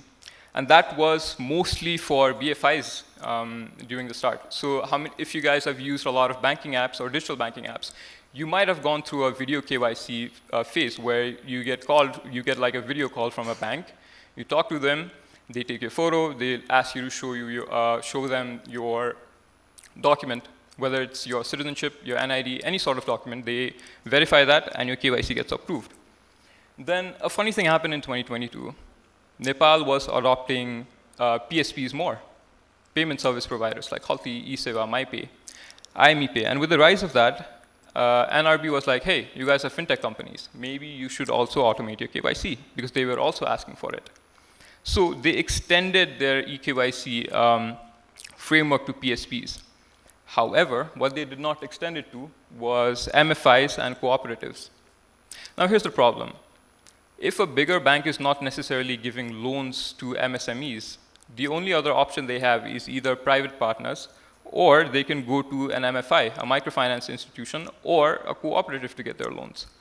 But if they still have to face the fixed cost, just like the MFIs, the loans still become very, it becomes basically loss-making for them. And second of all, there's document fragmentation. Yeah, but I'm pretty sure not everybody here is from Kathmandu, Bhaktapur, or Lalitpur. There's going to be people that are outside from the valley, right? If you guys are from outside valley, can you please raise your hands? Okay, there's a fair amount of people, sure. Now, here's something interesting that we noticed. Mero Nagriktama, in my citizenship, on the back side, there's two sections where in one side, I sign the document saying, hey, I've claimed my citizenship. And there's another section where the Adhikrit, the head of the CDO, signs the document saying, okay, I've given this guy the document, this guy is a real person. What we noticed was, it does not just happen everywhere. In some places, that field is left blank. And by the blank field, I mean the place where I sign. And in some places, we sign the documents. So there's a lot of discrepancies. And additionally, citizenship documents are known to be the most inconsistent documents in Nepal. And we faced that, by the way. When we were building a product for this, when we were building a solution for this, I went from a man with fine black hair to a man that had gray hair at one point, and I lost a lot of hair too, because it was so chaotic. So there's basically a lot of distributional burden too in this case, because manual KYC verification, the burden from that falls mostly, if you look into the slide, on rural operators and women-led enterprises, which is not fair, is it? So for that, let's talk about what we actually made as a solution. It was Helios, which is a KYC platform. So if you see, we were focusing on 4 different aspects when it came to automating a KYC. But then the most important out of these are the document OCR and the forgery detection. Because, as mentioned, Nepal's document situation is very fragmented. There are some very standardized formats for documents too. Take the NID, for example. However, the adoption rate is quite low if you really take it into consideration. And it looks like I'm out of time, or maybe not. But with that, what we did after deploying it on a very well-known PSP was we found these 3 things that happened. First of all, the cost reduction. The PSP was facing very heavy costs when it came to actually verifying their KYC requests.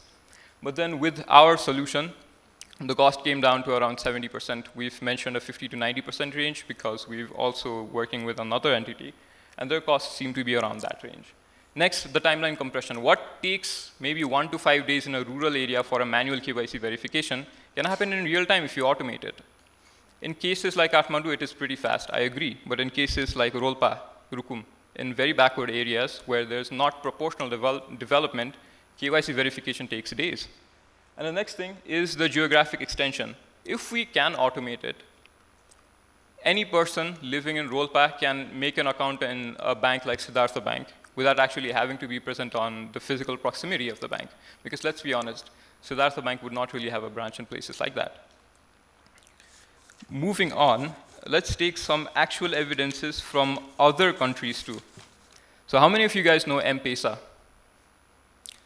Maybe a few? Okay, you guys know M-Pesa. So M-Pesa is a very well-known PSP and money transfer platform in Kenya. And they showed that reducing just the friction when it comes to onboarding, making their onboarding experience simpler, making their KYC verification experience simpler, created more users in their platform. So if you simplify that experience, if you can automate that experience, if you can make it seamless for the user, more people start using it, which means the participation cost basically improves inclusion, right?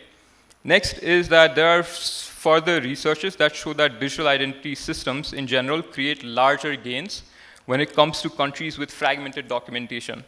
For example, Nepal, because we have a platform that actually verified that. And also, there are McKinsey estimates that says that digital financial infrastructure could extend formal access to maybe around 1.6 billion people globally, which are running SMEs or MSMEs.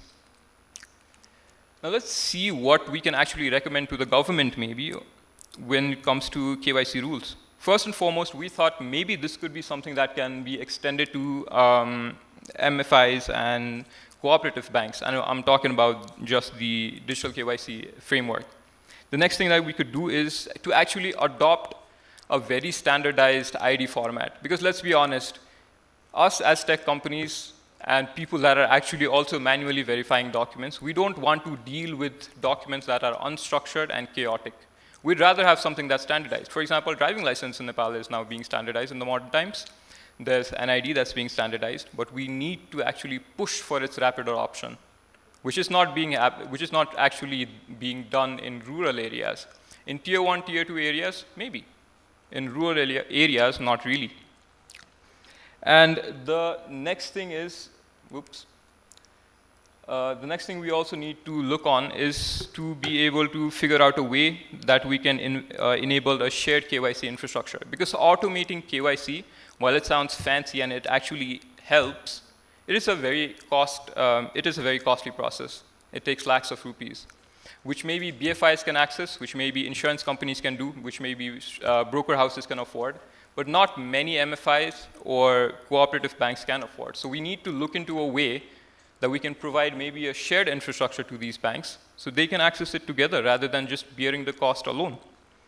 And the final thing is we need to treat local AI as more or less a financial inclusion asset. Because let's be honest, a model trained in outside of Nepal will not really be able to do document OCR on a Nepali document really well. For example, how many of you guys know Shufti Pro? So it's a KYC solution that was developed outside of Nepal. When I did my KYC just for verification to study their solution, my name is Basab. My name came out as Basanta Shrestha from Shufti Pro. So all of a sudden, I was a completely different person. But when we made an AI model, an OCR model that actually did it for Nepali documents, thankfully I came out of Basab, and I was really happy about that. So that is something we could do. So just to conclude my presentation, if I haven't really gone overboard, it's that the main conclusion that I really want to talk about is that KYC infrastructure is also an under-discussed factor in Nepal's financial inclusion system, and we really need to look into it because the evidence that we have, which is actually gathered not only by us but by other companies that are automating this, is that automation can actually materially expand the formal financial success and access within Nepal's ecosystem. And that concludes my presentation. Thank you.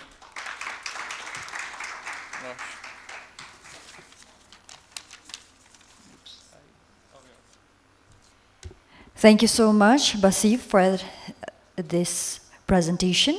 Now to present him the certificate, I would like to invite Mr. Suvam Gupta, Assistant Manager of Embark College, to be on the stage.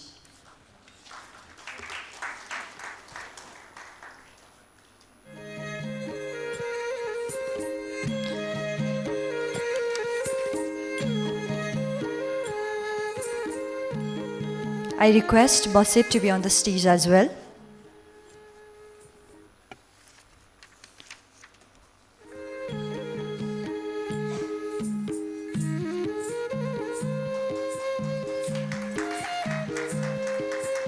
Thank you for that insightful research contribution. As we continue, we now shift from academic inquiry to market realities, understanding how ideas and enterprises translate into real-world positioning, competition, and growth. To help us explore this dimension, we are honored to welcome our next guest speaker on market perspectives for SMEs.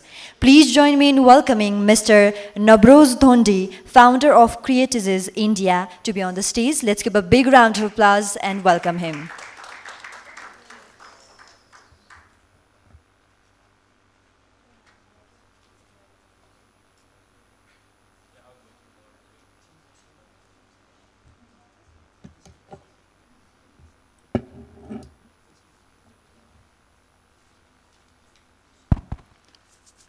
Namaste, and thank you very much, Ashish and Embark College, for having me here. All those who've had a nice lunch and are sleeping, please raise your hands. See, oh, very honest people. I can see lots of hands being raised. Now you can go back to sleep, okay? So I think this must be very, very special to me that I'm here. Do you know how far Delhi is from Kathmandu? Anyone who gives me a right answer immediately without checking Google. Now, 1,000 kilometers.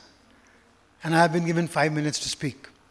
So you can imagine, I have to compress 1,000 kilometers into 5 minutes, and I will try my best. While doing this entire thing about market perspective for SMEs, we've heard wonderful people speak about various challenges. Funding is an issue. Policies are an issue. We've had some fabulous ideas and suggestions along the way. So I was just thinking, how does this definition of small and medium enterprise be seen by Gemini or by ChatGPT? It's interesting to see a different perspective. So the definition is small and medium enterprise. Small, when you know exactly how much money you have in the bank, because you're checking it every 15 minutes, right? Medium, when you've grown enough, large enough, to sometimes forget the names of your employees, but still panic when the printer does not work. An enterprise, when you start using terminology, which is like, you know, our level of business or things like touching the base without really meaning what you say. So along the way, you have realized that small, medium, and large enterprises go through their own pangs. What I suggest is, as I've got only 3.5 minutes left, I think it's important to understand that market needs to be defined as a place where you can actually earn some money from. I believe in simplicity. I believe in something called less is more. Don't complicate life with jargon and with too many, I would call it difficult words and statements. And many people, including SMEs over here and around the world, have a problem that almost 90% of all SMEs die in the first 5 years. Do you know that? 90% of them die because of a whole bunch of reasons. And one of the biggest reasons is that they go rushing out to say, hey, there's a gap in the market. Please note these words very carefully. There's a gap in the market. But is there a market in the gap? And that is where many stumble and fall. We all know that there could be soaps, herbal soaps, Himalayan soaps, many other, wonderful soaps available from 5 rupees to 500 rupees. There are many gaps in the market. But please understand, is there a gap for herbal, for natural? And many a times we also land up thinking that legacy and history are our best ways for SMEs, especially for Nepal. And I'm talking about this country because it's a fabulous country with great resources, great people. But sometimes we land up using our mountains and our nature and our legacy and take it for granted. That's not good enough. The world out there, and you must remember, your market is not just Nepal alone. You'll have to step out. You'll have to go out of these boundaries and these limits. Geography will not define you anymore, especially with the digital world, with making your product available through the internet, through Amazon. As you know, they have now launched a new Amazon service, even in India, where Indian products can be sold around the world on their platform, and they're helping exporters to do it, smaller and medium enterprises. So taking legacy, taking your old historical advantages and benefits are not going to work forever.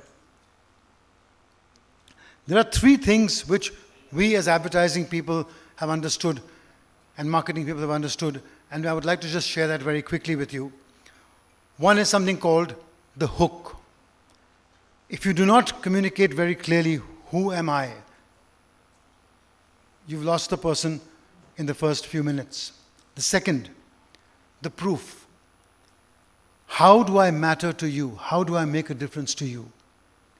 And third is definitely an emotion.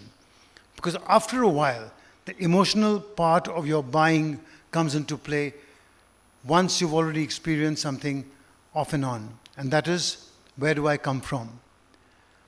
You'll be surprised to know if I ask everyone over here, which is the brand of tea you drink?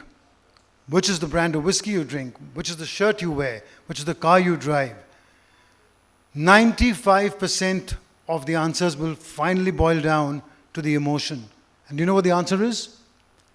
Anybody else here can give me the answer? Why do you buy this car? Why do you buy this cup of tea? Why do you drink this particular whiskey or wear a particular pair of shoes? Why? And the answer is very simple. I like it. It's simple. And you only like something, you like someone. You would like to spend time with someone because you like it. If you start breaking it down into, I think the person is 25% smart and 30% intelligent, it doesn't work that way. You finally boil all that down into one word called like. And that is why that emotional factor for a brand is extremely, extremely important. So, when it comes to SMEs, I have a very interesting quote I found before coming over here. And it says, the SMEs do the work of 50 people with a budget of 5, but fueled by the energy and the caffeine of 500. So just look at the market, go for it with the energy, and I'll close this with best of luck to all of you over there. Thank you.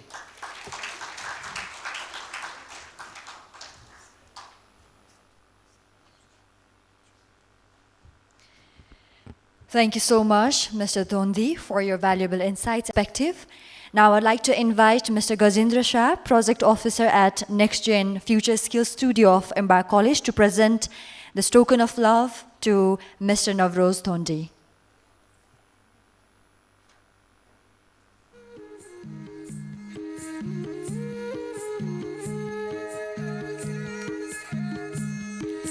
Thank you so much one more time for your valuable insights. You may take your seat. So building on both research and practical insights, we now move into the final segment of our academic presentations for the day. That is next case research paper presentation. The session continues to reflect how evidence-based research and field experiences come together to deepen our understanding of SME development and economic transformation. So for that, I would like to invite Mr. Avinash Adhikari to share the research. Let's welcome him with a big round of applause.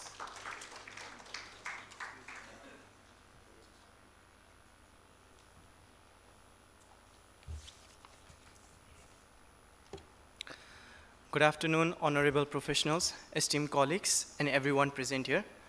So let me ask you something simple, all right? When you last had a cup of tea this morning, did you think about where it came from? Who grew it? And most importantly, what it cost the earth to reach to your cup? Most of us don't, and that's exactly the problem this case study is here to solve it. You see, Nepal exports knowledge, culture, and cardamom, but few of our Nepalese brands, they have managed to export all three at once, which is like wrapped in a tea bag and sold it to high-value destinations, all at a premium price. Rakura tea does that. With that being said, we are the authors, me, myself, Avinash Adhikari, and Krisa Morjan, Sahadev Neupane, and welcome to Eco-Friendly Brewing in Nepal, a case study on Rakura tea's green design strategies.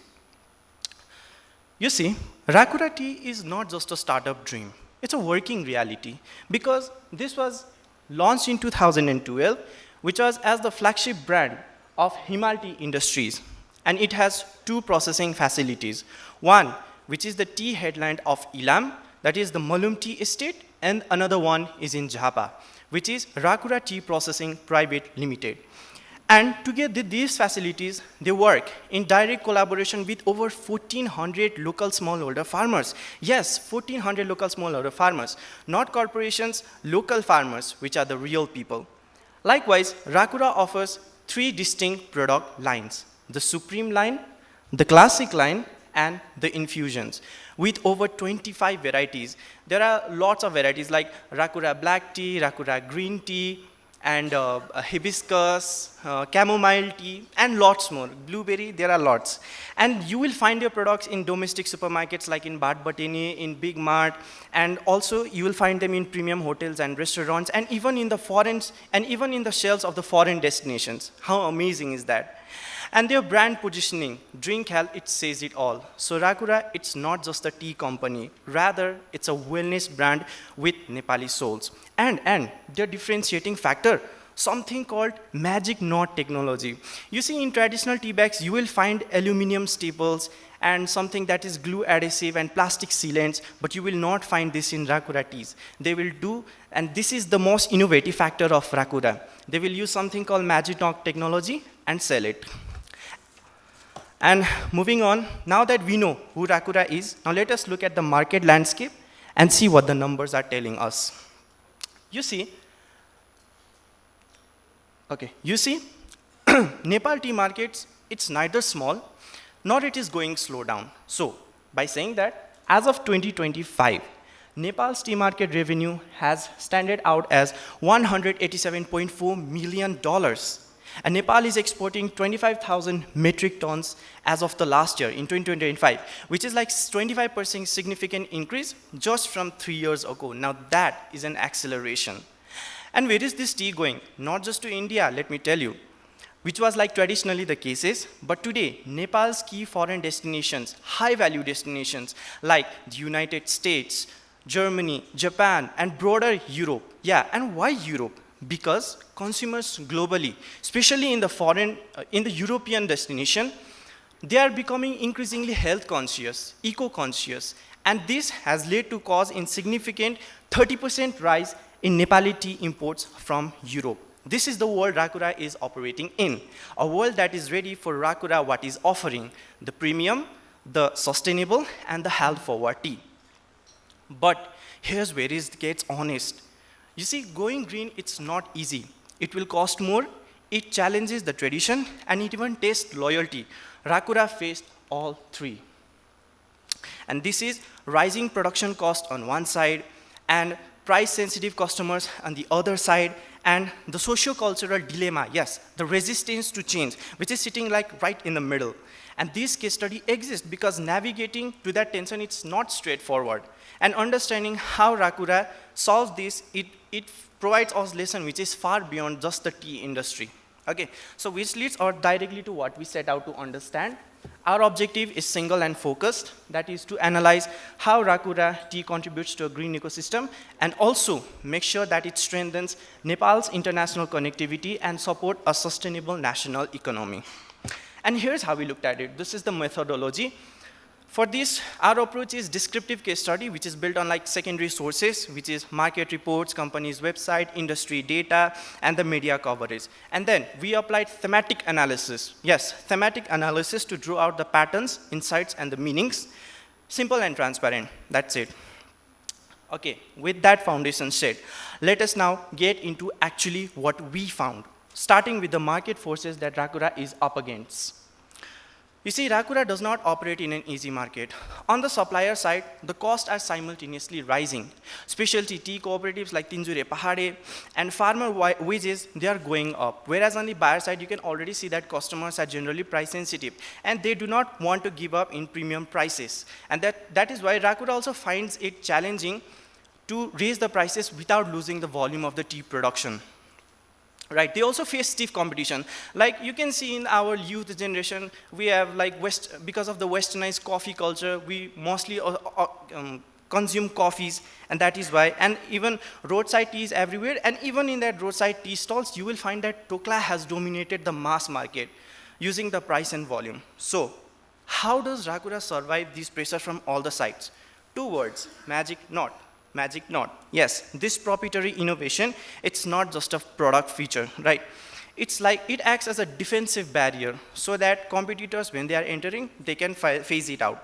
And combined with previous wellness positioning, Rakura stops competing on the price and starts competing on the identity. But competitive strategy, as you see, market forces, it's just one dimension. Let us look into the deeper impact on people, on planet, and on profit, which is the triple bottom line theory.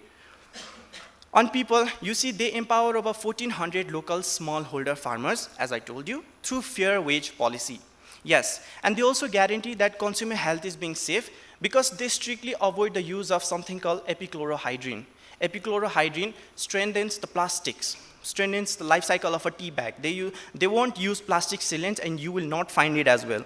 And community well-being, every decision remains central, right?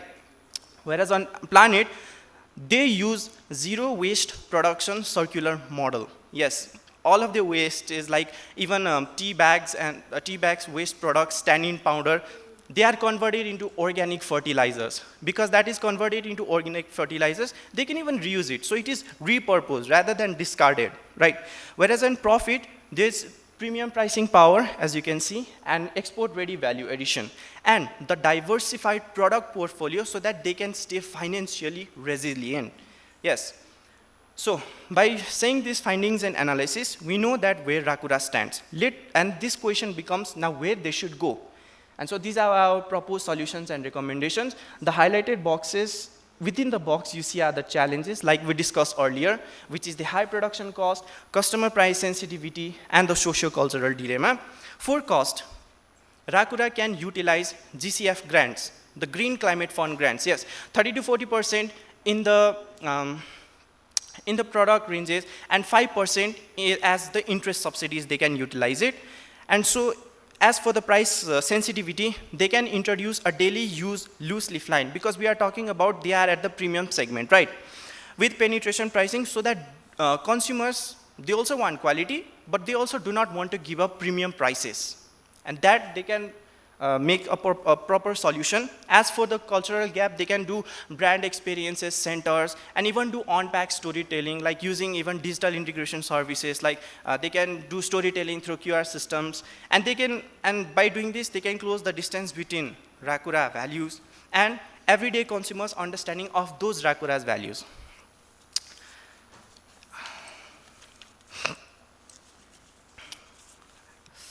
And arriving at our final word, which is the conclusion. By saying this much, we can say that Rakura tea proves one thing clearly, right? Going green, it's not a sacrifice. Going green means it's like a strategy.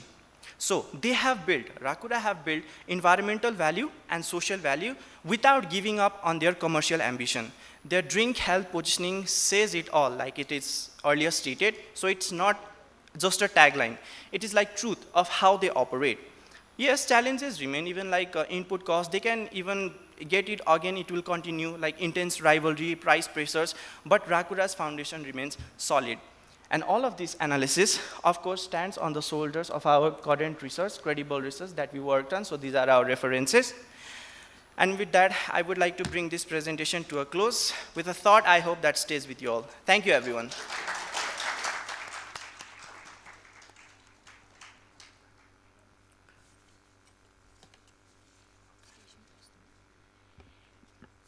Thank you so much, Mr. Avinash Adhikari.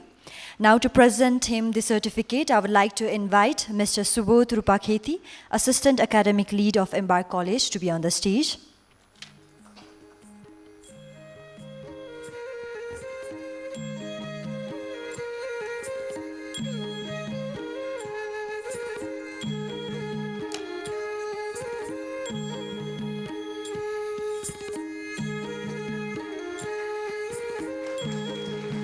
Thank you, Avinash, one more time.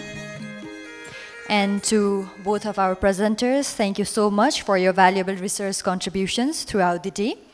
As we move ahead, we arrive at a very special moment of today's forum, the official launch of Embark Research Review Volume 2.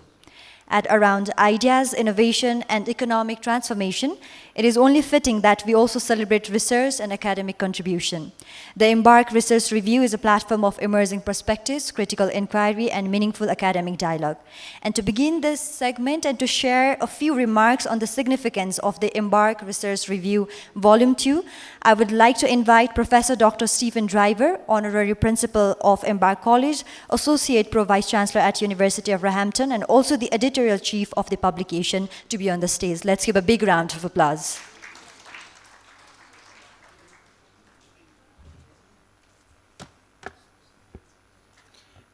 Namaste. Let me just start by thanking everyone for coming today, and in particular, and I just can put my hand over my eyes to see so many students here today and who are participating fully in today's event, not only with their questions, but with two amazing presentations. So I would just like to thank you all for coming today. One of the themes, I think, of today has been about education, about young people, and about how you are the future. So thank you all very much for coming today. It's been a long day, and we were just talking, we need some tea now after the last presentation. And I'd like to start with a confession. I have an addiction. I have an addiction to chocolate. A very serious addiction to chocolate, I have to say. And if anyone wants some chocolate, I'm sorry, I've eaten it all. So, but my addiction, and I don't know whether Kajol is still in the house. This addiction led me to a really amazing conversation last Monday. I met a young Nepali entrepreneur, a young woman, in and I hope I get the pronunciation right, Biratnagar. And we were there, Ashish was there. It was a fantastic event about women and leadership and entrepreneurship. And the young woman had spent some time in the Middle East on an internship, learning all about how to make this stuff. And instead of staying abroad just to pick up some of the themes from earlier on, she came back to Nepal to set up her own business. And she was really inspirational. And Kajol and I, we had a very good conversation with her. And I asked her, what was the one thing that would help your business grow? Now, actually, we've talked about so many things today, and it's been an incredibly stimulating debate that we've had today. Actually, it's not really been a debate, it's been a conversation about many of the challenges, many of the opportunities that, I'm going to have to get this right now, micro, small and medium-sized businesses face, not probably just in Nepal, but all over the world. So I asked her, what was the one thing that she needed? And she said, a marketing person. I thought she was going to talk about finance or problems about having to fill in lots of forms or get lots of bits of paperwork stamped. She needed a marketing person because she recognized that she could not do it all herself. It was a micro business becoming a small business, and she was looking to grow. And how does that happen? Which brings me to the Embark Business Review. I think as she set out at the very start of the day, when the college was established 2 years ago, I think one of the key ambitions was to bridge industry, government, public policy, and higher education. And I think this event today is all about that bridge and having that conversation. And for us, research is an integral part of that, but not a research that exists in isolation, but that is engaged with public policy questions about making Nepal a better country, of growing. And I think for us, and again, I go back to all the students in the room, students are key to our vision for research at Embark. And actually, in the first edition of the Research Embark Research Review, we had a series of case studies written by students around the themes of sustainability, financial inclusion and development. And in the second edition too, we're drawing upon the experience of students in their studies. And I just want to very quickly pick up on 4 themes in the Embark Research Review, our second edition. And I think it picks up many of the themes of today's event. The first one is about how, for example, the fantastic woman who started the chocolate factory, the chocolate thing, how does she grow her business? How do you scale up? It's partly about finance, but it's also about maturing as an organization. I thought it was really fascinating what our banker colleague said earlier in that last panel. Finance is not enough. That they actually work with the people that they lend with, the organizations that they lend with, to help those organizations make the most of that finance, of that investment, for them to mature.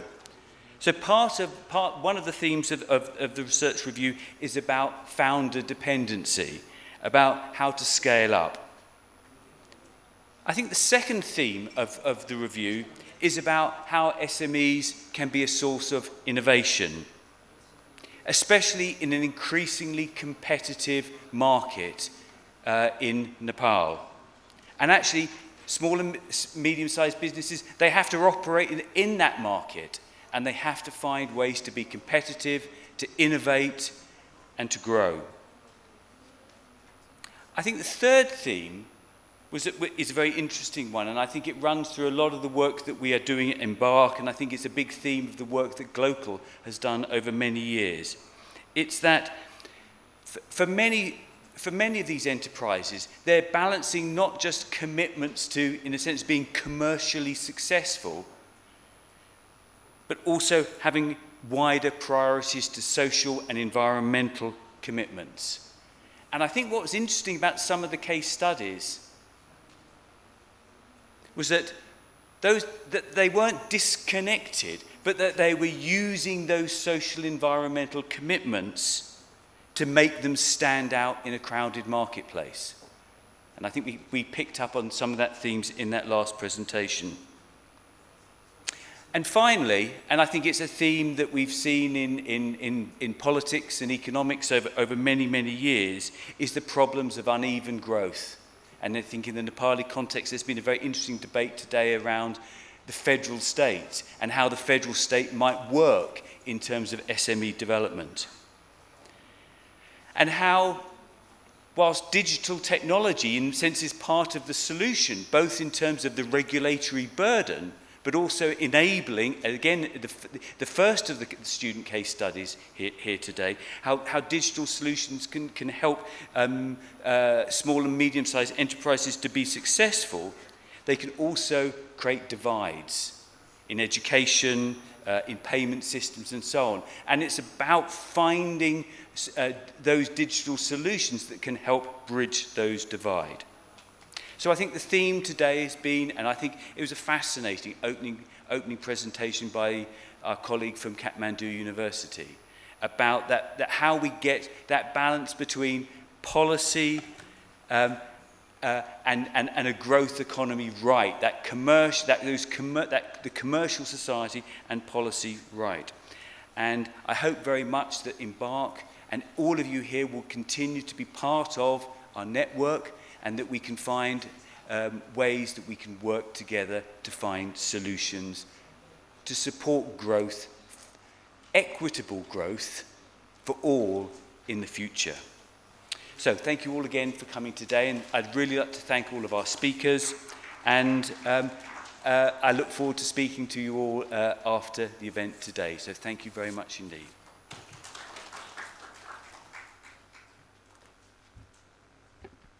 Thank you so much, Driver, for those insightful remarks. Your words beautifully highlighted the importance of creating spaces where research is encouraged. So now I respectfully invite our chief guest and distinguished guest to the stage for the official launch ceremony of Embark Research Review Volume 2. I would like to invite our chief guest, Mayor of Lalitpur Metropolitan City, Chiri Babu Maharjan, to be on the stage. Let's give a big round of applause. Along with him, I request our Executive Director and CEO of Embark College, Mr. Ashish Thakur.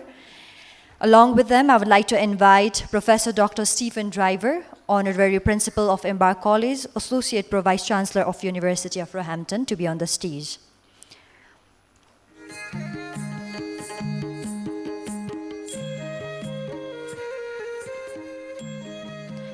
So, ladies and gentlemen, we are now officially launching Embark Research Review Volume 2. I request everyone to please give a big round of applause as we witness this special moment together.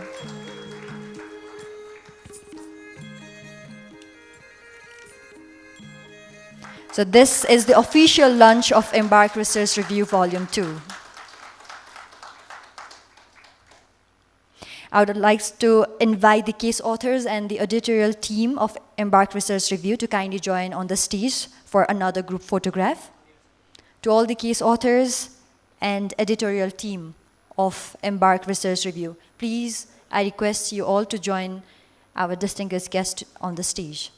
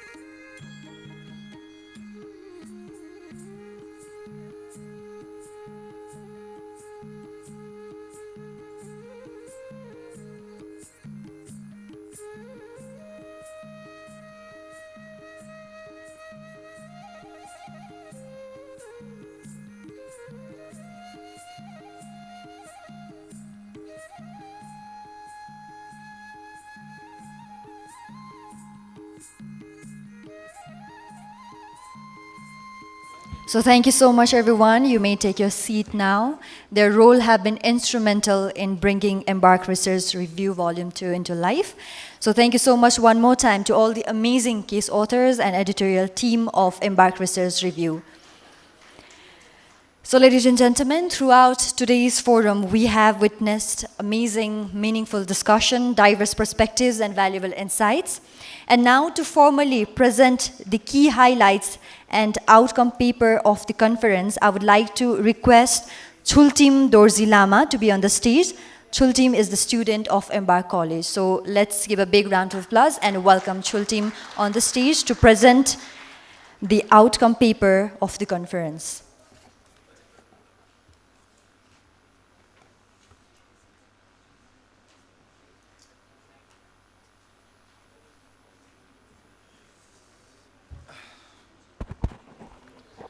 Hello, everyone.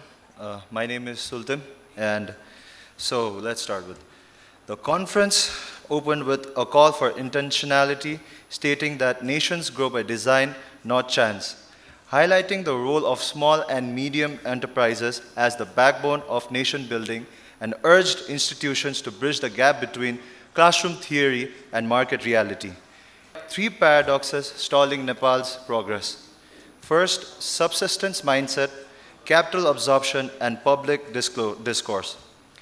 The keynote provided a global benchmark citing Germany's Mittelstand model, where SMEs contribute 50% of economic output as a blueprint. It notes that Nepal's current GDP per capita requires a tenfold increase to achieve the Viksit Nepal 2050 vision driven by digital access and women-led enterprises.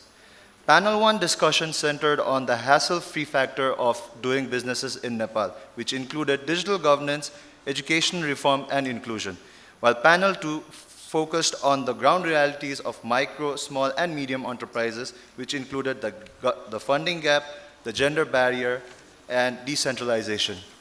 Some of the key takeaways for growth were formalization. There is a critical need to incentivize registration by simplifying exit policies. Currently, closing a business is more difficult than opening one. Second was AI and adoption. Guest speaker Ujjwal Anu Chowdhury warned that the unupdated managers are a threat, calling for nationwide AI literacy that transcends the Kathmandu-centric mindset. SME impact. Ken Shimizu reinforced that SMEs are the primary vehicle for improving rural economies and food security. The forum concluded that while Nepal possesses the necessary liquidity and policy frameworks, success depends on implementation clarity, decentralized governance, and an educational pivot from creating job seekers to fostering creators. Thank you.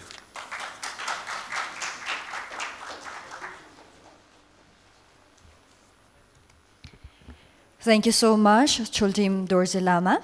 So moving ahead, it's now time for the very important segment that is Chief Guest Address. So I would like to invite our Chief Guest, Mr. Chidi Babu Moharjan, Mayor of Lalitpur Metropolitan City, to be on the stage and give a special Chief Guest Address. Let's give a big round of applause and welcome him.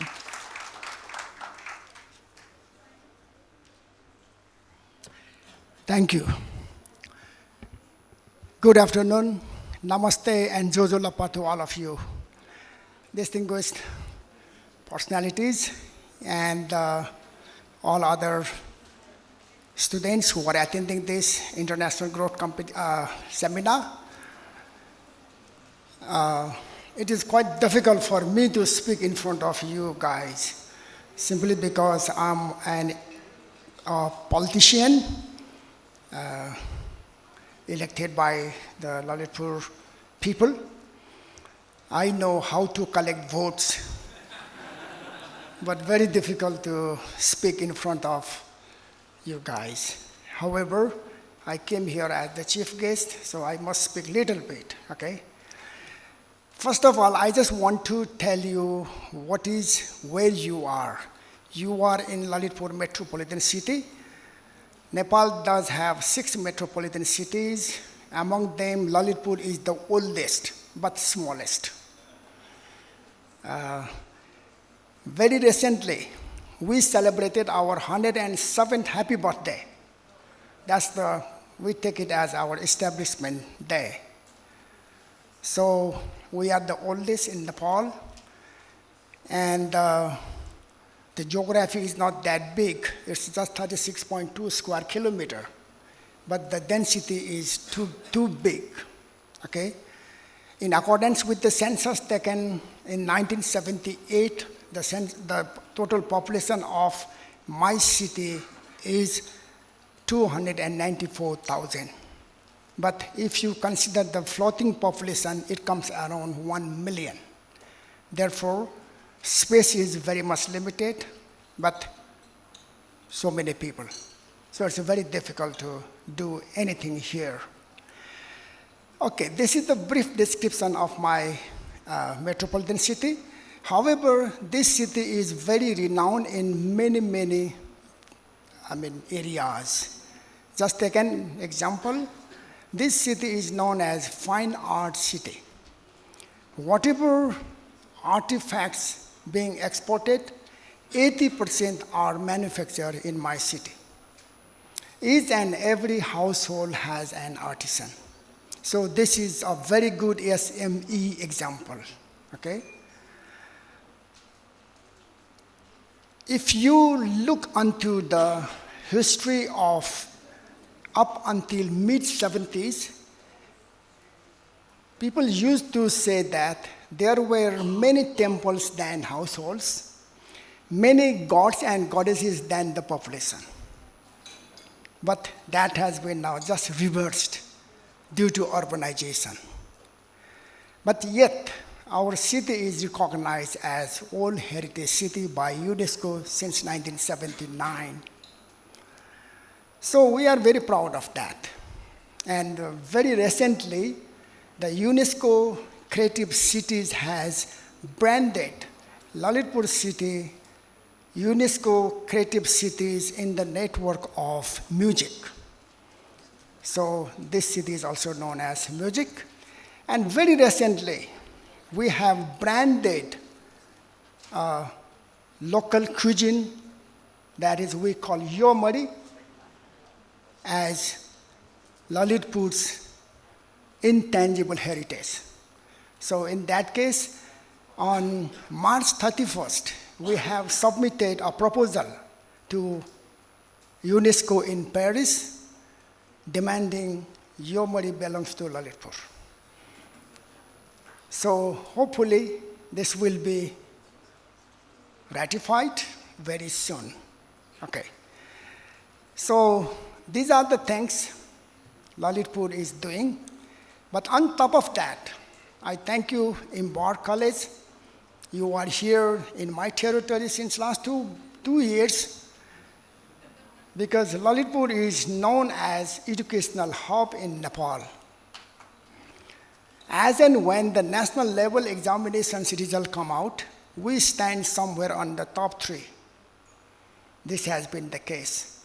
Just take an example. I just like to tell you one thing, that the SEE results, right after I become the mayor, the SEE result came out.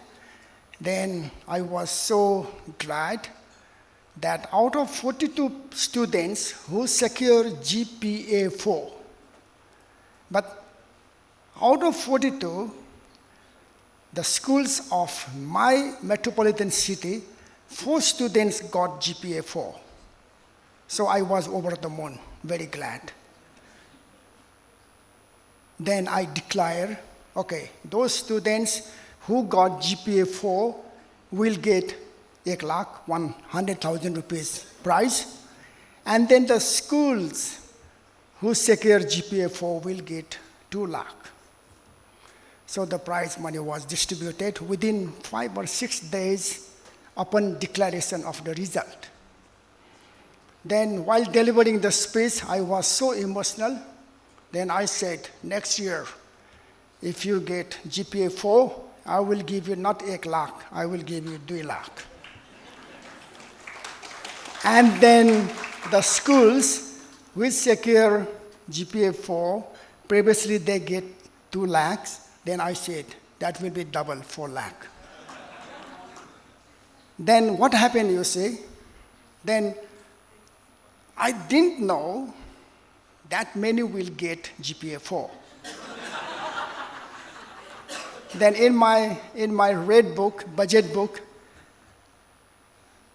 I allocated 1.5 million rupees for that purpose. But Nepal government did not announce how many got GPA 4 in that particular year. But in my constituency, in Lalitpur, from Lalitpur metropolitan city, 14 students got GPA 4. That was really big. So my budget was, it's like a peanuts. But once the mayor has announced by hook or by crook, that has to be met. So sukha dukha garera okay garyo. But while delivering that prize money, then I did not announce further double. That was the case. But luckily, I did not announce that. Next year, whenever the SAE results came out, the previous year it was 14, but next year, GPA 4 seekers were 86 people. 86 students got GPA 4. So that was quite alarming.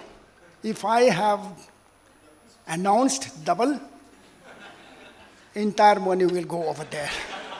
So I didn't announce that one, but yet whatever we have managed, that will continue for many years to come. Okay, that's it. So now my special request to Embark College or this seminar, whatever recommendations you come upon, please share with us. We will definitely try to incorporate such recommendations in Lalitpur metropolitan city. Just take an example, we were awarded, the Nepal government has awarded us communication technology award to Lalitpur metropolitan city out of 753 local governments.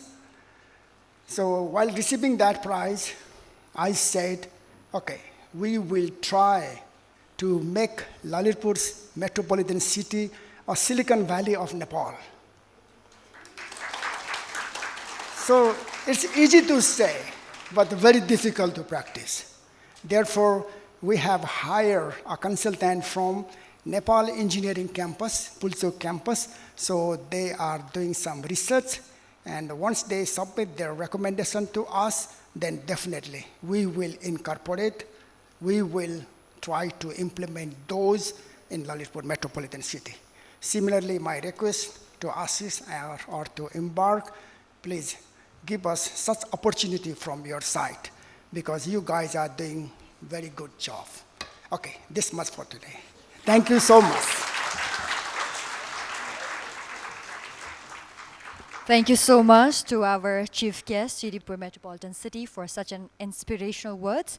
So now to present a token of love, I would like to invite Mr. Assis Thakur, Executive Director and CEO of Embark College, to be on the stage. Just before I honor the mayor, when he was saying, give us the recommendation, we'll certainly give you, Mayor Saab, and it has been a delightful time to be in Lalitpur for Embark College. And with that note, we have already sent you a letter this morning for one student scholarship to by Lalitpur Metropolitan City, so you might have not received it yet, but we have just sent it today. So one for bachelor's and one for master's. Scholarship is dedicated to Lalitpur Metropolitan City. Whoever you recommend, as per the merit basis, we will give that. Thank you so much.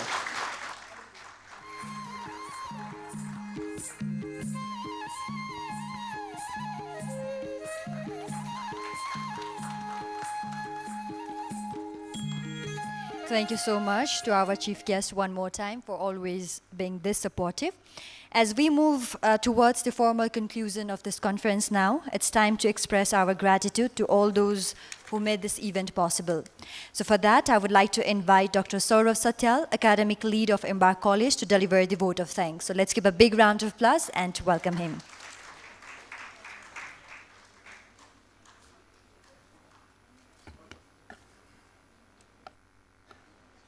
Hello.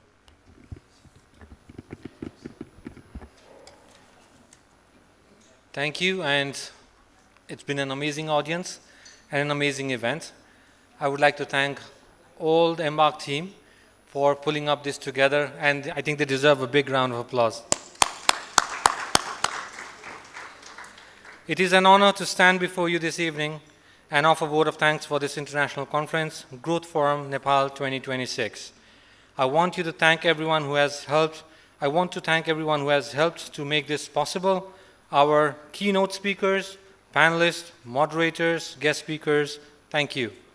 Your contributions added real substance and depth to the discussions. You helped us see both the possibilities and the responsibilities that come with pursuing meaningful growth.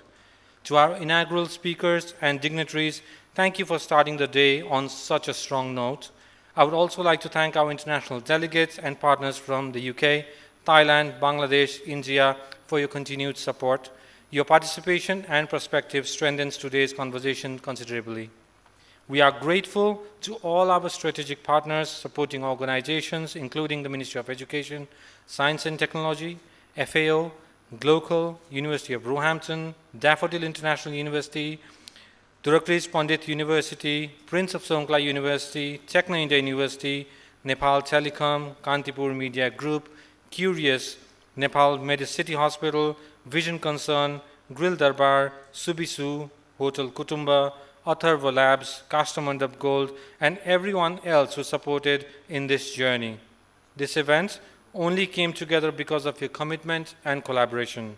A special thanks to the entire Embark College team, our organizing committee, operations team, academic team, and marketing colleagues, volunteers, student reps, technical staff, and everyone who worked behind the scenes tirelessly. Your effort and contribution made the day run smoothly. We also appreciate all the researchers and presenters who shared their work today. Your findings and case studies brought valuable evidence into the room and was also the foundation of the Volume 2 Embark Research Review.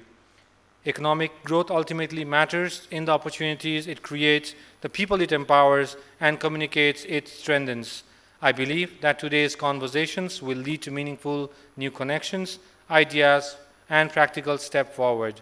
As we conclude, I hope we leave here not only with new thoughts, but with a determination to act on them. Thank you once again. Everyone, have a good evening ahead, and we look forward to a longer and lasting relationship. Thank you very much.